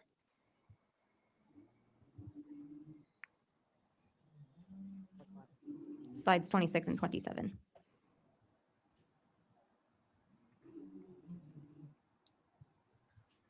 Okay, so so this, I think at this point, the only way that I can really respond to that is when we examine the debris and a piece of the adhesive using a Fourier transform infrared spectroscopy system, they produce these spectra that have similar peak positions and similar peak intensities. And the wave number positions and the intensities are indications of the types of molecular structures that are present in the sample. And I think at this point, that's about all I can say to that. Thank you. Did you conduct material testing on the cutoff ends of the carbon fiber hull? So we did conduct some material testing of material. We conducted one type of test. Well, actually, okay, go ahead with your question. To confirm, the cutoff ends, those were from the second hull, That's correct? correct. That's right. And what material test did you conduct on the cutoff ends of that second hull? Okay, so on the cutoff end, the test that we conducted on the cutoff end was a through thickness shear type test. We also conducted some material testing on the recovered hull piece, and that was a longitudinal compression test of the carbon fiber. And we also submitted a sample for porosity measurement as well. But those two samples were from the recovered piece. And to confirm the results of those, are those in the documentation that will be provided? That's correct. What was the overall thickness of the carbon fiber for that second hull? The overall thickness of the hull was what was measured on the trimmed ends, and the two trim ends measured, I believe it was like 5.16 and 5.17 inches. What could cause the overall thickness to exceed 5 inches? More specifically, could porosity Being be the really cause excited? of producing an overall thickness that exceeds 5 inches? Well, I think the best way that I can answer that question is to note that the material in question does have some data available for it as far as what the expected porosity content is, and the expectation is that the porosity content should be in the vicinity of 0.4 to 0.5%. The material spec sheet for the same material calls out a cured ply thickness value of 7.5 thousandths of an inch. So, this is a total off the subject thing, but young black economists at the Quinn, are there recorded congressional hearings on the Challenger? Absolutely, there are, and they're fascinating. When particularly the video that shows famous Nobel laureate scientist Richard Feynman discovering and revealing that it was the O-ring that failed. His O-ring experiment captured on film was legendary. He kept a small O-ring in a glass of ice water in front of him, and he just pulled it out after a while and showed how it loses its ability to do what it's supposed to do when it's subjected to freezing temperatures, which was what was happening on board the Challenger. Yeah, the Richard Feynman experiment on that was legend. That was legendary. So yeah, it's out there if you go search for it. 20 of those plies should have on average a thickness of about 0.15 inches. And 133 of them should have a stack height of about 0.997 inches. So when we measured the thickness of the layers, they were consistently above that value. They were about 1.02 to 1.03 inches.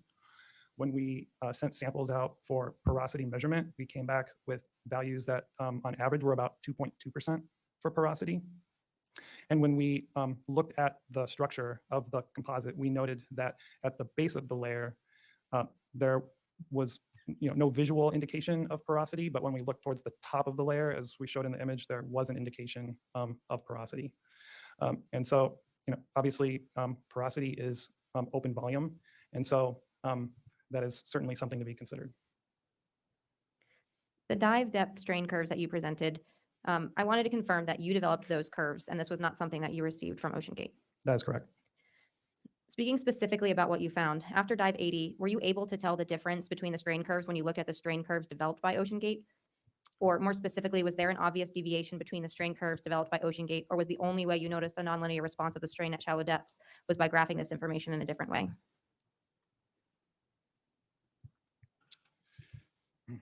So Lieutenant Steele, could you bring up slide 65?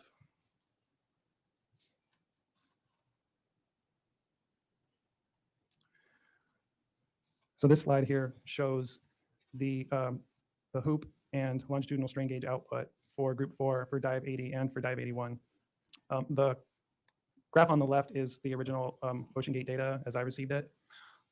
I did go ahead and replot it for dive 81 because as Mr. Brooks testified, occasionally their plotting software would produce strange outputs on occasion. And so it was very difficult to do a side-by-side comparison. But this is the type of data that, as far as we know, OceanGate was producing. And so these would have been the plots that they would have been evaluating. And so I guess it's a matter of opinion as to whether one can discern the changes in strain output from these graphs. Thank you. That concludes my questions.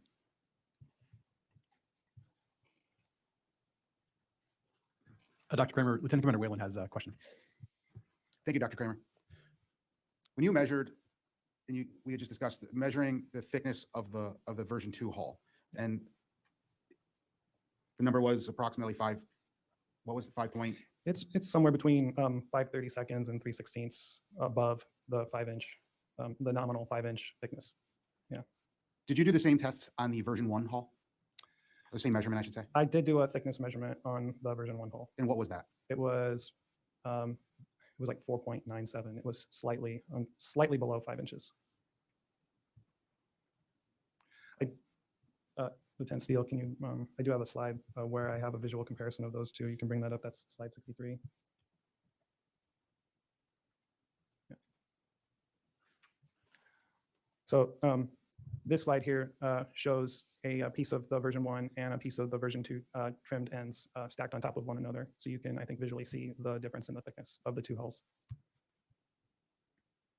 And that would have been the area of the carbon fiber, not specific to these two as they're trimmed ends, but the width of the carbon fiber, as visual in this, is the same as would be on the trimmed off end, which went into the clevis of the titanium ring. That is correct. And in fact, we did have a chance to examine the outermost shell, the layer 4 and 5 of that very long piece.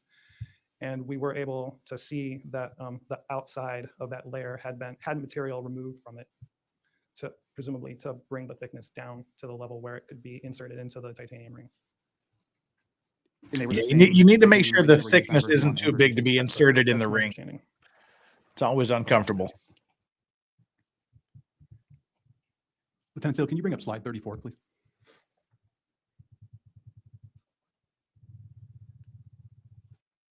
Oh, we actually have a decent question here. Totally not a Russian bot says, what makes a sub? The going down part or the going up part? What makes a submarine is its ability to replenish its own power. Whereas a submersible, what makes a submersible is its ability to go down, but it runs on things like depleted sources like batteries, things like that, rather than fuel. So that's sort of a general difference between a submarine and a submersible and what makes them such. Dr. Kramer, I'm going back to the acoustic emission data from Dive 76. Mm-hmm. And this question comes down to, I'm trying to figure out if the acoustic sensors were inoperable or just maybe hearing less noise prior to the dive. I love Richard Feynman. And we had Richard Feynman is one of my spirit animals. The lesser acoustics could be due to a scaling issue from the different graphs. And that's what I want to ask you, sir. Looking at this, is the potential for channel 1 to be a scaling issue? Are these the same scales? Well, so these two graphs, these two plots are the same scale. So in your opinion, is it likely that the other acoustic sensor is either highly degraded or inoperable? I don't think that I'm in a position to answer that question. I'm sorry. For Dive 80, did you see any indications of an acoustic reading on channel 1 for the loud bang? I think it's fair to say that for any dive that we examined in 2022, on the plots, we didn't see any on channels 1, 3, and 5. We did not see any indications of notable acoustic events. There were, as you see on this slide here, the right graph, the forward starboard sensor, there are occasional blips. Like if you look, yeah. So there are occasional blips like the one that you see, but in general, they do not show the same type of acoustic characteristic that the other sensors show. And sir, now I'd like to talk about the sanding of to fair the hull after each 1-inch layer was applied. Do you know if that sanding was done on carbon fiber layers that were longitudinal or cross-sectional? Well, so for any sanding event that went 3 layers down or more, it would have sanded into both circumferential layers and longitudinal layers, because the repeating sequence, the repeating stack is 2 plies in the circumferential direction, 1 in the longitudinal direction, and that sequence is repeated, until the desired thickness is achieved. So if it's a single layer that's been sanded into, it would actually depend on which interface it is, because it actually changes from interface to interface what the orientation of the topmost ply is. And was there a consistent topmost ply? No, because the number of plies was 133, and since that's not evenly divisible by 3, it sort of cycles through the possible top layers, essentially. Understand. And sir, if I remember right, you said the deepest sanding you saw was 13 plies. We brought back a block of one of the trimmed end pieces, and on that particular block, I think the largest count that we had was 12. So that would essentially be 6 layers, 6 different plies. It's 12 plies, so it's almost 12 plies out of 133. So you're approaching 10% of the layer. In your professional opinion or experience, would that reduce any of the strength of the overall layer? I think that would require some analysis in order to quantify that. I think there is some literature to suggest that there is some leeway in fiber orientation, but I think it requires detailed analysis in order to determine the severity of it. Yeah. Understand. Thank you, sir. At this time, I'd like to go to the NTSB for any questions. Good morning, Dr. Kramer. And I just have one follow-up. Do we know how the uncured light green adhesive was applied? So we're talking about the adhesive that is used to join the layers? Yes, sir. Okay. Yeah, that is provided as a sheet or a film, and so that's essentially how it's applied. It comes as a big sheet, and then it's just draped over the hull. Thank you, Dr. Sheet. At this time, I'd like to go to OceanGate for any questions. Thank you, Mr. Kramer, for your time today, and thank you for your analysis. Is it correct that the issues you just discussed in your presentation do not relate to the viewport that was used on the Titan at the time of the implosion? So I did not discuss the viewport in my presentation. Thank you. We have heard. Look, I don't think OceanGate lawyer. I don't think you want to go down the viewport line of questioning, because we previously heard testimony that the Titanic sits around 3,800 meters, 4,000 meters, and the viewport was not rated for anywhere near 4,000 meters. They were suggested that they develop a viewport that was rated to 4,000 meters, and were shut down and told no, it's unnecessary. Amel, $2 for the boosh. Always for the boosh. I will keep it. Thanks. Heard testimony of a theory that the glue joint between the carbon fiber hull and the titanium rings may have been a potential point of failure. Was the review of that theory within the scope of the analysis that you performed? So we did have an opportunity to examine the titanium rings and the adhesive and whatever remnants of adhesive were on those rings, and that information is documented in the factual reports. Thank you. You testified to the delaminations, voids, and rubbing damage and debris fragments that you observed. Could you explain how you determine which of these issues were present before the incident as opposed to being caused by the implosion? Well, so I don't think that I have stated anything about the timing of these observations, and so I'm not offering any analysis at this point as to whether they occurred before or after the implosion. And similarly, I'm assuming that you also didn't determine in your analysis, haven't determined whether these issues you've observed could be the cause of the implosion. Yeah, that is still subject to our own internal analysis at this point. Got it. So we have heard testimony that the voids near the ends of the carbon fiber are expected due to the winding process, which is why the ends are trimmed off. Was this considered during your analysis? I am aware of that, and that is something that will be taken into consideration. Thank you.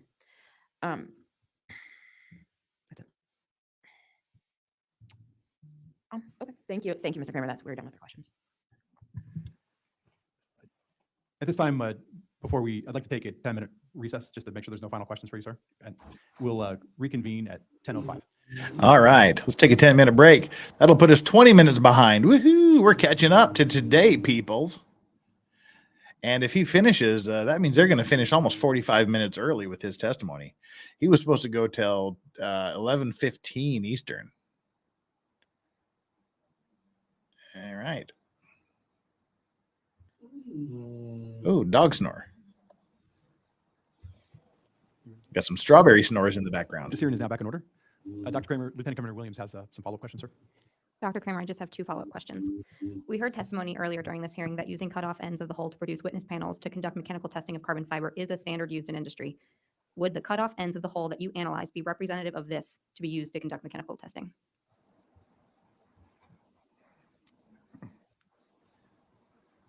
Can you maybe rephrase your question?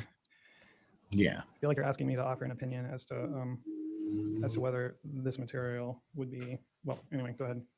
To restate the question or to rephrase the question, the cutoff ends that you analyzed, is that consistent with what would be used to make witness panels? Well, so I have to claim a little bit of ignorance here. I was not actually present for that particular presentation. So, but I would say that I think that if an organization wanted to do a witness panel, that would be something that would have been planned for and would have been part of the manufacturing process. My next question is to confirm the cutoff ends of the hull that you analyzed were not found as part of the debris of the Titan. That's correct. They were excess material from the winding of the hull. That is correct. Thank you. That concludes my questions. Thank you. And for the record, I want to state that the cutoff end caps were maintained and provided by OceanGate from their effort facility.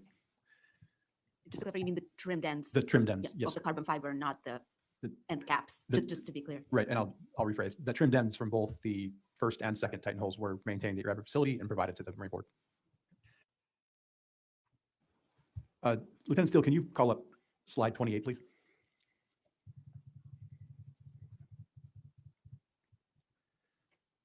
Dr. Kramer, I just want to reference this slide, which says rubbing damage, longitudinal rub marks. I hate longitudinal rub marks. That causes damage. Kind of rubbing damage between the layers of the carbon fiber. So essentially, we're evaluating the features that are on this fracture surface, and the linear features that are aligned with the red arrow are not consistent with the types of fractures that we would typically see. They're more consistent with, excuse me, with fracture faces that are rubbing against one another. Sorry, and that motion creating those features. So in your experience with fracture analysis at the NTSB, this would not be indicative of a catastrophic failure with no pre-movement.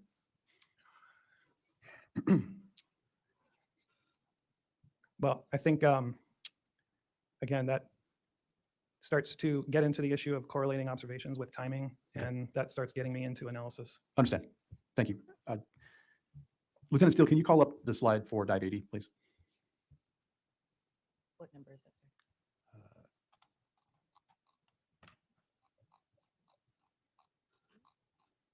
Insert mouse scrolling noises here.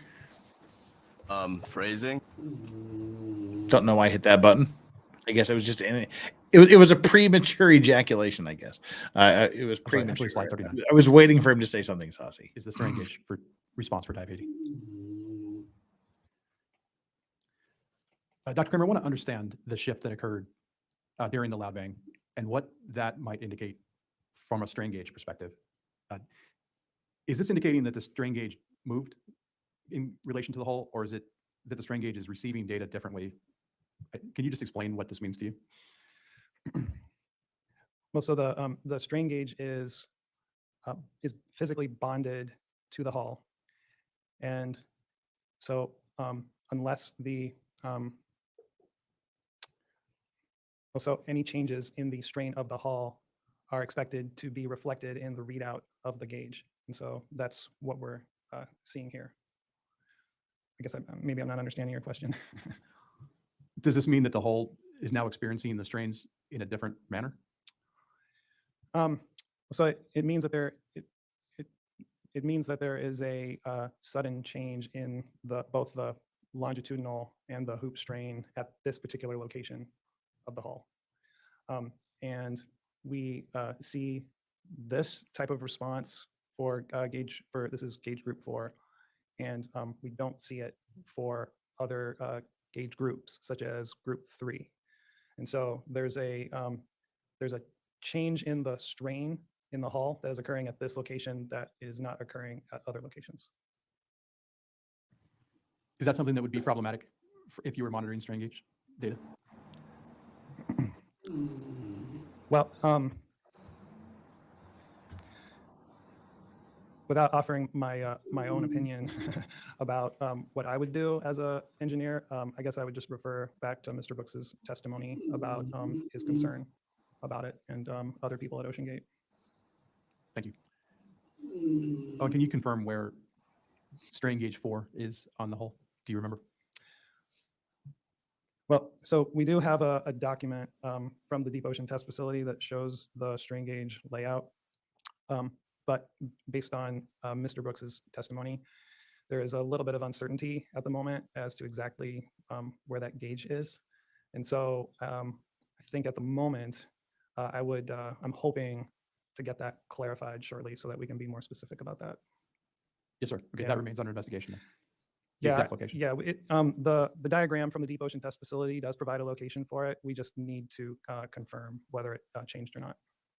Thank you, sir. Mr. Fawcett? Thank you, Dr. Kramer.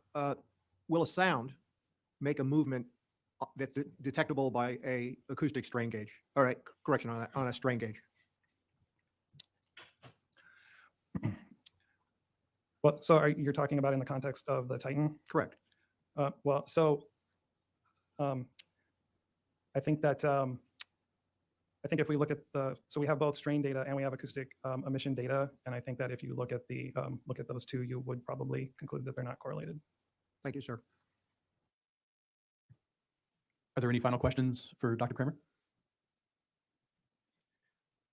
Dr. Kramer, is there anything that we haven't asked you that you think would be valuable to the board at this time ahead of your analysis? No, not at this time. Thank you. Sir, I want to thank you again for the time you spent on this project and collaboration with the MBI. You are now released as a witness at this formal hearing. Thank you for your testimony and cooperation. If I later determine that this board needs additional information from you, I will contact you through NTSB counsel. If you have any questions about this investigation, you may contact the investigation recorder, Lieutenant Kelly Steele. At this time, we will recess until our next witness, which will start at 10:30. Wow, so they're running ahead of time. They about an hour early, I guess. Let's see. This what's the schedule? The schedule was. Let me bring up the sketch. Oh, this is the first sketch. Can't find the revised schedule. Anyway, this guy was supposed to talk until when? Don Kramer was supposed to finish at 11:30, so they finished an hour early. So we might get out of here. I might get another good night's sleep. I so need yesterday when they finished early. I so needed that hour of sleep. That was so good. All right, so let's fast forward. Oh, we're gonna catch up real soon. Oh God, they're still on a break. Are they still on a break? They're still on a break. Now what are we gonna do? Oh Lord, Lord have mercy. They're already on their break. So I guess they should be back here any minute now. We are caught up and resuming normal speed. What do you know? Well, there you go. Huh. All right. I have no idea when they're going to start. So it's just you and me, chat, for a little while. So let's put that down there where it goes while we wait, and we can all watch Strawberry Sleep. People, now is a good time. We haven't done any midstream grips. We're 3 hours and 35 minutes into this. We have 558 viewers and 539 likes. We can easily get up to 600. Let's get up to 6. That's our goal. And let's get up to 600 likes before they come back from break any second now. So reach down there and smash that like button. And if you haven't subscribed, I would ask you to please subscribe to the channel. This is what we do. We cover maritime stuff. We have Maritime Monday as a regular feature when we're not doing other important things like qualifying following trials and what we follow legal trials. If this is your first time here, you may not be aware of that. We do maritime stuff. We do legal trials. Next week, we're going to take a break and get ready for the Sarah Boone suitcase murder trial, which starts on Monday, October 7th. We'll do a little bit of a run up to that.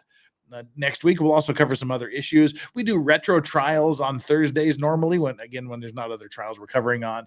We look at legal issues they relate to current events, pop culture, things like that. We have a lot of fun. We have the greatest chat ever. And while we're waiting for them to come back, I just will point out that Friday we'll be doing this. And also Friday evening U.S. time is our monthly F It Friday chat, where we just kind of say F it. We have a great time. We've set up a F It Friday fickle Ferris wheel of fate and fortune, where we have 20 different things. Some are rewards, some are punishments. We've got chicken, we've got pizza, we've got blood sausage, we have steamed silkworm larva, which is a weird delicacy here in Korea. We've got all kinds of stuff. One of the things that includes a $100 shopping spree from Temu that chat and the panelists they force me to buy stuff. We'll be unboxing the previous month's F It Friday Temu box during this. It's just a bunch of fun. We have a great panel, and so far the panel we have set up, and it continues to grow. But right now, the current panel for F It Friday is AV to the 7th Power. She hasn't been with us for a long time. She'll be joining us soon. Aussie Overlord, comedian Lila Hart, potentially criminal Sean, Ian Runkle, maybe from Runkle of the Bailey, House of Flux, our very own Flux, Nick Starro, all the way from Sweden, will be joining us, Moxie Dame, Surly Durly, The Dragon's Tea, and if you want some great tea, go to thedragonstreasuretea.com. Make sure you go to thedragonstreasure.com. Get yourself some tea. It's amazing. It's tea for people that don't like tea. And if you use code VICES, you get 10% off. So keep that in mind. Go to and the tea man himself will be on F It Friday. MG Law, Kaiser Pineapple, Paralegal Liz will be there. And the list is going to continue to grow. So that'll be Friday evening U.S. time. It's just fun. Every $100 that comes in, it's the once a month where we just grift. So every $100 that comes in, we spin the wheel and we do whatever the wheel tells us to do. And those streams go for 5, 6, 7, 8 hours. I think my longest was 11 hours. But yeah, they're a whole bunch of fun. Don't miss that. And then, like I said, starting next week, we'll have a couple of days just to hang out and do things. And then we'll be getting ready for the Sarah Boone trial. So please subscribe to the channel if you haven't already done so. And let's see what our like and subscribe poll. Now that we've got into the Bohemian Grove and the worship of Moloch and mock human sacrifices is somehow being related to the Titan Submersible incident, let's see how our like and subscribe poll is turning out. Like and subscribe and vote. Are you ready for how completely weird this is going to be today? 10% of you said, maybe. 20% of you said, I think I can handle it. 22% of which I was one said, help, I'm scared. And 47% of you say, OMG, now what? That's where we sit for our like and subscribe poll. And again, the like and subscribe poll is just to remind you to do the YouTube-y stuff. We are just sitting here waiting for them to come back. I keep double checking to make sure we're not missing something. But nope, they're just not back yet. Let's see what the Coast Guard chat has to say. They probably went AWOL. That's funny. Rush had the data. If you could travel back in time, stop the Titanic. You wouldn't want it. That would be messing with history. Oh, we'll be resuming at 11. They're resuming in 20 more minutes. Yoink. That's a long time. I don't know what to do for 20 more minutes.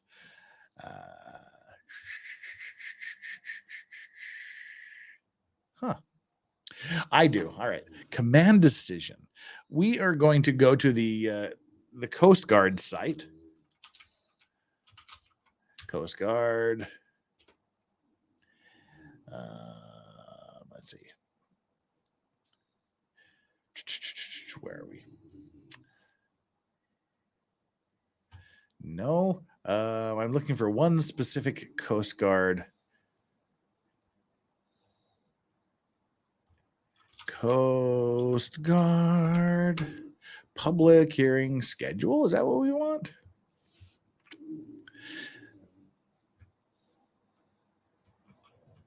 Coast Guard Submersible. I mean, Coast Guard Titan. For their big long, and we'll go through some of the. We'll look at through some of their exhibits with them. Titan. I just got to find their dang page where they have all the information. It's one of those pages that you keep stumbling on it if you don't need it. But then there we go. But then when you do need it, you can't find it. But I have just found it. So they have all of the evidence they've been showing up there. So we can take a peek at that. I'm going to remove this page here, and we'll keep an eye on it so that we know when they start again. Let's see, remove that and present screen. Not that screen. We need this screen. And biggin it so we can all see what's going on. You can't really see it, can you? This is where they have all the videos. This is the Titan Submersible the ROV, the remote vehicles. The stuff that you may have seen online of them tooling around. We can look at that. We can look at the animation of the accident, which is just showing them going down with the text messages being sent back and forth. And then all of the evidence they've been showing is listed here. I'm not sure what y'all want to see. Island says, can we look at the waiver? Oh, we could do that. We could review the waiver just for giggles. But Island, you have just done something. You're not aware you did this. But your $2 just got us to the second achievement level, which I was hoping to avoid. We haven't been to the second achievement level in a while. The first achievement level is unlocking the emotional support potato pig dogs, for those of you that don't know. That happens at the $100 mark. And then at the $200 mark is sort of your revenge for me keeping the dogs behind a paywall, which it really isn't. It's just unlocking achievement. The second achievement that's unlocked is me doing a shot of incredibly bad whiskey, which just happens today to be the Kirkland blended Scotch whiskey. That's like $10 for a liter, 1.75 liters. We've got it here in the glass. This is just how it's my punishment shot and how I get rid of bad whiskey. So gee, thanks chat. Here is your revenge for me holding the emotional support potato pig dogs behind a paywall, and it's Island's fault. It just smells bad.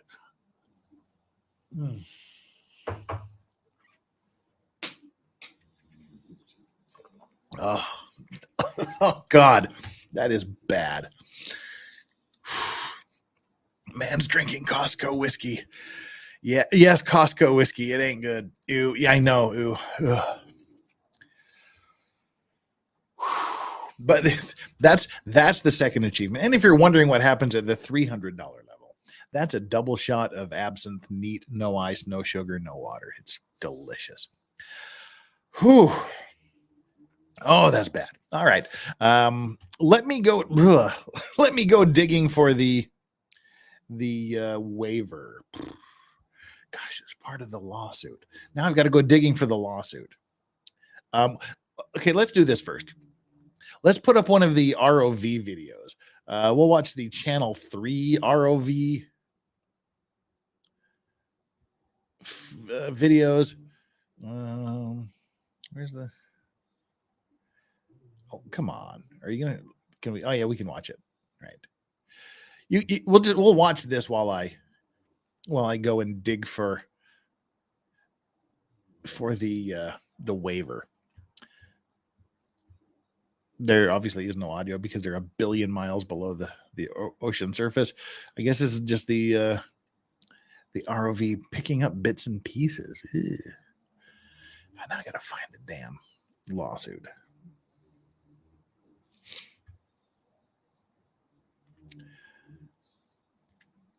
And there's plenty more of these ROV footages just in case. It takes me a while.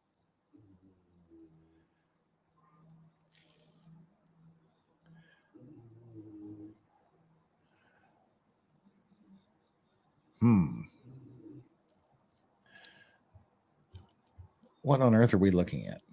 It's picking up something.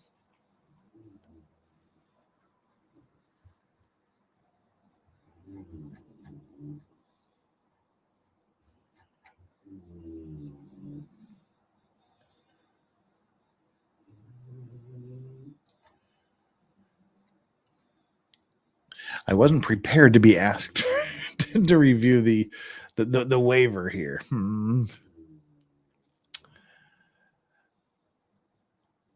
Sorry we don't have any awesome soundtrack behind this, but we just don't.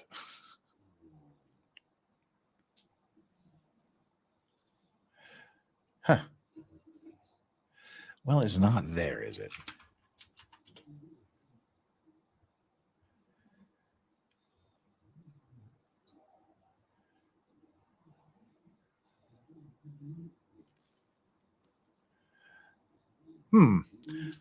All right, it's pulling in something. It's hooked on something. It's oh, that's the that looks like the front dome. Yeah, the dog snoring is a perfect background. So I guess that's the that's one of the domes, the front dome or the rear dome.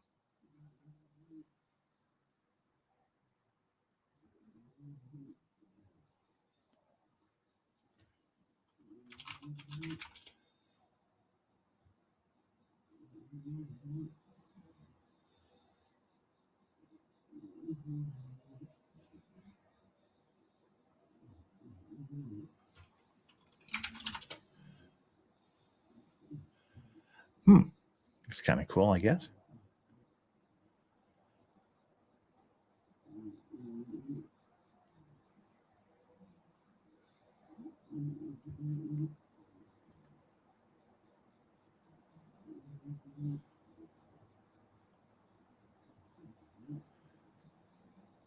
I seem to have misplaced my lawsuit of the Titanic. I'm not the Titanic, the Titan.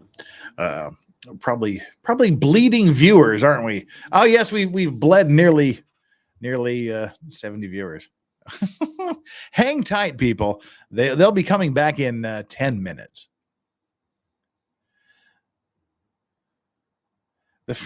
Alex Sargent with $2 says the Forbidden Walk.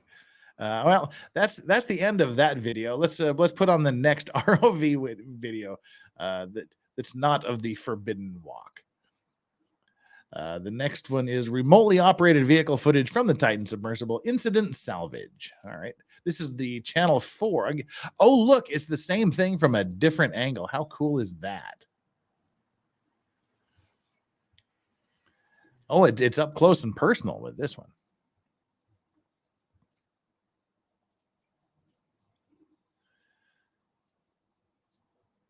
Wonder what the hell I did with the Titanic lawsuit. I mean, the Titan lawsuit. That's weird.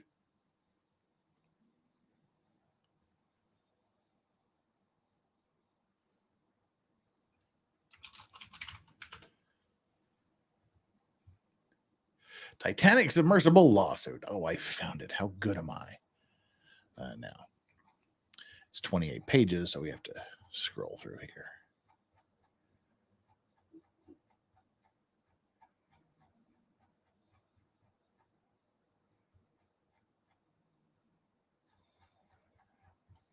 Look at that. It's digging things. How cool. There are actually quite a few sites out there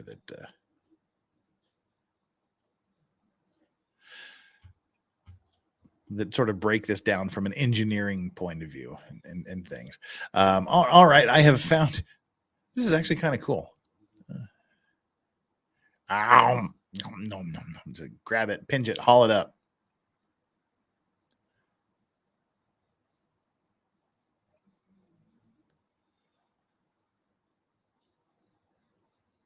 See, and that thing weighs, I think he said 3,000 pounds. So it's like about 1.5 tons. It's a pretty big piece of metal. So yeah, clamps on. It's like Robot Wars. All right. We'll get rid of that for the time being, and bring up this part of the lawsuit. Oh, and we can also identify the parties that were part of the lawsuit. I need to share this window, and here we go. This is the civil lawsuit that was. We're on page 14. Okay, this is the civil lawsuit that was filed by the estate of Paul Henri Louis Emile Nargiolet. This is the guy they keep calling Paul H. Paul Henri Nargiolet. He has sued OceanGate. Oh, yes, I knew Hydrospace Group Inc. sounded familiar. Our next witness is a defendant in this lawsuit. The estate of Nargiolet filed this civil lawsuit against OceanGate Inc., the estate of Stockton Rush, Tony Nissen. Tony Nissen was the first witness. So people were saying, oh, he's a bit cagey. He's not admitting anything. Everything is everybody else's fault. I said, we kind of got to give him a little bit of a pass because he is a defendant in the civil lawsuit, which was weird that he's a defendant in the civil lawsuit and he didn't have his lawyer with him. But Tony Nissen was the first witness in these public hearings. Electro Impact Inc., Janicki Industries Inc., and Hydrospace Group. The next witness, I believe, is William Conan from the Hydrospace Group. He probably should have his lawyer with him. I hope he does. So what have I done? Oh, I've just brought up that list, haven't I? But that's the witness list. Bring back my page. Where did you go? The complaint. There we are. So those are the people that are. Can any of this hearing be used against them in a lawsuit? It's a public hearing. They're under oath. Yeah, absolutely. I can't imagine how they would get it excluded. They're legal proceedings. They're under oath. So scrolling back here to page 14, we went through this lawsuit just right after it was filed, so a couple months ago. But we are on page 14. All right, this is it. We can read through this whole thing. The June 18th, 2023 implosion. The unclassified and experimental Titan dove to the depth of the Titanic only a limited number of times prior to June 18th, 2023. We've lost the dogs. Here's a dog for you. Hi, Yoda. As explained above, each of the prior dives could have or would have weakened Titan's carbon fiber hull and or the connections and seals between the disparate types of material. That's what our last witness just testified to. He spent his entire time talking about the weakness and the continual weakening of the connections and the seals between these different types of material. On June 18th, 2023, decedent Nargiolet and Rush joined Pakistani businessmen. These are the people that were on board, Hamish Harding, to secure their places on board the Titan. The Dawoods and Harding presumably would have donated $250,000 each to OceanGate's exploring efforts and been trained in the vessel's operation as additional crew members prior to the voyage. OceanGate required all crew members, or mission specialists as he called them, to sign a waiver and release prior to any dive. The waiver and release read as follows. Here's the waiver that y'all wanted to read. This operation will be conducted inside an experimental submersible vessel that has not been approved or certified by any regulatory body. So they're told that it's experimental and it has not been approved or certified by anybody, and may be constructed of materials that have not been widely used in human-occupied submersibles. So there we go. They've been told it's experimental. It's not been certified by anybody, and it might contain materials that people just don't normally construct manned submersibles out of.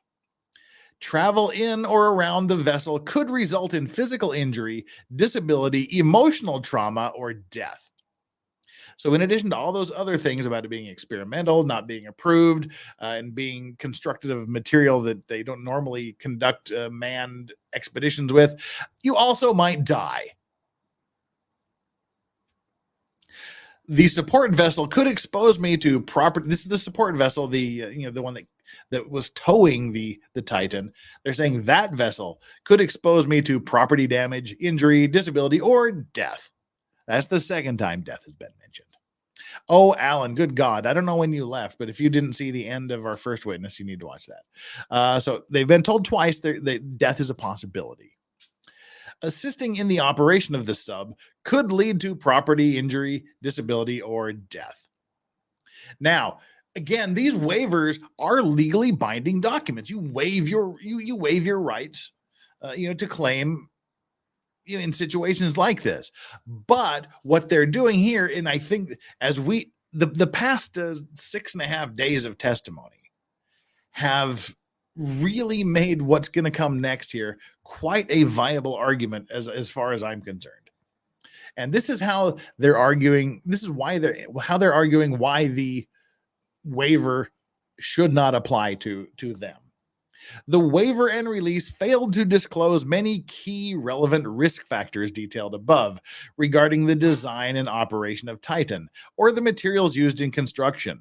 Further, OceanGate's waiver is insufficient and ineffective to relieve OceanGate of liability for its own gross negligence and or Russia's misrepresentations to Nargiolet.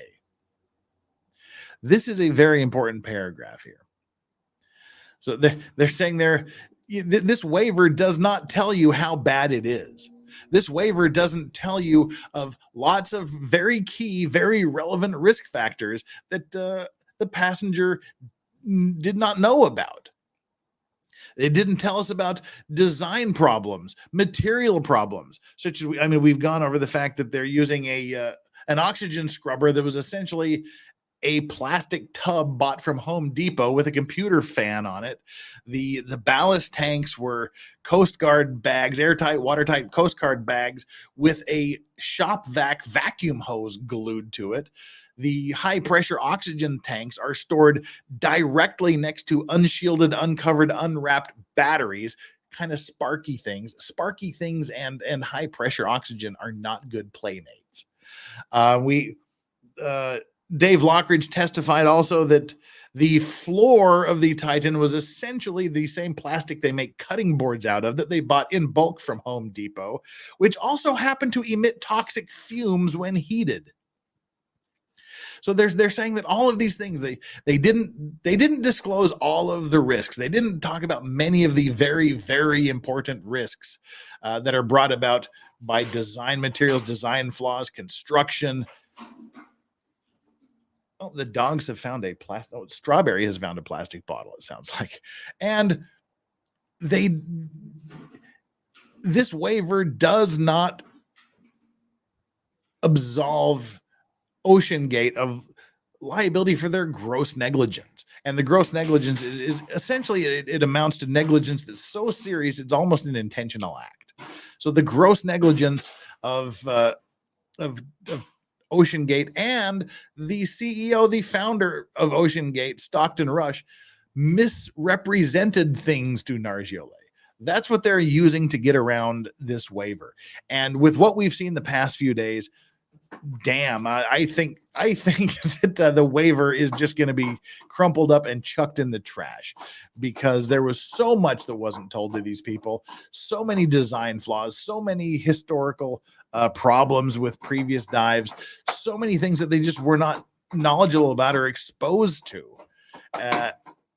I really have to go liberate this plastic bag from the wonderful, lovely plastic bag, this plastic bottle from Strawberry. Give me a moment, please. And before we do that, I guess we should put on another video. We should be starting any second, but I'm going to throw up another video here. Oh, they're back. Good. Whew. Let's put the hearing back up, and then I will go rescue the plastic bottle. They started right on time, and we are Provided both live at oral and normal written speed. acknowledgement, and thank the Transportation Safety Board of Canada, TSB, for its feedback. All right, I to the think we report. have the important- audio problem we've had previously. So let me go through the motions again to get us live. Yep, I did.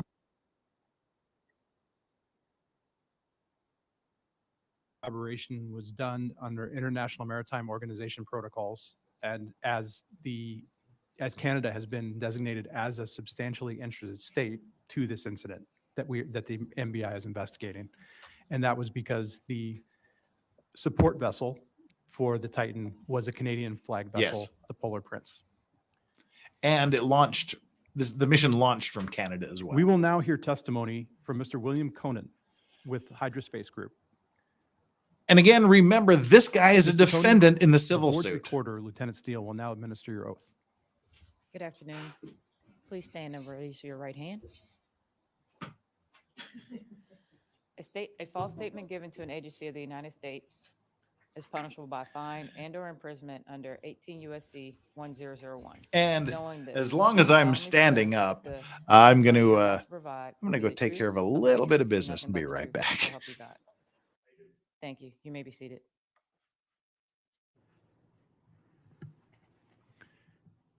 Good morning, Mr. Conan. Thank you for being here today. Good morning, Mr. Chair. And just for the record, if you energize your microphone, just please. You should have a green light when you're active. I have a green light. Good morning, Mr. Chair. Thank you, sir. Lieutenant Commander Williams will start out with the line of questioning. Good morning, Mr. Conan. Good morning. First, thank you for being here with us. As we ask questions, we will take breaks, and if you need a break, please let us know. All of my questions are related to your background, Hydrospace Group, your involvement in the submersible industry, and your interactions with OceanGate. My first round of questions is just related to your general background. Could you please briefly describe your educational background? Well, that might be difficult to be brief, but yes. I'm a trained engineer. I studied at McGill University in Montreal, did my bachelor's and master's degree in electrical engineering, and with specialty in electromagnetics, wonderful things, and gravitated from space into the hydrospace direction. If it may please the board, if it's the right time, I would like to give some more background information, which I believe might be relevant if this is the proper time to do so, because I believe. Yes, that's fine. Commander Williams. Yes. There's a lot of interest. First of all, Did you say anything dumb it's a yet? privilege to be here this morning, and to be in front of the board. Applaud your work. This is hard stuff to do. It is difficult. It is complicated, but it is very important. And we all understand that we deal with complex stuff, and the public has many, many questions. And we are partly here to reassure them that there are men and women that are working day and night, paying attention to things. And I have been in a position of leadership in this industry for quite a few years, and I believe it is important to paint or at least speak to motivations and aspirations on why we do these things. And I'd like to give a little bit of background on how I got to be here. I'm currently the president and CEO of Hydrospace Group in California. I am co-founder of Seamagine Hydrospace, which we established in 1995 for construction of small submersibles. I'm the chair for the Submarine Committee, which used to be called the Manned Undersea Vehicles Committee for 20 years. I'm the executive director of the World Submarine Organization, an industry association that voices our concerns. I'm co-chair for the American Society of Mechanical Engineering, the Safety Standards Committee for Pressure Vessels for Human Occupancy. We will be referring back to that. It is an investment into the future and the professionalism of engineering. Sounds like some I of these groups are just been made for up more than names. 20 years a member of the Special Review Committee for the American Bureau of Shipping that reviews yearly what the rules are governing manned submersibles. I was a member of the Deep Submersible Pilot Association, which was established in 1968 in Houston and California, and is one of the first instances of members of the industry back then, pilots, grouping together, addressing the need not only for design standards, but also for the manned aspect or the crew aspect for training pilots and so forth. Okay, this man is also, as I said, a defendant in the civil proceedings. He's under oath, and his lawyer is not with him. Bad sign. The Deep Submersible Pilot Association, referred to as DSPA, is known worldwide. It disbanded in 2014, and it has been in the endeavor to continue that tradition of training young people and bringing up professionals that we are reinstating it as part of the World Submarine Organization. For all the young people out there who are wondering what they should do with their life, we're here to tell them there is a lot of work to be done out there. The oceans needs people. Yeah, the ocean must be satisfied. Sacrifice your youth.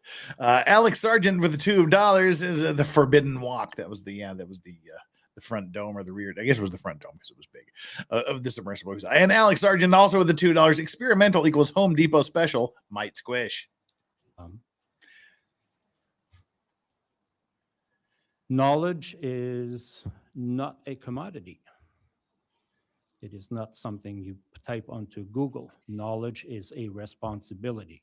It comes with duties. It comes with care. With great It power must come comes with great reverence. responsibility. That's why we teach young children to go to school. The only way knowledge works is we write it down. The next person reads it, remembers it, and carries it forward. It is very dangerous to ignore acquired knowledge or dismiss such knowledge. That's how engineering works. The duties we have as leaders, we all know, we're all old enough to understand what the burden is of that responsibility. We need to make sure young people know that as well, and we bring them forward.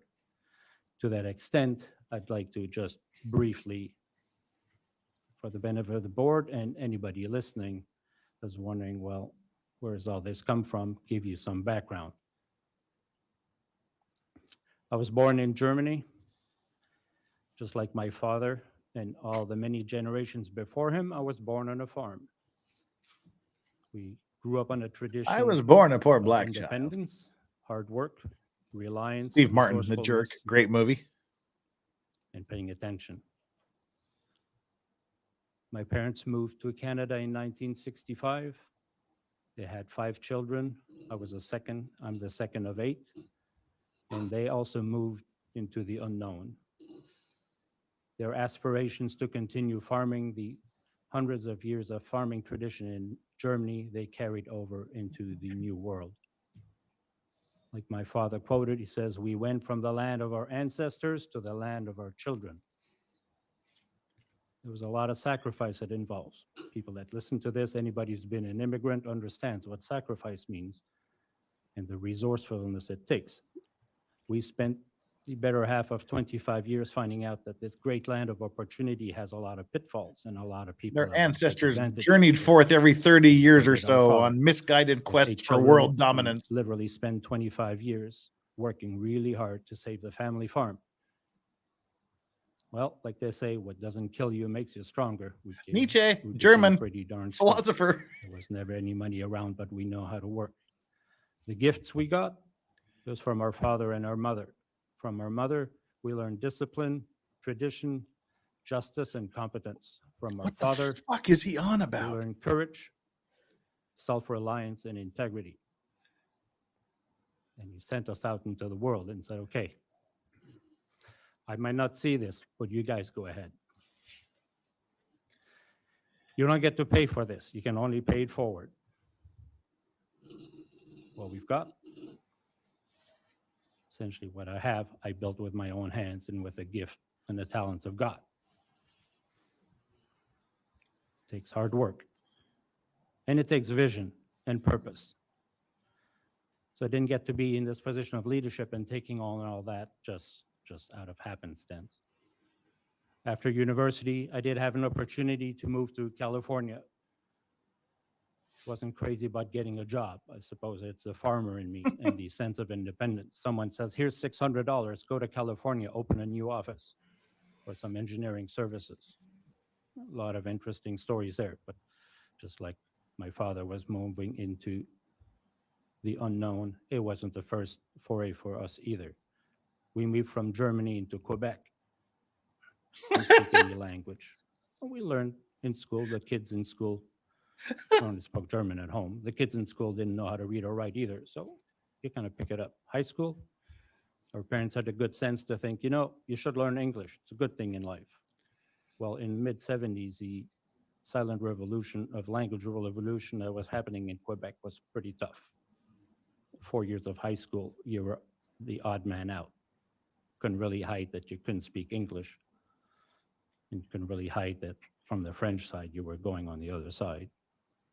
Yes, you were on the other side of France. Being the second of eight. Oh, wait a minute. That was probably we your father. learned- Never mind. Certainly pushed ahead of everybody else and lead into a difficult position. Moving to Canada, I remember when we were told. we didn't My know what was question going to is, happen. did Quebec Went surrender high to him? school. I was the first one to go to university. Someone forgot to tell me that was supposed to be the best years of my life. I was just scared for 4 years. But that's how you lead. And you have to kind of just charter a course and keep your head down. That's what took me to California. So I had plenty of experience of 25 years of life experience too. So how do you chart? Well, the 3 years in California, you can be ahead of your time.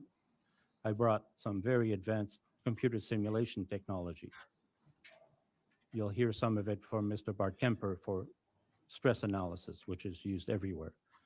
Well, we had developed at the university the equivalent type for electromagnetic analysis. It's quite advanced. It turns out it was 20 years early. We use a technology today. It was meant for mainframes back then in the late 80s. People thought, oh, you could run it on a PC. Well, Someone what the text computers me do when he today in 1 starts minute, talking you about take 2 something, days. please. Industry Thanks. wasn't ready. See you in a bit. But Valiance gets paid off too. So after 3 years of hard work in California, it did bring me in touch with a lot of different people in industry, and I found a place at a space company, Schaefer Magnetics. Mr. Ernie Schaefer, forever in my life will be grateful for him. He was Ernie my business Shaver, he was a grandfather great I never had. boxer. He taught me how to run business. Schaefer Magnetics was making space systems. It was absolutely fascinating. The company worked on space exploration vehicles like Pioneer, Voyager, Mars Observer. I worked on Hubble, Space Station, Cassini, Iridium. You worked on the Iridium Hubble was ground Space Station? breaking. Are you Most aware Hubble satellite is not a systems in space the station? Early 90s, if NASA built 3 or 4 satellites, it was a lot. Iridium was planning to build 66 satellites. That was unheard of. Lone Star It was Living is no something early that was bedtime for absolutely you. fascinating. I know, right? As a boy that milked cows in Canada, to be in California working for NASA, JPL, the European Space Agency, Japanese Space Agency, that was amazing. Absolutely best job I ever had. It's the only job I've ever had. But serious business. You do realize that every single thing you touch, every single detail you do, people and the mission specialists on these satellite systems, they'll spend 30 years on this thing. And the success of that mission depends on all the hundreds of people that touch every single little bolt and detail. Because if that fails, the mission stops. It focuses the mind.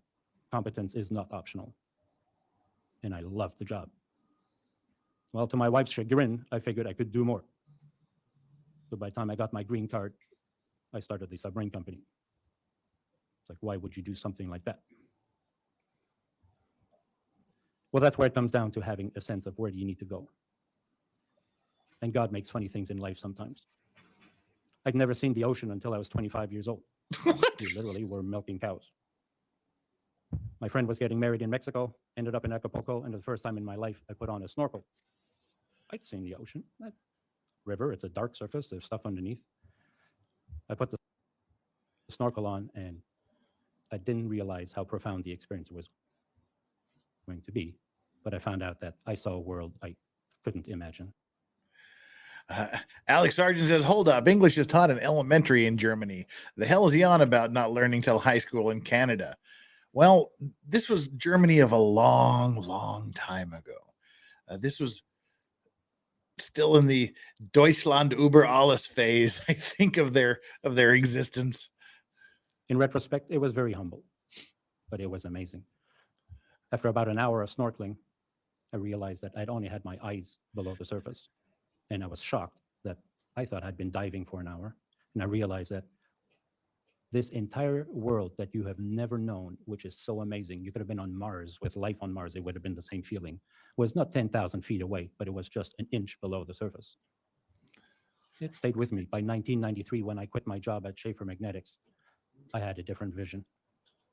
And it combined all the work from farming. Everything we learned that we lived for, our sense of values, the reason of being of agriculture, that it feeds the world, the level of productivity that we do today, that the world relies on for agriculture, is tremendous. And it is about productivity. That is the point. I remember my father in Germany sharpening his scythe because he was going to go cut grass for 3 cows. He'd spent the whole morning cutting it by hand. This is 1964, not 1864. I drive today through the valleys of California, and I see these large machines. Side note, I love machines. Side note, I love machines. Oh, God. The person sitting at machine in one morning can probably cut 1,000 times of what my father would cut by hand. I don't. In one morning. He's even boring YouTube so much is buffering him. Good Lord. I wish I'm sorry for getting through the previous guy's testimony so fast that we can't fast forward through this guy. I'm sorry. Both people working hard.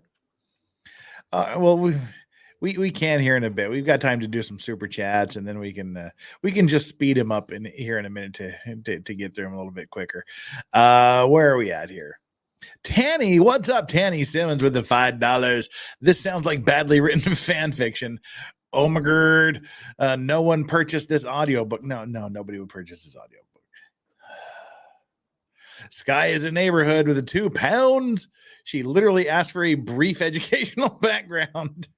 Well, I mean, just look at her expression. She checked out a while ago. She's just like her face is now morphed into Lieutenant Odo from Deep Space Nine. She's gone full Odo. Alex Sargent, my grandparents were teachers in the 60s and 70s in Germany. English was always taught post-war. Bro's talking BS. Well, he lived on a farm, Alex, and apparently, he farms and stuff because farms.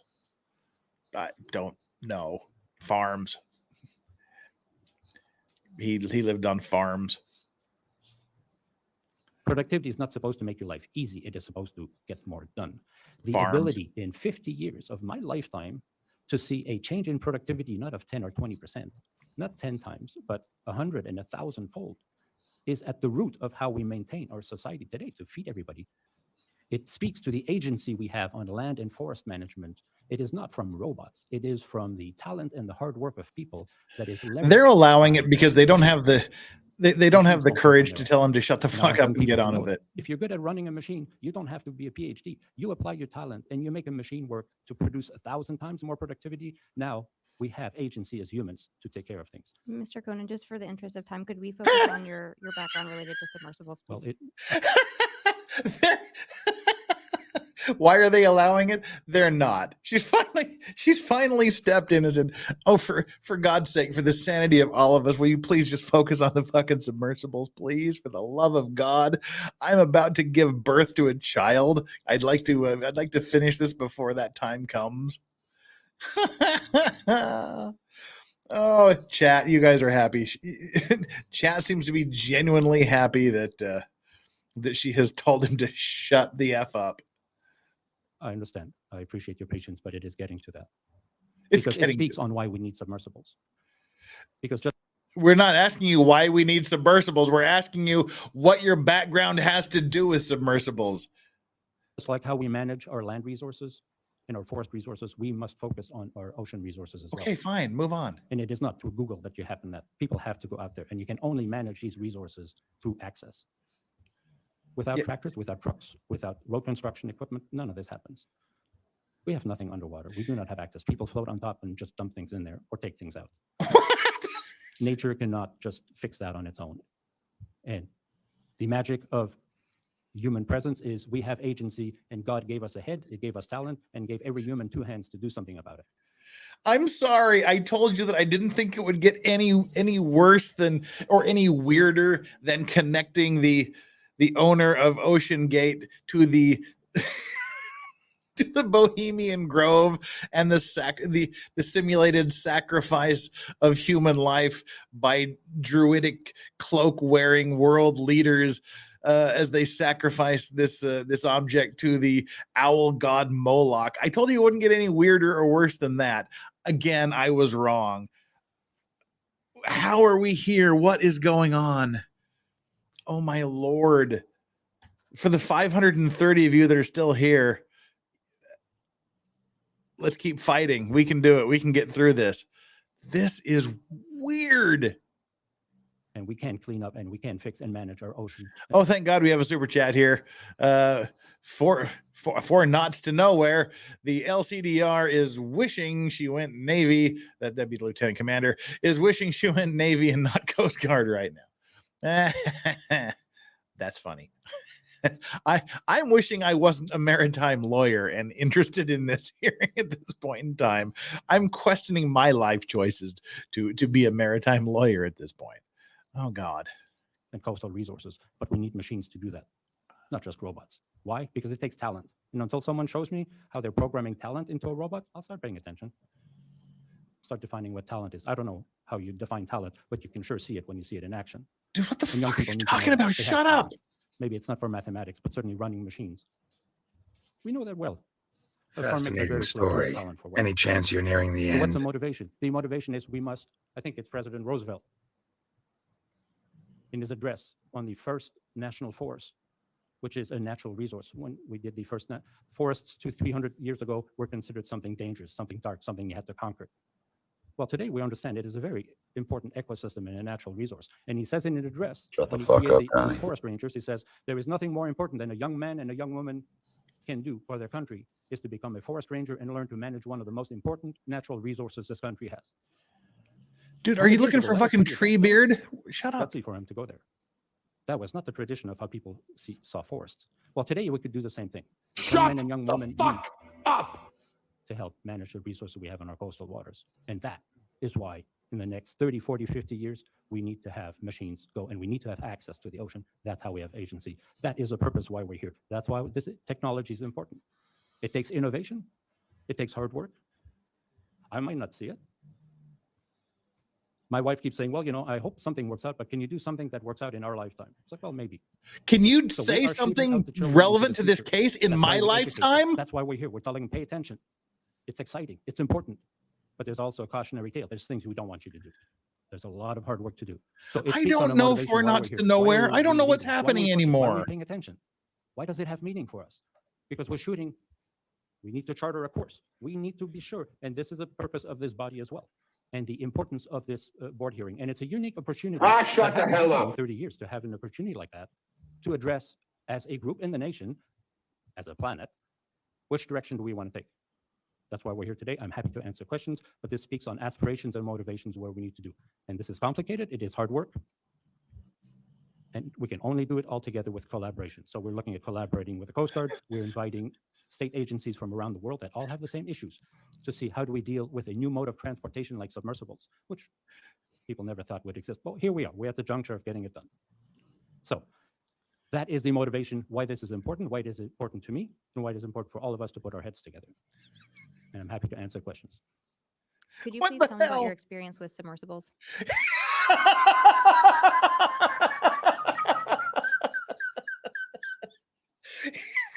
He did all of that like 25 minutes and he didn't even answer the question she asked.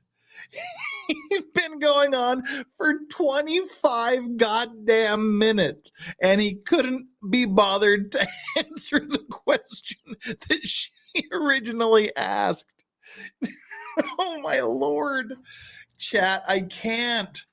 Oh my God, I'm losing credibility with the audience that's unfamiliar with how professional I normally handle my streams.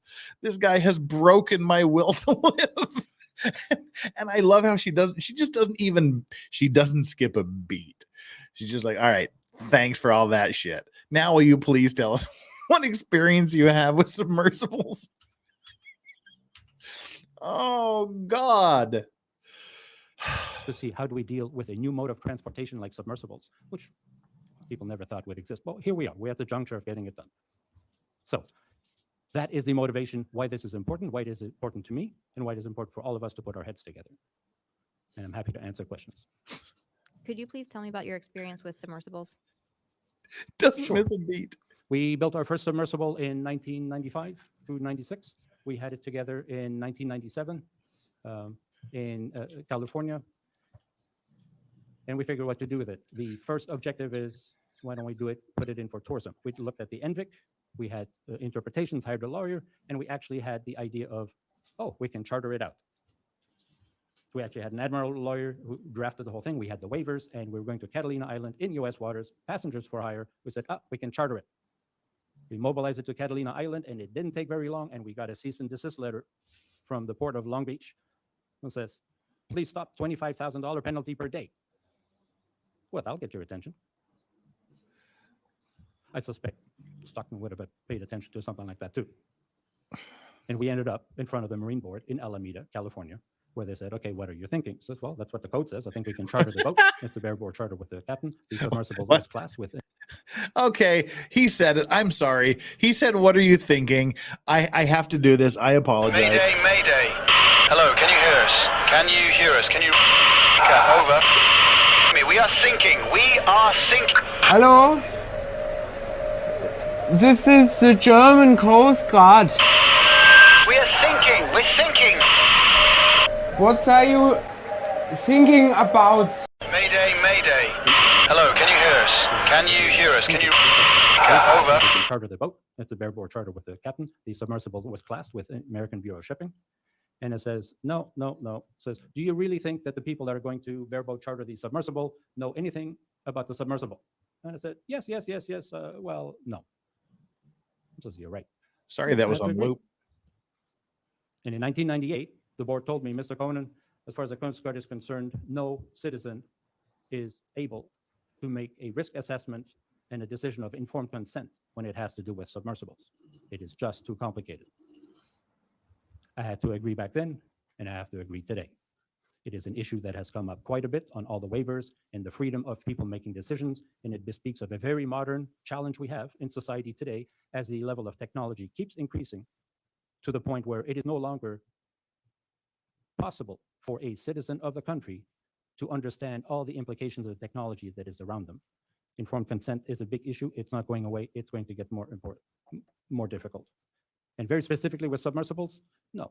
The volume is as high as I've it heard many gets. testimonies, many questions It's coming along, asking people what 600%. they thought and different opinions, which I thought was misdirected because no individual is able to make a risk assessment to find out if this thing is safe or not.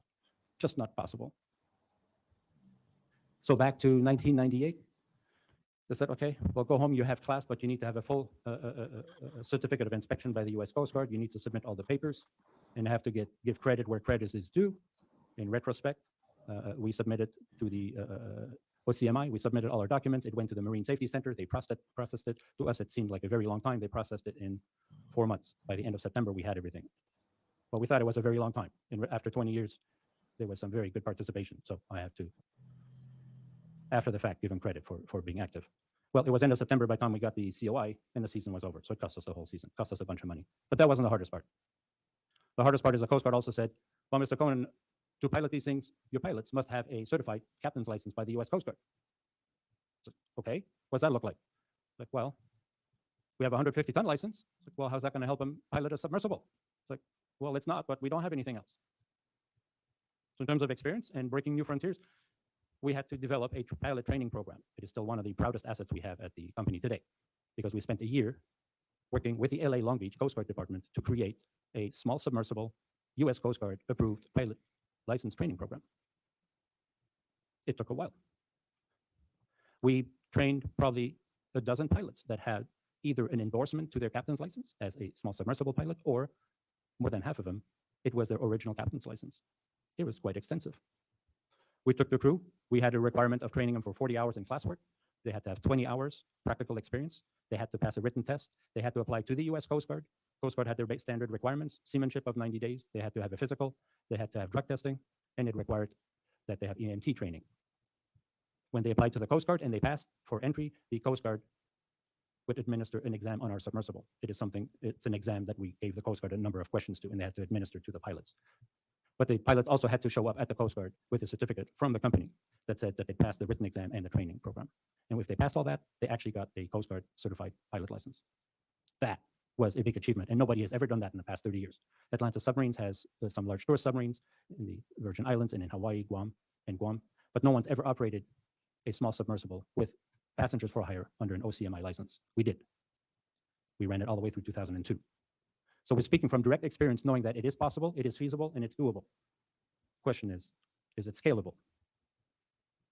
We can speak onto that later. There's a lot to be said in terms of where do we need to go. But that is the experience we had, the ability to put that together. And I must give credit again to the LA Long Beach Port Coast Guard, that the level of collaboration we had to develop this pilot training program was just stellar. Okay, we've made it to There's a lot of complaints 1998 on all now. sorts of things by the Coast Guard. I mean, there's always things, but on that application, again, in retrospect, it really was something special.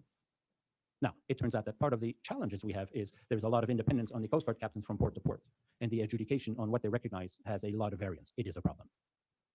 The independence that each Coast Guard captain has is jealously guarded, because they know by the time, if you're in DC, whoever's in DC, eventually you end up at a port, and you like to have that independence of judgment. Makes a country work, but it has its challenges. By 1999, we started operation. We toured thousands and thousands of people safely. Women children. It was a 2-person submersible. We're the first ones to. The last 8 minutes of his testimony dealt with 1998, and now he's moving to 1999. We built Thank some you. more. The next one went into the Cayman Islands. Cayman Islands has its own Cayman Island Shipping Registry. That's the equivalent of their Coast Guard. They have a lot of traditions on submersibles. To put that in for tourism, they said, okay, we do, bring it over, but we want all your pilots to be U.S. Coast Guard certified pilots. So that's not a problem. We moved some of our U.S. Coast Guard pilots to Cayman Islands. After a year, we plead and says, okay, do we have permission now that you know how this system works? Can we train native? Can we train in Cayman and certify pilots in Cayman under the same program? They agreed. Why? Because the foundations and the integrity of the program were solid, and it was underwritten by the U.S. Coast Guard. So we didn't just make this stuff up.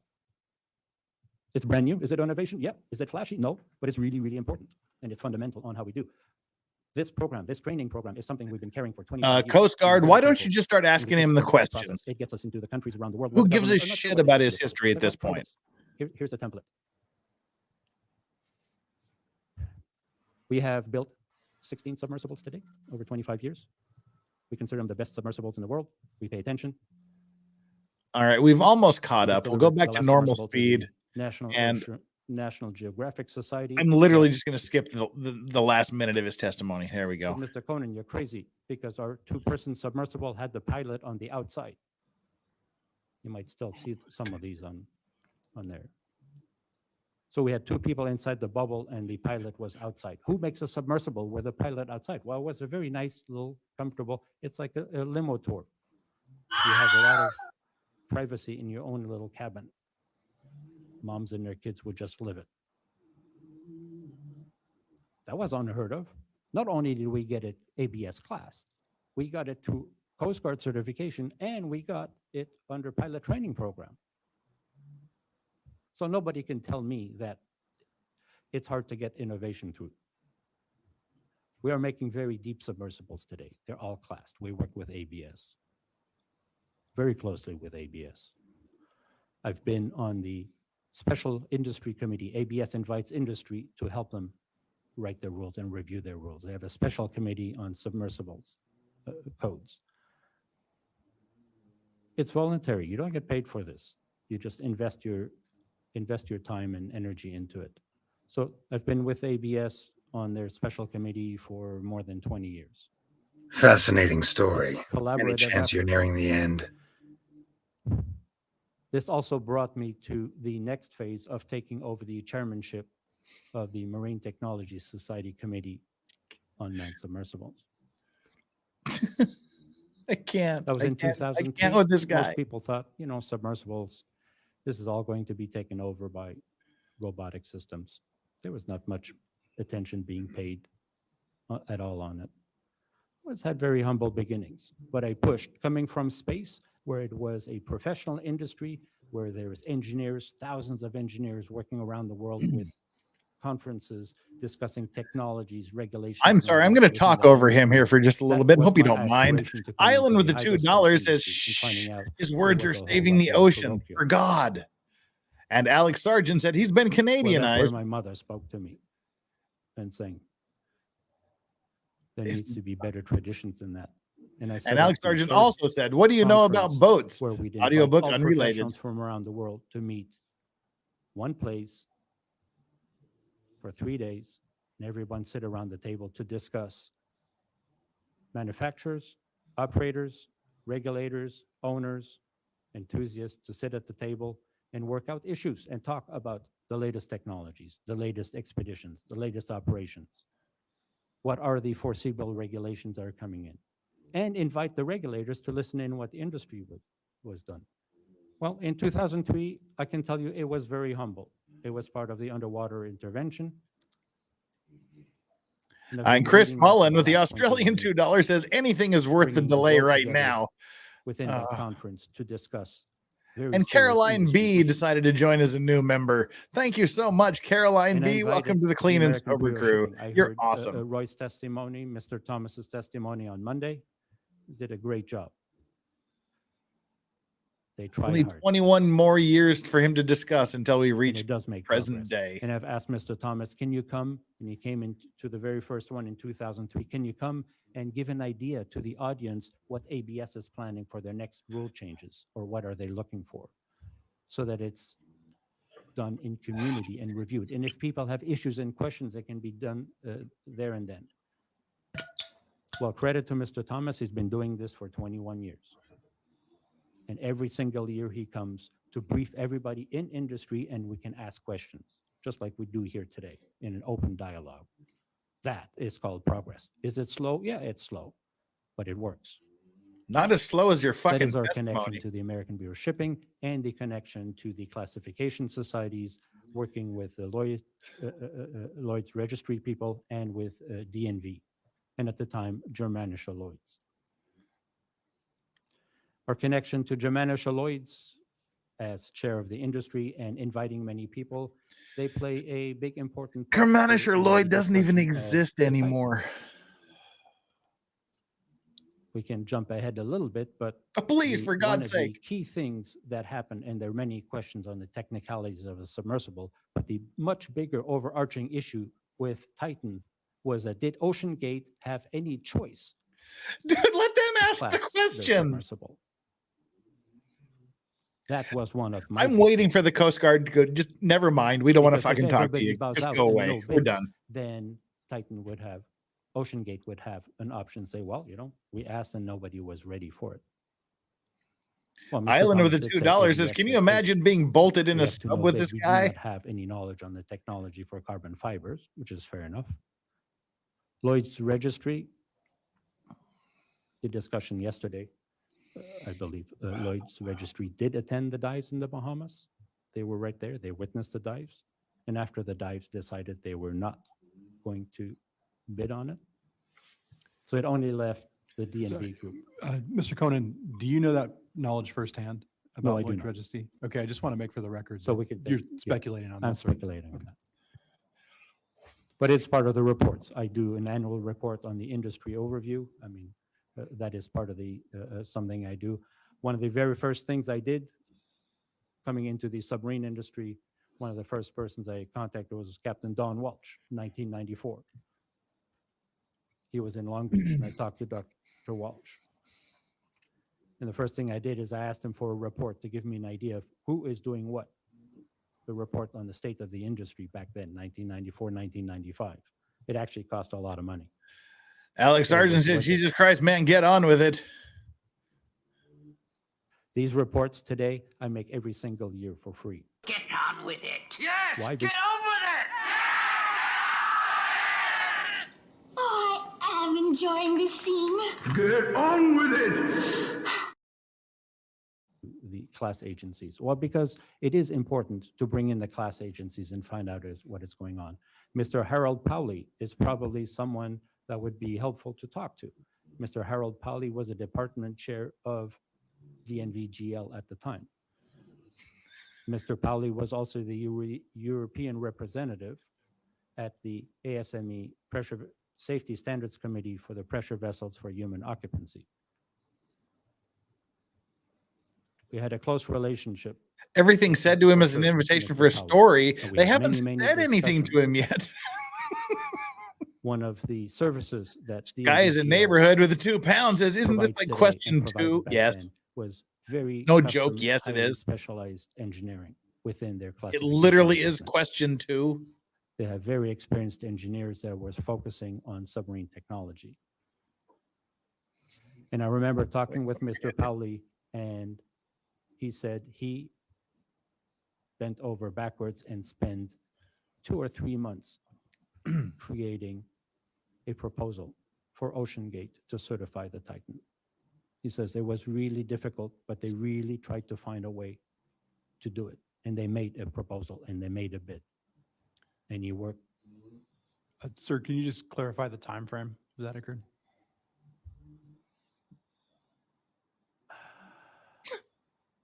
This would be 2018, 2019. Thank you. We're almost to modern It times. was early in. They were looking. It was at the time when they were doing the Bahamas as well. It was an issue. Can you actually class something like that? I'm sure Mr. Powley would be more than happy to share some of that. Yeah, we'll let his him particular talk about it. knowledge in You just Germany, don't talk to about it. contribute, because he spent a lot of hours and a lot of energy that he got flack for because they weren't being paid for it to come up with a proposal. But it was important. And like much of the other stuff, it was rejected out of hand. Objection, just to clarify again, the basis for the information is Mr. Conan's discussion with Mr. Mr. Harold Powley, department chair of the NVGL in Hamburg. Understood. And he communicated that information directly to you, sir? Yes. Because there is a sense of part of the leadership and the discussion we have is to find out what is happening, what do you do? It's like, okay, this is really important.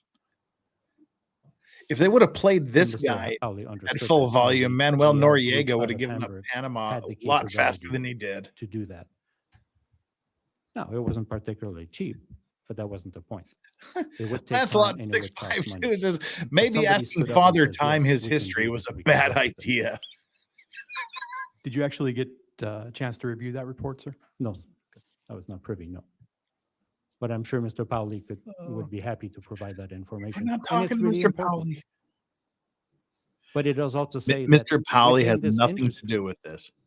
when the public is asking, okay, is anybody paying attention here? Yeah, we were No. paying attention. We have Nobody's hundreds of paying thousands attention of to you. engineers silently working day and night doing these things. Nobody knows. We don't need to have adulation for it. We just do this because we are professionals. And that was exactly one of those works. And I don't think Mr. Powley really minded doing all that work, but Don't worry, chat. Only 45 more minutes of this guy before lunch. highly disappointing on the casual rejection nature that it was received at, because it was an important step for them to step up and provide that proposal. So in terms of industry experience, submersible experience, going all the way through working with, not just working with the class agencies, but engaging them in the dialogue with industry and making sure industry has a dialogue with the class agencies. And Alex it's not Sargent about says Coast Guard logo is going to complaining, be it's do burned into something the about it. Vizio TV. And that is part of the deal to work on the conference. Say, okay, you have grievances, let's talk about it. But you have the responsibility to show up at the conference and talk. So yeah, I have a big Rolodex, and it's not just names, but I know what the people are doing. Why? Because I engage them and I say, you have to come, you have to say something about this. Who has a You have to present about Rolodex it. in 2024? Stand and be counted. You're part of the community.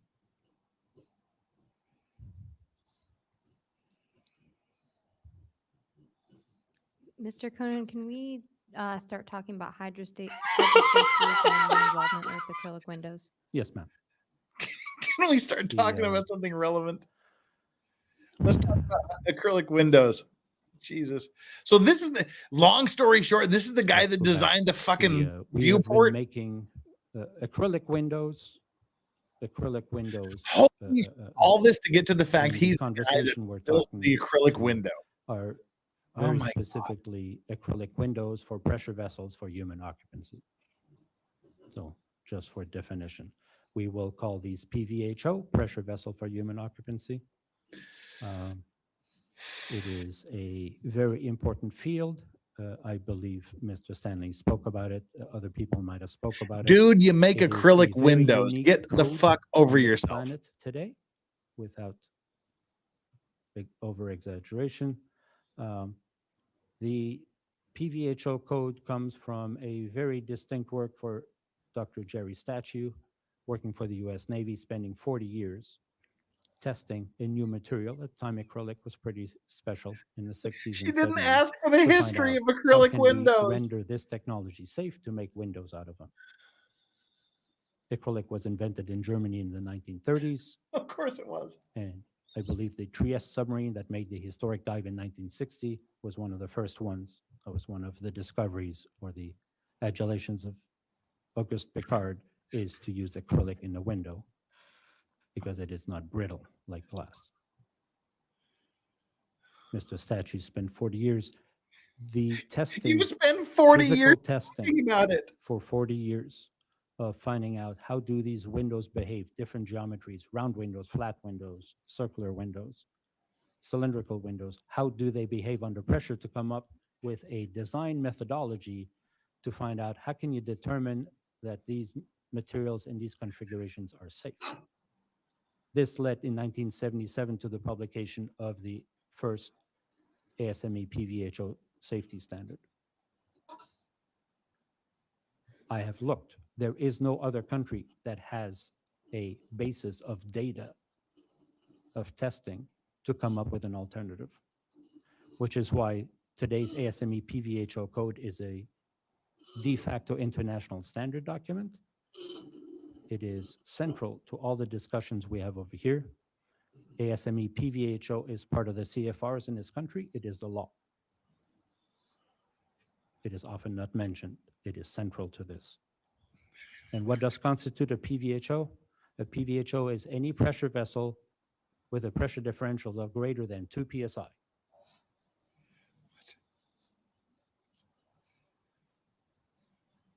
If you put human occupancy in it, it applies.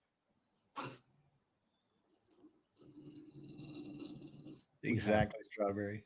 Other great national issues with that, especially where medical devices are involved and where we have an epidemic of illegal chambers in this country being propagated. It's a great concern to the PVHO community, and people forget that they think PVHO only applies after 15 psi pressure, and it's 2 psi. It's a big problem, not related to this cause, but it is a big national issue. ASME PVHO is a very powerful, very important part for the future. Please say more peas in your message, because peas make the microphone pop like a popcorn popping on the popping pop thing. Involve pressure vessels. Humans are not adapted for that environment. So it's connected to hydrospace. We are specialists in pressure vessels for human occupancy. We work on space systems, simulators, altitude chambers, peppers, medical systems, hyperbaric chambers, diving systems, Navy systems, submarines, habitats. It's an exciting field. It's very broad. And you have made it sound like the most boring related fucking to thing PVHO. ever. I know making acrylic windows is a People don't go fascinating into steel containers. Acrylic is central to these things. Like most submersibles today have a very high degree of acrylics. So yes, we are specialists. The first windows we made at Seamagine was in 1996. Came at Red Queen, said, did this person provide a submersible window? And would he go into the vehicle that was installed? Made Wait, over 3,000 acronym. windows. And they have, And to be clear, and they let him it get is away with highly it. regulated. And every single window has a unique trace number for which we must retain all the quality assurance data for 20 years in our offices for traceability. And any single point, someone come in and say, window number 1544, show me where it came from. And we can show them the entire traceability of material production history. That's what PVHO does. It is a lot of requirements. You have to pay attention and say, oh, but there's a lot of liability. Yeah, there is, but life has a lot of liability. You just have to do it right. One would say, like our mother said, don't lie, cheat, or steal. You'll be okay. It is part of PVHO. It is unique in the world. Mr. Jerry Statue put it in. The committee meets 3 times each year. It is industry-based. People volunteer, engineers in the country volunteer. And I've been a soldier with PVHO for 20 years. I've been in a leadership position for 10 years. It's important stuff. In fact, when Dr. Statue passed,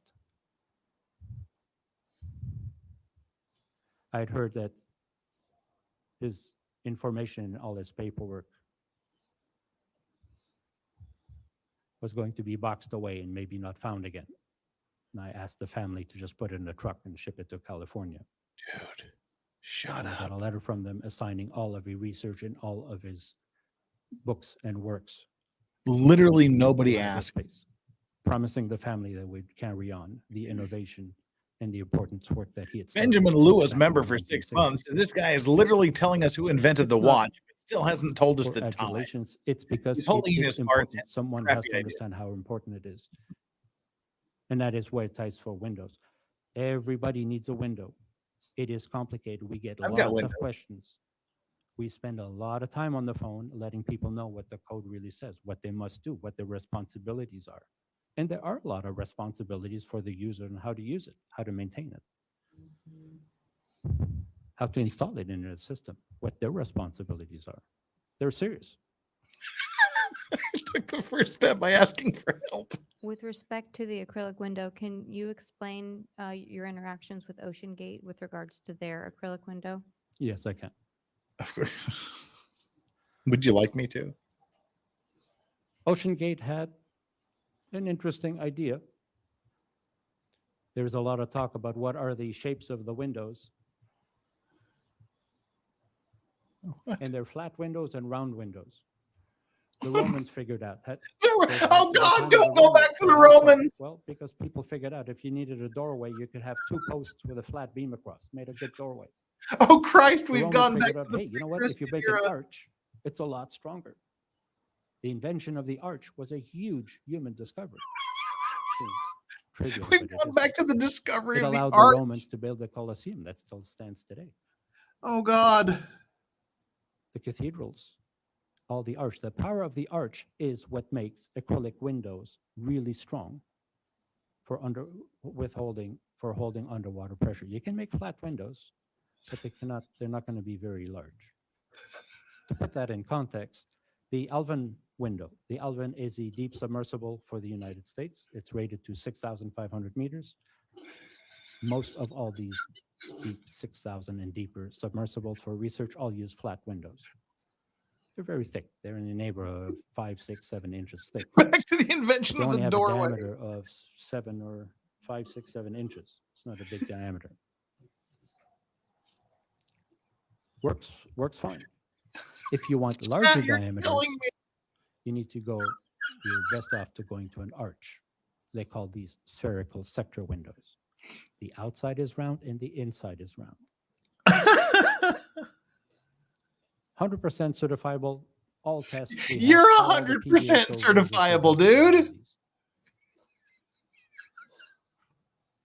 The issue is when you have a spherical window, you do not get a deformation, but you get some demagnification effect.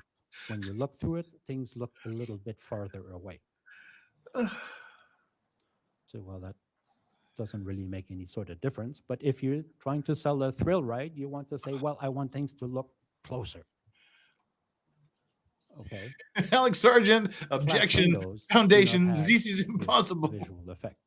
And OceanGate thought, well, maybe we could have a hybrid window of it is round and it is flat on the inside and round on the outside, and be as strong as an arch. Round the outside, And you round have the outside. Optical benefits of a flat window. Well, it's worth looking into it. It's an idea. We don't know. It's a non-standard window. You'd have to do testing for it, but it's worth trying out. If it's important for your business, Tranquilizer dart. figure it out. You want For some better me, optical effects. Give and me the strength. tranquilizer dart.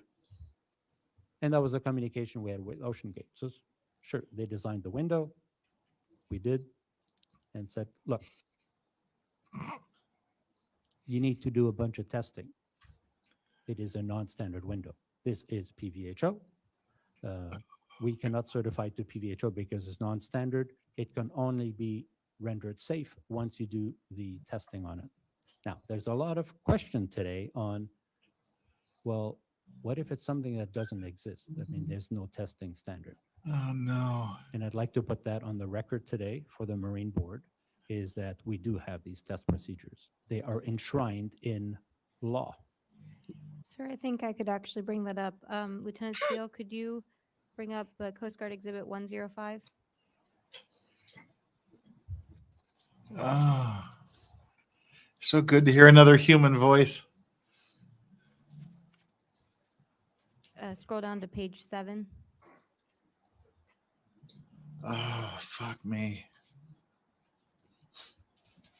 Well, that was a good picture, the very first one they had. Just a cross-section. Can you go where you see the window, the cross-section of the window? I think it was your first page. Oh. Yeah, right there. That one right there. No. One more. Right there. Is this what you were describing earlier? Yes. So you can see on this picture over here what is The human traditional cornea. approved acrylic window, which is spherical sector. You see the two arches on the outside, on the inside, and you have that little extra piece of acrylic that fills in the center. And that little extra fill into the center gives you a No, optical effect. no, I'm not okay. Well, I'm so is it as far strong from as an okay. arch? Is it as strong as a flat window? What does it do? It's like, well, you have to find out. You either use computer analysis to find out, or testing it, or a combination of the two. But it is considered a non-standard window. VC. Lieutenant Steele, could you move to page 7? Can you just move to the end of your fucking testimony? Could you scroll in just a little bit close to the bottom of the page?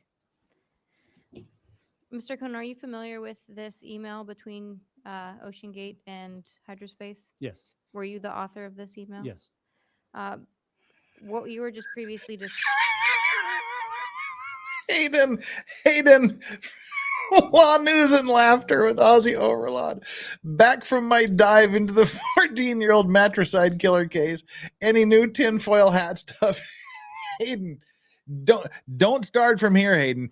Go right now. Go back 1 hour and start exactly 1 hour ago and just listen all the way through. I promise nothing bad will happen to you.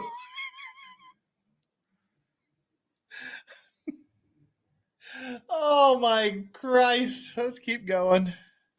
describing the guidelines. It's at the ASME PVHO. Oh, I'm just kidding. Don't go back. Don't go back. This guy has literally given us the history. Look, we're exactly 1 hour into this guy's testimony. He made the acrylic window for the submersible. He's talked about growing up on a farm, forestry, God, his German ancestry. He's gone back to the history of doorways in ancient Rome. He's talked about the beauty of the arch and how windows were a marvelous invention for humanity. We're all ready to delete ourselves at this point, Hayden. No, Hayden, it's a trap. We're ready to delete ourselves at this point.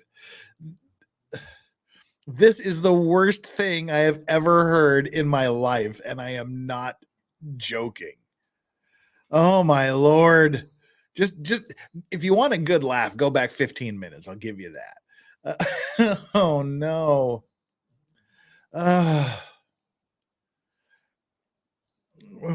Sonny or Chris is Hayden. Don't do it. It's a trap.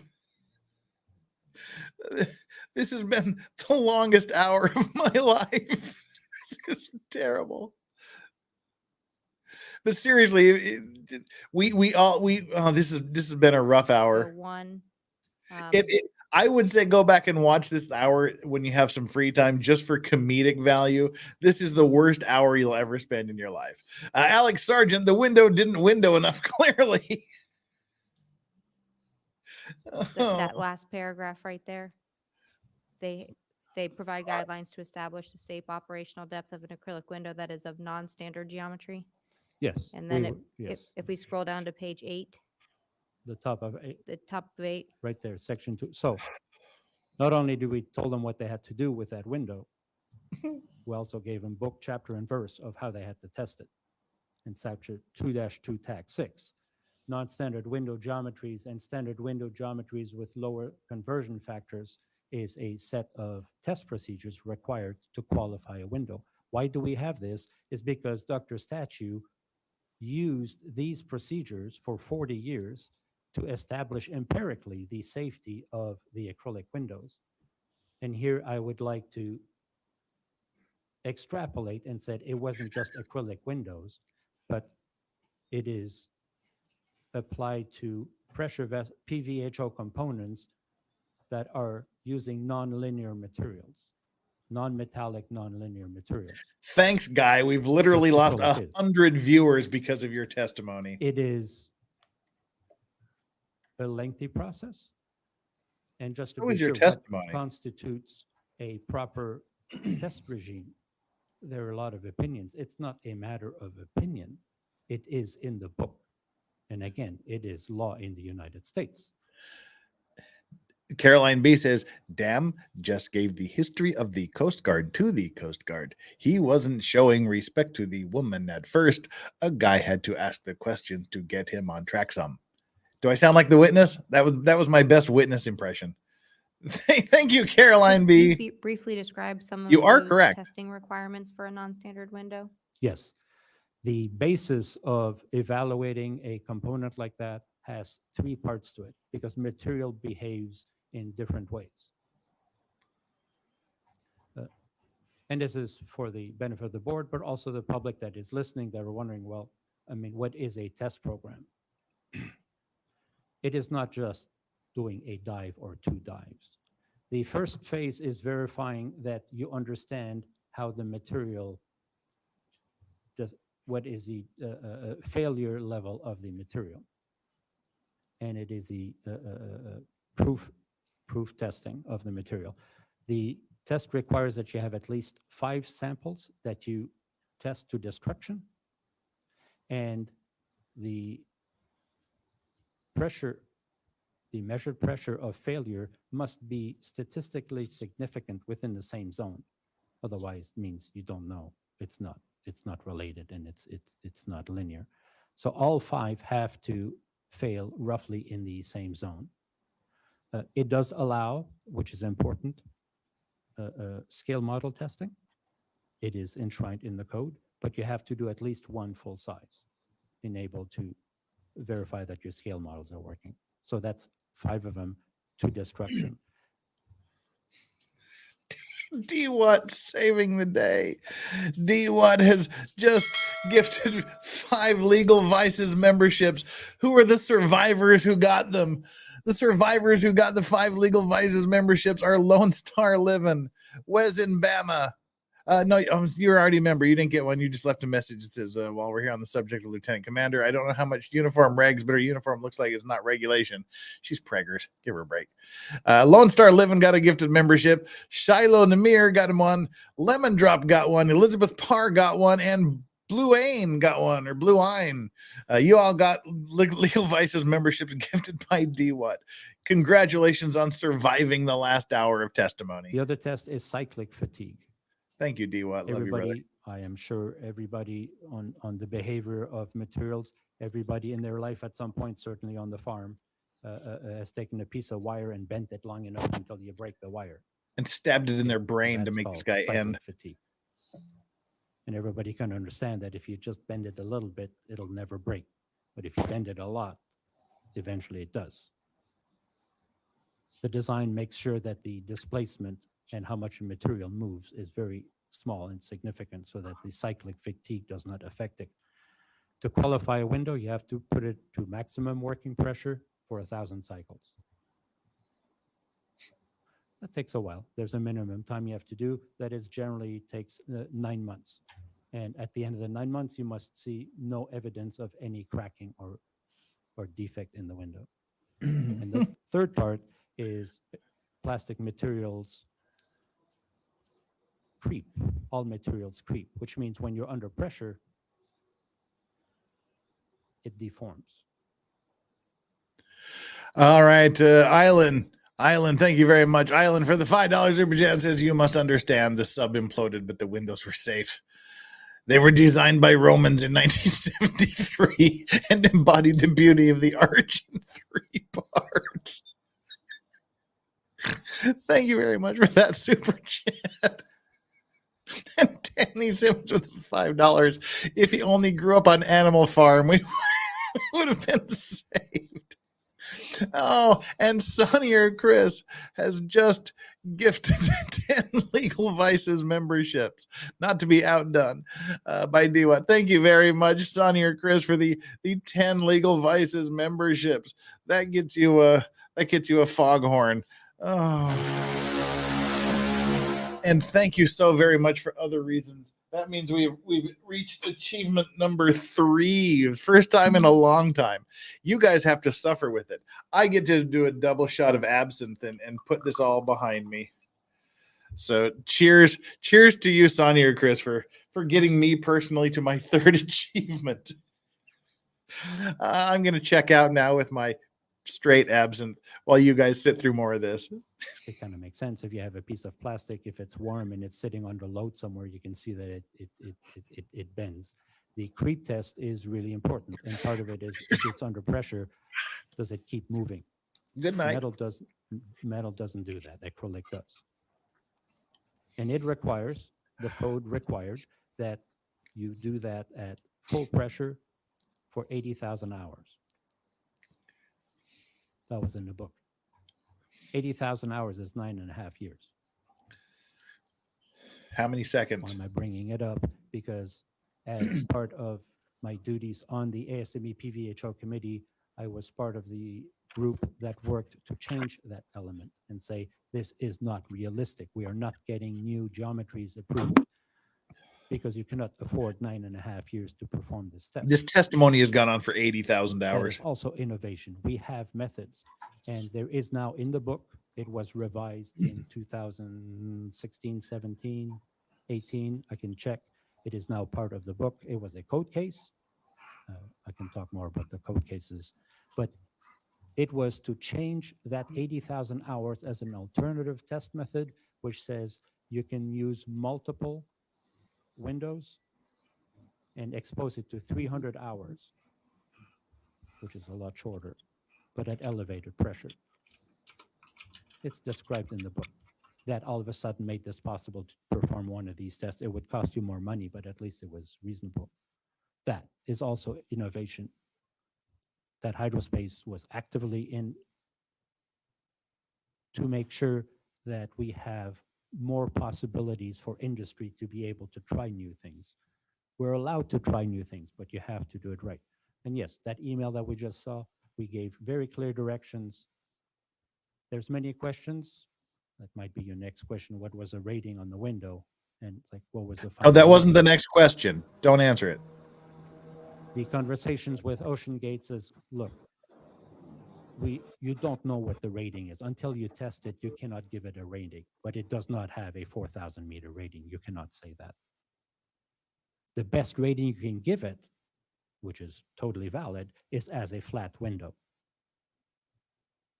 That hump on the outside wouldn't hurt anything to add to the rating, but it is just a flat window. And the window they had right there was a completely valid flat, which is called a conical frustum window.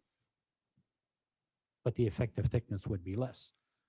Calculated per ASME PVHO standard, that rating at 50 degrees F was 945 PSI.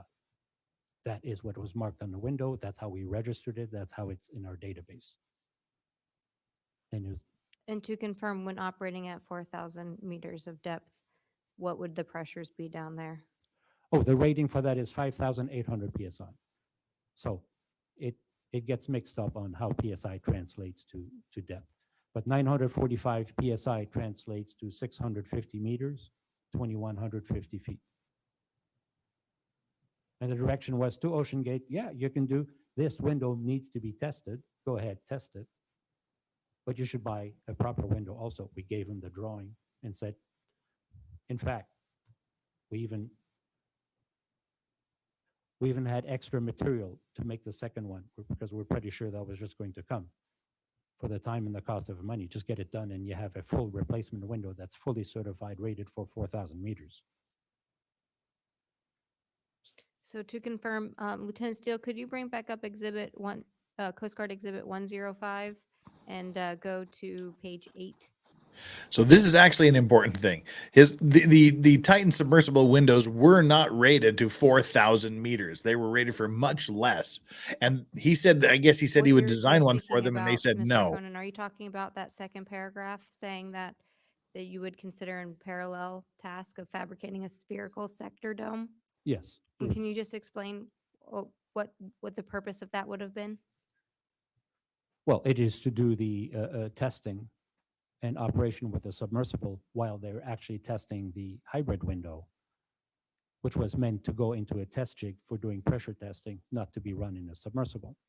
And I did expect them to buy it. I actually bought the spare material, which we still have in the shop. And the idea is, look, it retrofits exactly in the same seat. It is completely replaceable. Within 24 hours, you can put that window in there and you can dive in full safety. I believe it was $25,000 and it would take 12 weeks to make. Says we're still all rigged up for it. Do it right now. We'll have it in no time. We gave him the drawing, knowing full well, giving him the drawing, they could go other places to buy it as well. It's that it wasn't about the money. It's just do it right. And we figured they could buy it in any number of places. And in the end, they did. They just didn't buy it from us. Did Ocean Gate ever explain to you why they didn't purchase it from you? No, but I had my ideas. Did you have any conversations with Ocean Gate about pursuing the testing besides the email correspondence? No, we had, it's in part related. We did not. I did expect to hear from He them didn't buy the windows because he something talked too much. because this is where they would have reported some of the test data. Objection, can we just specify when we say Ocean Gate, if Mr. Conan is referring to particular individuals by title or name that he was communicating with? Yes, was it generally the CEO, Mr. Rush, or other individuals at Ocean Both. Gate? To define, it would be either Mr. Tony Nissen and Stockton. Look, Thank you. we talked a lot. There was an open line of communication. Back again, this didn't happen this happened over a period of 14 years. As chair of the industry, we invited Ocean Gate, showed up sometime in 2007, 2008. That's when we first had contact with Ocean Gate. They were looking for a submersible. We had a submersible available secondhand that they were interested in. And Mr. Sonline and Stockton, they were interested, but they found the Antipodes that Mr. Hoffman was selling was cheaper. It's like, okay. But by the time they showed up at the conference, it is an open door policy. It is everybody is welcome to put it in. And so we had lots of conversation with Stockton. Did Ocean Gate ever communicate the reasons for not pursuing either testing geometry with you?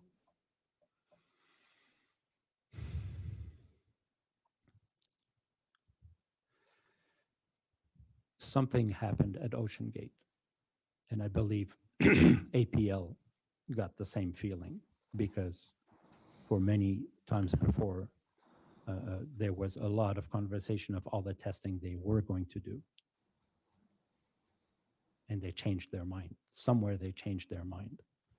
And I don't know when it happened, but there was a change. And it is somewhere around the time where we delivered the window. It's like, what do you mean you're not, you need to be doing the testing. And it was left as a hanging chat, we'll see.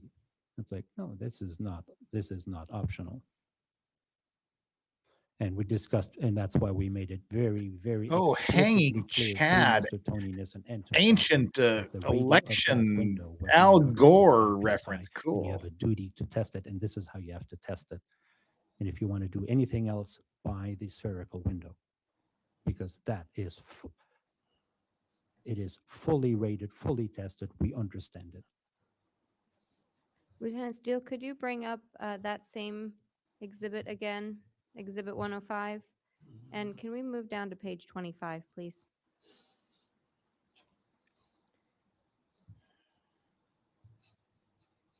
Mr. Conan, this is a communication between you and Ocean Gate where you sent Ocean Gate a preliminary study of behavior completed by Kemper Engineering of a spherical sector window with a flat inside, low pressure surface.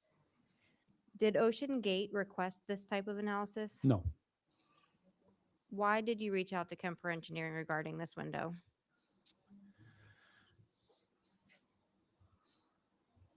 Because this is part of the innovation, is part of the knowledge we have, and is to communicate to, it is open source information, it is to communicate to Ocean Gate, look, there is testing involved, but there are also other resources available. And Mr. Kemper will talk more about it this afternoon. Designed by analysis, and the analysis we have, the capabilities we have today. Let him talk about it. Capabilities we have today far surpass those we had in the 60s and 70s, which is where the testing program comes from. And I said, and I asked Bart, look, we need to let Ocean Gate understand what this looks like, what the behavior of this is, that it is possible, that it is feasible. It was all members in the industry were happy to help and support Ocean Gate. They got a tremendous amount of free engineering. They're asking lots of questions. Everybody's more willing to contribute. I considered this an action of goodwill from Kemper to give some idea what was possible, and it led to more analysis. But it is to support Ocean Gate and their engineering department to say, look, these are the type of analysis that can help you. Lieutenant Steele, could we move to page 13, please?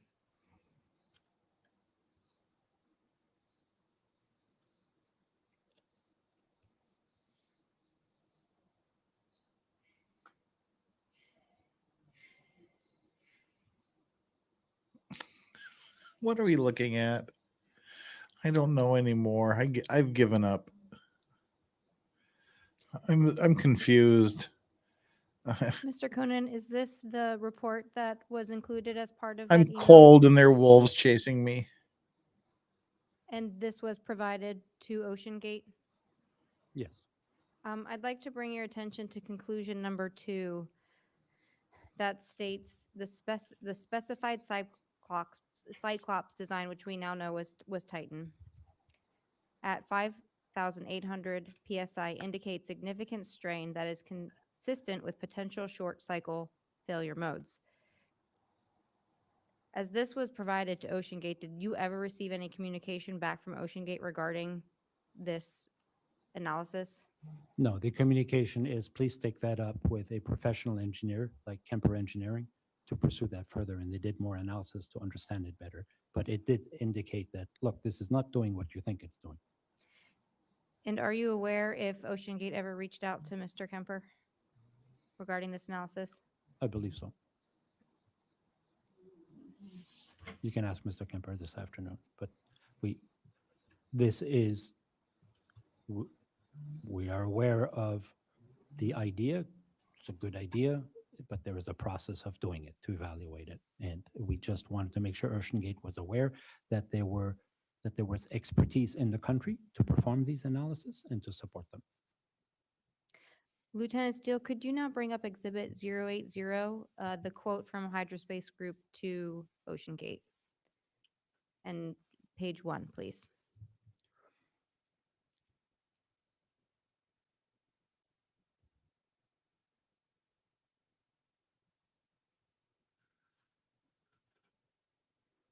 If we could scroll down to the notes section. So the note number 1 states the job will be started with submittal of purchase order, engineering drawing, and PVHO form VP2. Can you explain to me what PVHO form VP2 is? Yes. So every PVHO window comes with, I call 5 birth certificates. There's 5 forms that create the full certification, validation of a window. And they're called for viewport forms.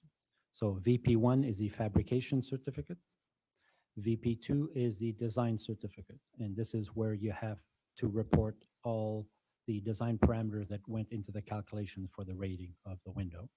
That must be performed by a professional engineer, and this is generally always provided to Hydrospace for the fabrication of the window. We cannot provide a fabrication certificate if we do not have a signed design certificate for it. And did you ever receive a PVHO form VP2 from OceanGate? No. So did did Hydrospace actually construct a window for OceanGate? We built the non-standard window. This quote was for the certified window. So this is a quote for the spherical sector round window. I actually think we might have the quote for the non-standard one. If it was, we might have to go down a few pages. Let's see, go up.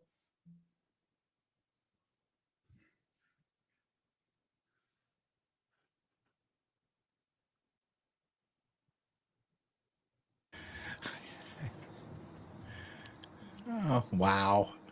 Exactly. Yeah, just wow.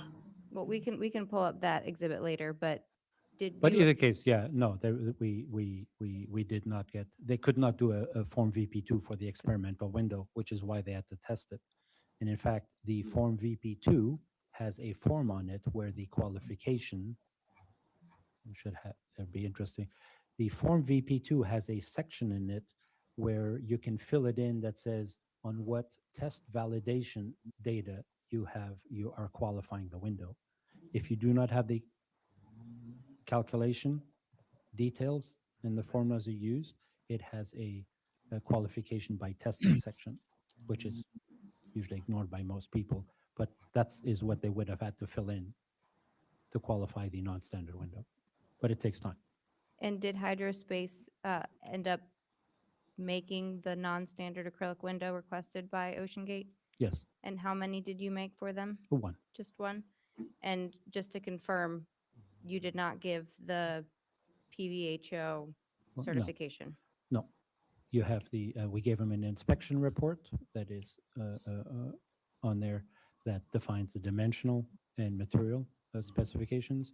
In those cases, we do that many times for the US government where they have non-standard windows, but they're exempt from PVHO, where we give them a commercial certification of fabrication, but we use same PVHO processes and PVHO certified material. 2 of the certifications that go with a window have to do with the testing. Each PVHO window must come from a casting, and each casting must have a sample sent to the lab and tested to verify that the material meets the minimum requirements of PVHO. So it's quite extensive. So it used PVHO certified material, but it was on a non-standard design. Thank you. Thank you, she said. Thank you, she said in a dull, dead voice with dull, dead eyes. Thank you. Commander Whalen has a question.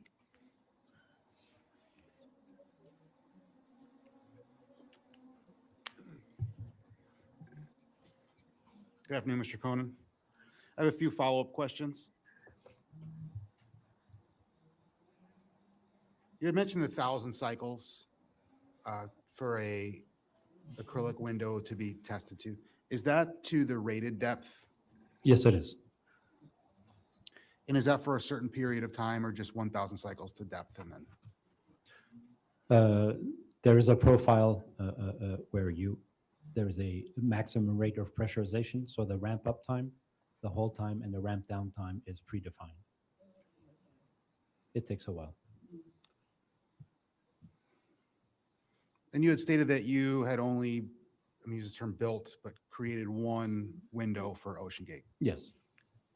Were you aware that there was another window created based upon the window that you created being damaged in 2019? I did learn, and I figured I had to buy a proper window somewhere, and I suspected from, well, Stockton wasn't very happy with me at some point, and they had the opportunity to go buy them anywhere, and I understood they went somewhere else. Recorder, can you please bring back up Exhibit 105? Page 1. And in the bottom right, it has a drawing number. Do you see that, Mr. Cohen? Yes. It's 15 TAC 040 TAC MEC TAC 000461 Rev B. Yes. And what does that mean? I don't know. To you as a builder of this acrylic window? That's a number that's assigned by the manufacturer to identify the window. So it's to this drawing, correct? To this drawing. It's a serial number. So you would build drawing. it to the specifications of this drawing. Yes.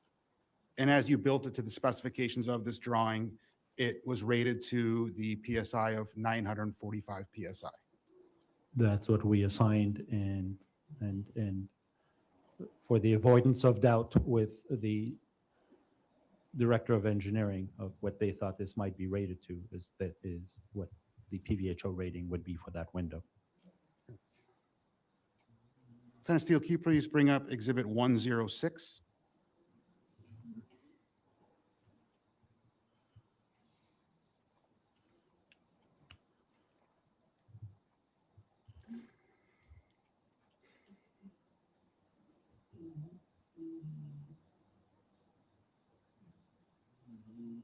Can we take a quick break for 106 to come up?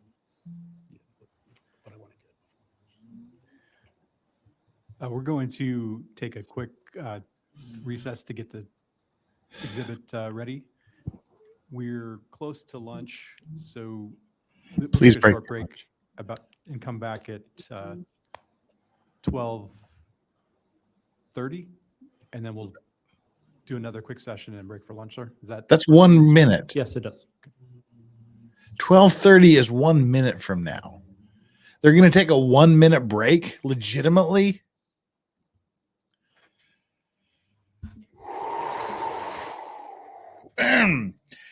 Aussie Overlord Hayden says, I reiterate my earlier laughter at the comment. The window became a reverse champagne cork that was aimed at the toilet. I must say that the double straight absinthe is starting to hit my system. I don't really care what happens from here on out. Apropos of nothing, I started on the book spot, The Wager. The Wager is an excellent book. If anybody wants to read a great book about cannibalism, shipwrecks, Lyme, the scurvy, limes, the hazards of navigating around the southern coast of South America, the Wager is a fantastic book.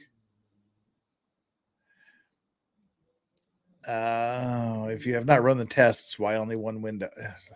Can we, I was actually at one point really interested in the discussion about the Titan Submersible's window. I was genuinely fascinated and sincerely interested. Now I couldn't give a shit about the window. I don't care anymore. I just don't care. Oh, chat. We got to keep ourselves entertained for a minute or so here.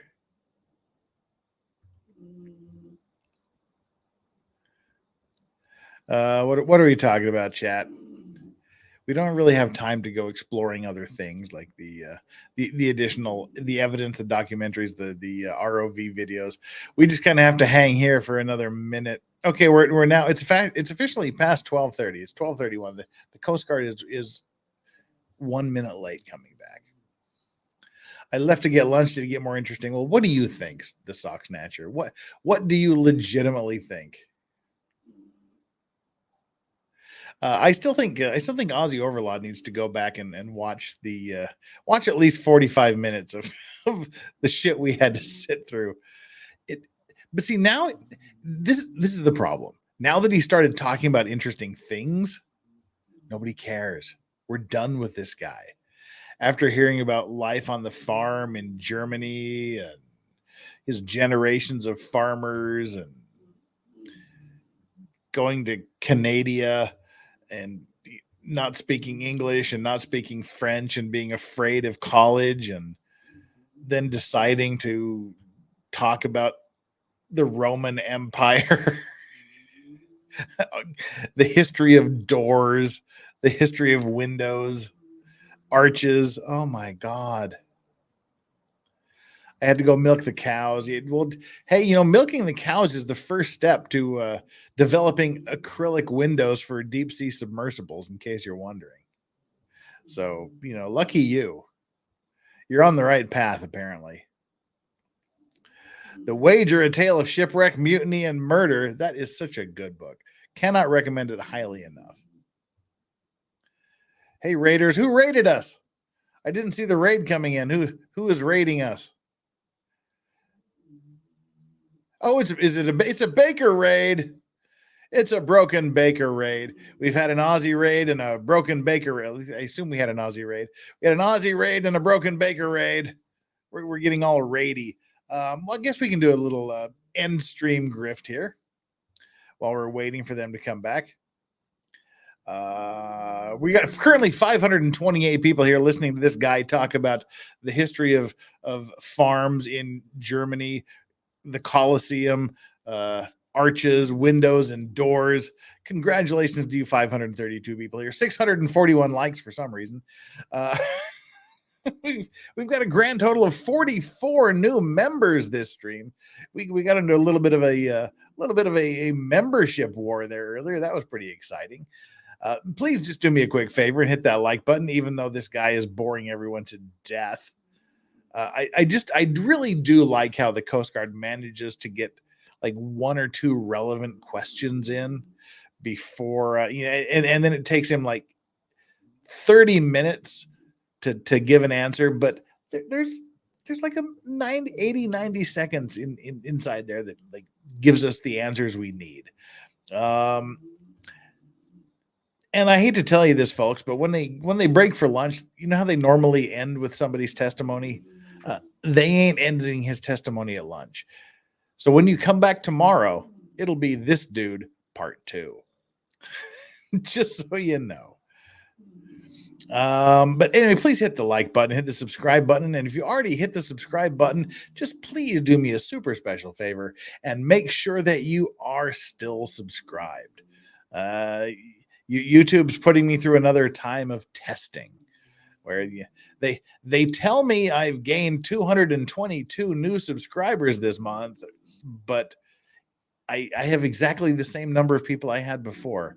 They don't tell you how many they just take away from me for no reason, just in case you were wondering. So please, if you have hit the subscribe button already, just double check to make sure you're still subscribed, because that would make you all awesome. And our like and subscribe poll, I guess we can probably shut it down now because this is crazy. Our like and subscribe poll is just something we do to remind you to do the YouTube stuff, to actually like and subscribe. Today's poll question was, are you ready for how completely weird this day is going to be? Now, when I put that chat up, when I put that poll up about weirdness, I was just talking about the first witness, tying all of this into the Bohemian Grove and the druidic robes worn by bankers, presidents, kings, and rulers of the economy and military and nations of the earth coming together in the Bohemian Grove to worship a 50-foot tall owl statue named Moloch and producing pageantry plays to mimic human sacrifices to this owl god Moloch. That's what I was talking about when I said, are you ready for getting completely weird? Not dude talking for an hour and a half about the history of everything. So it's gotten weirder than Bohemian Grove, people. We are now officially weirder than Bohemian Grove. I'm just going to shut the poll down now. The poll was, are you ready for completely weird? How completely weird this day is going? Commander Whalen? Oh, 47% said, oh my God, what So, now? Mr. Cohen, as before we went on break, we discussed that the Category. specification and or the design They're back. OceanGate blueprint that you had built your acrylic window to was the TAC 040, TAC MEC, TAC 000461 Rev B, dated 10/10/2017. And if we can go back to the other drawing as well, if you'd like to. I can see it. I understand your question. Can you answer it briefly? And is that a yes to that's what you built your window to? That's a drawing I have on record, and I believe yes. So while I know that you did not build this one from the Heinz Fritz company, from this quote from April 29th, 2020. No. As a engineer of acrylic windows, is there any way for the rated depth to be increased within the engineering other than changing the shape of the window? If they have the testing documentation that they performed the PVHO test on that first window, that would allow them to create a Form VP2 qualification by testing, and then they could qualify it as PVHO without having a signed VP2 or documentation at the company at OceanGate that they've performed that testing and verified it. Then it would be a copy of the original test window. They wouldn't have any pressure rating any more than what we determined it to be at 945 PSI. Thank you. Mr. Cohen, I have some follow-up questions on the testing that you mentioned earlier. I believe you said normally there would be tests of 5 windows to failure. Yes. Would you normally perform those tests, or would that be operationally tested by the buyer? It is available. We offer that for people too. It is extensive. So that can be contracted out under contract, or it can be performed. A lot of times, because of the expense, the clients would choose to do that themselves, but it is a service we could provide. And would that testing have to be done in a seat similar to the Titan's dome?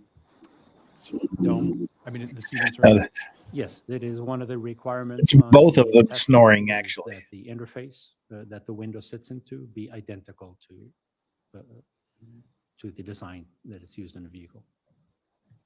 And how would you fabricate that, sir? Or would it be done on the actual, or would you just build a mock-up of the? You would typically build a mock-up specifically for the testing that ensures that the interface is identical. Sir, early in your testimony, you testified to, I believe you were referring to Navigation and Vessel Inspection Circular 593. We call it a NAVIC. NAVIC 593, yes, sir. Was that the specific document you were referring to when you talked about your early interactions? Yes. And is it to your understanding that that document is still in effect at this time? Yes. It is. It works in conjunction. It's the NAVIC 593, and then the follow-up, a NAVIC 794. That is the Passenger Vessel Act of 1993 that was passed that enacted into law the release of NVIG 593. We'll talk more about it after lunch. Yes, sir. Thank you. After lunch. At this time, does the NTSB have any questions? Not right now, Chair. Thank you. Ocean Gate, realizing this, we're going to have Mr. Conan back after lunch. Do you have any questions at this time? I think we can hold them until after. Yeah, please. Right, Mr. Conan, we're going to adjourn for a lunch, and I understand you're going to be coming back for an afternoon session. At this time, we'll be in recess and reconvene at 1:40. Thank you. Thank you very much. Oh, sweet baby Jesus in a burning dumpster fire. Wow. We got we got through the weirdest day of any trial testimony I have ever covered. I got no words for what happened today. Holy crap. T for 2, member for 5 months says, thank you for covering this. You're welcome. Oh my Lord. Look, I thought Moloch and human sacrifices and Bohemian Grove were going to be the weirdest thing we talked about today. I had no idea this guy was coming up as a witness. Oh dear. Wow. Thank you so much, chat, for surviving. We're all survivors. I think we need to make some merch. We need to make some sort of merch that says, you know, I survived Hydrospace Group Inc. testimony. Oh my Lord. We're all survivors in my book. Thank you all for being here. 520 of you survived. You survived the testimony of what's his face. What the hell was this guy's name? His name was William Conan. I survived William Conan, and all I got was this stupid T-shirt. That's what we need to do. Think this is all one big fake recruitment for the Coast Guard. Oh, Hayden, you need to go back. Go back an hour and 45 minutes and just experience. See, normally I would warn people never to just don't do it. Don't go. This was so freaking weird. I'm inviting everyone to go back an hour and 45 minutes from now and watch this. If you don't know what the hell's going on, go back an hour and 45 minutes from now to the beginning of the last guy's testimony and just experience it for the beauty, the natural beauty and wondrous gloriousness that it is. Oh my Lord. Oh, my face hurts from laughing at you, chat. Oh my God. That was great. It was terrible, but great. All at the same time. It was the best and that was the worst. All right, I'm looking for a place to send you. Normally, I would have sent you to Broken Baker, but he appears to be here with his minions in chat, so I need to find a different place. Hayden obviously has shut down his stream already. Oh, I mean, already. By already, I mean, what? 3 o'clock in the morning his time. Go to sleep. Hayden, we need to go to sleep. It's tired. It's late. Let's see. Customization. Let's see. Where can I send you right now? I have no idea who might possibly be streaming right now. Oh, we haven't gone to Cat Not Williams for a while, have we? I guess she seems to be the only one streaming at present that I can readily send us to. So let's go to day 137 of the YSL trial. That's often equally as weird as what we've experienced here today. Tell Cat hi. But all right, before we go, let me just give you a quick breakdown of what's happening for the next little while here on the channel. We've talked about it already, but I just want to run through it again. We're going to be doing this for the rest of the week.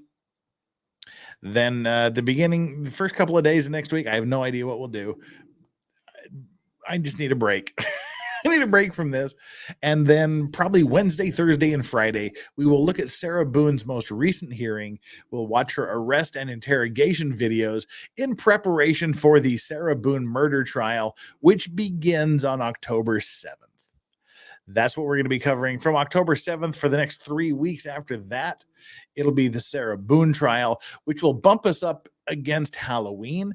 And the last couple of days before Halloween, we're going to do what we did last year. We are going to be reading some just some Edgar Allan Poe and some H.P. Lovecraft short spooky stories.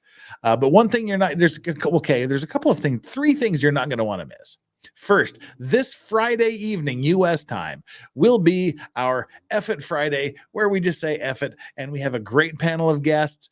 It's a pure griftathon where it's my only purpose in life on Friday evening U.S. time will be to liberate as much money from you as possible in super chats and Venmo, Cash App, PayPal, Zelle, whatever, just so we can have some fun, so I don't have to grift for the rest of the month. It's just our once a month griftathon. But what I do in return, I provide you with a great panel of guests and some entertainment. We're going to have an unboxing of $100 Temu shopping spree that was forced upon me during the last F It Friday. And then we're going to be every $100 that comes in, we spin the F It Friday Fickle Ferris Wheel of Fate and Fortune, which contains punishments and rewards like eating steamed silkworm larva, blood sausage, spicy chicken feet, pizza, chicken. There's all kinds of things on there. Rewards and punishments, a spoonful of real wasabi. It's all kinds of shenanigans. And our guests, there will be another $100 Temu shopping spree, because that was pretty damn funny, where chat and the panel members forced me to buy things that I have zero use for in life. But the panel so far, it's going to continue to grow over the next couple of days, continue to develop. But as it sits right now, the panel consists of AV to the 7th power, Aussie Overlord, comedian Lila Hart, potentially criminal Sean, Runkle of the Bailey, possibly, Flux, Nicholas Starro, Surly Durly, aka Moxie Dame, the Dragon's Tea, all the way from thedragonstreasure.com, where you can get some amazing teas at 10% off if you use code VICES. MG Law, Kaiser Pineapple, Paralegal Liz, and more. That'll be a fun thing. And then that's the first thing you don't want to miss is the Friday F and Friday stream. And at some point during the weekend, whether it's early Sunday morning or late Saturday night U.S. time, it'll be the September monthly membership stream. We got 44 new members this time around today. So there's going to be a whole bunch of you that are going to be available and eligible to watch that. That'll be there. That's the second thing. And the third thing, if you saw last weekend, Hayden, Aussie Overlord, and I, we did a 6-hour Lego and brick building stream. I am building the Tower of Barad-dûr, Sauron's tower from Lord of the Rings, and Hayden is building Voltron. It's on Sunday. We'll continue the Lego and brick building stream for a while. I think it's up to Hayden. He's the master of schedule, and that's the third thing you're going to want to watch out for. So, all right, everybody, let's all go on over and watch day 137 of the Young Thug, or not the Young Thug trial, the YSL trials, and take care of yourselves. Mods, thank you so much for sitting through this. You are all super. Oh, wait a minute. Alex Sargent said, don't forget, circular windows are round. Circular windows and round ones are different. And don't forget that. Oh, Lord. Right. Mods, thank you so much for being super moddy and doing all the amazing stuff. Chat, you guys were stupendous today. You guys are awesome. Those of you that gave super chats, those of you that got involved in the gifting wars, those of you that bought your own memberships, and those of you that just sat around here as survivors, those of you that just kept everybody else entertained in chat. Thank you so much for being here. You guys are super awesome and amazing. Love each and every one of you. And I will see you tomorrow, same bat time, same bat channel. No, I won't. I lied. I just forgot. I have an appointment that I like a business meeting until 8 a.m. Eastern time. So we're going to start an hour later. We will start at 8 a.m. Eastern time tomorrow. So don't miss that. We're not going to start at 7 a.m. Eastern time. We'll start at 8 a.m. Eastern time tomorrow because I have a business meeting I have to go to. Until then, chat, thank you so much. I couldn't have done this without you. I would have put a bullet through my skull a long time ago if it hadn't have been for you, chat, today. Thank you so very much. We'll see you tomorrow at 8 a.m. Eastern, 1 p.m. UK, 9 p.m. Korea time, and 10 p.m. Australian Eastern time. Bye.